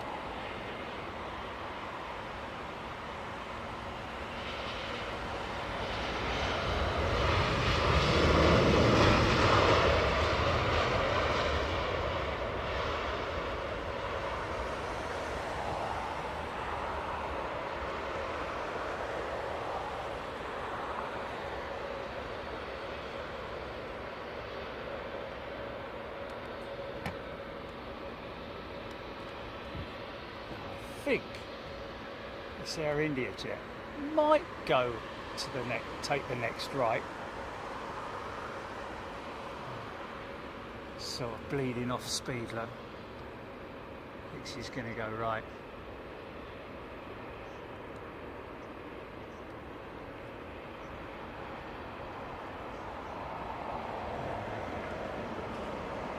Going right now.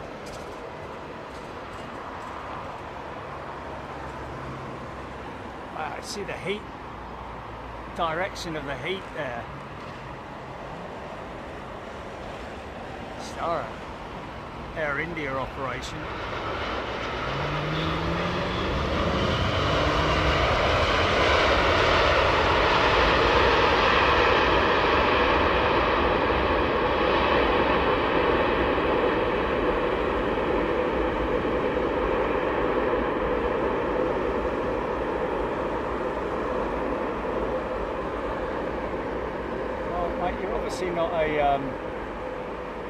You're obviously not a regular to the show, fat whatever your name is.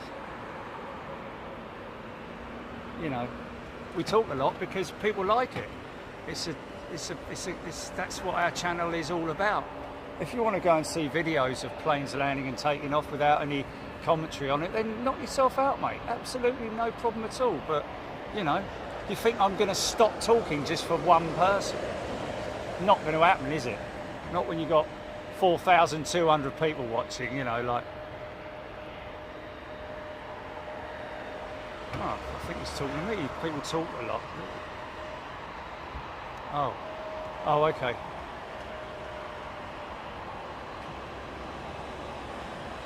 Oh, okay. Sorry, mate. Getting all defensive. Yeah. You don't have to watch it with chat on, do you? Okay, yeah. Sorry, mate. That's it, he's rage quit, isn't he? Nice. Oh, that's a possible thumbnail right there, Julie. Mini slinger. Right, I have one little piece of housekeeping to do, ladies and gentlemen, and that is to say thank you to everybody. Are you ready for this? Because this is going to be let's see if I can do it all in one breath.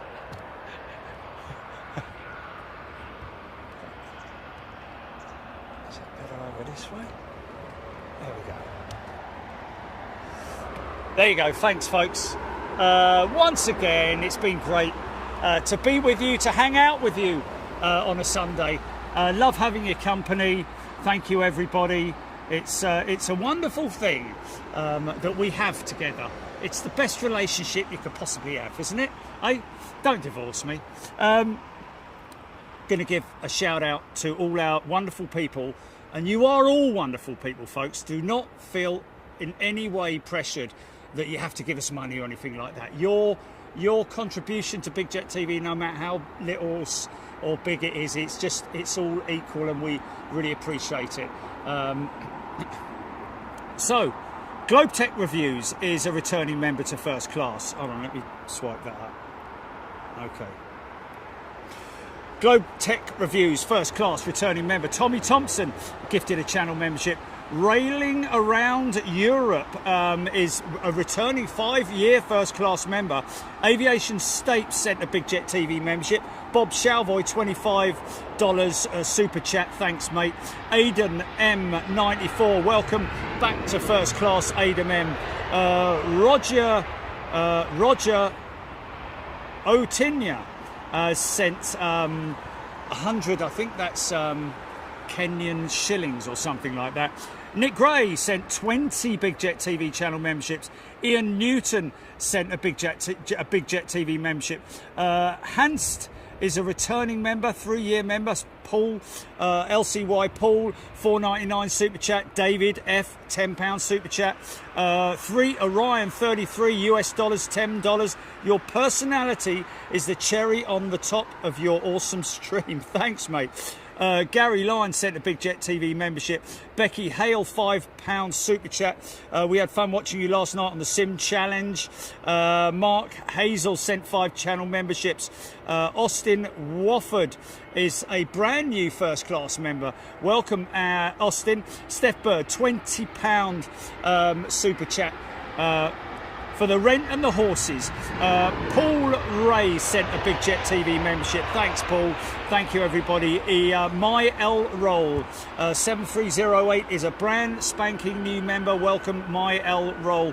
Red Dog 73 US dollars, $19.99. Aviation Addict, $4.99 super chat. Red Dog super chat. Fresh pot of coffee for the Lurkers Lounge. E Murtagh sent a Big Jet TV membership. Thanks, mate. Claire Robertson, welcome as a brand new member to premium memberships, Claire.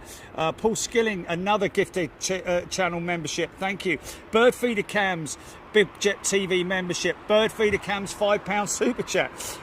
MC Noon, $5 super chat. Good morning from Mexico with love. Rob 6155 US dollars, $10. Just wanted to say your channel is brilliant, mate. Living in Nashville, I don't always catch your shows, but love it when I do. Great camera work, sound and information. Thank you. Martin Osborne, £5 super chat. John Grinham sent a Big Jet TV membership. Becky Hale sent 5 channel memberships. Brad Rogers, a channel membership. Ty 5-door, US dollars, 10. Do have a dedicated flight case? Yes, I do, my friend. Darren Taylor, £5 super chat. Chris Monty, welcome back to first class, Chris. Birdfeeder Cams, another £1. Thank you on super chat. Rita Rushworth is a returning first class member, 4-year member. Thank you. Bird Feeder Cams, another 10 Big Jet TV memberships gifted. Thank you. Sven van der Svan, good job. Greetings from the Netherlands, €2.49. Kevlar Kev sent a Big Jet TV membership. Mr. Pungawi has sent a channel membership as well. James Lee, 1402, $19.99 super chat. Great work, guys. Love your channel. Bird Feeder Cams in there with another £1. And Pup 509, £10 super chat. Sorry I've missed most of the show today. Hope everyone has a good evening. And last but not least, the Time Consumer is a returning member. Welcome back to all of you, and thank you everybody for your amazing gifts. And that's why I do it at the end of the show now, so that everybody who has gifted in whatever form it is get to get that readout one more time. So thanks everybody, look after yourselves. Thanks to Lee, thanks to Trish, thanks Jilly of course for running. She's the director of the show, folks, and we wouldn't be able to do what we do without her. So thanks Jilly, and Darren. I think Darren was here as well. Thank you to all you people for thanks for looking after people as well and making them feel comfortable and welcomed as well. And if you're a new member, get involved in the chat. Don't forget, this week, the midweek show is a mystery show, members only. All members are welcome, and it's going to be on Thursday, folks. Bear that in mind. So put that in your diary. It's going to be Thursdays. Thanks so much to everybody. Look after yourselves, and we will catch you next week. I will do Waiting for a Plane, and that's where the mystery will probably unravel. See you later, guys.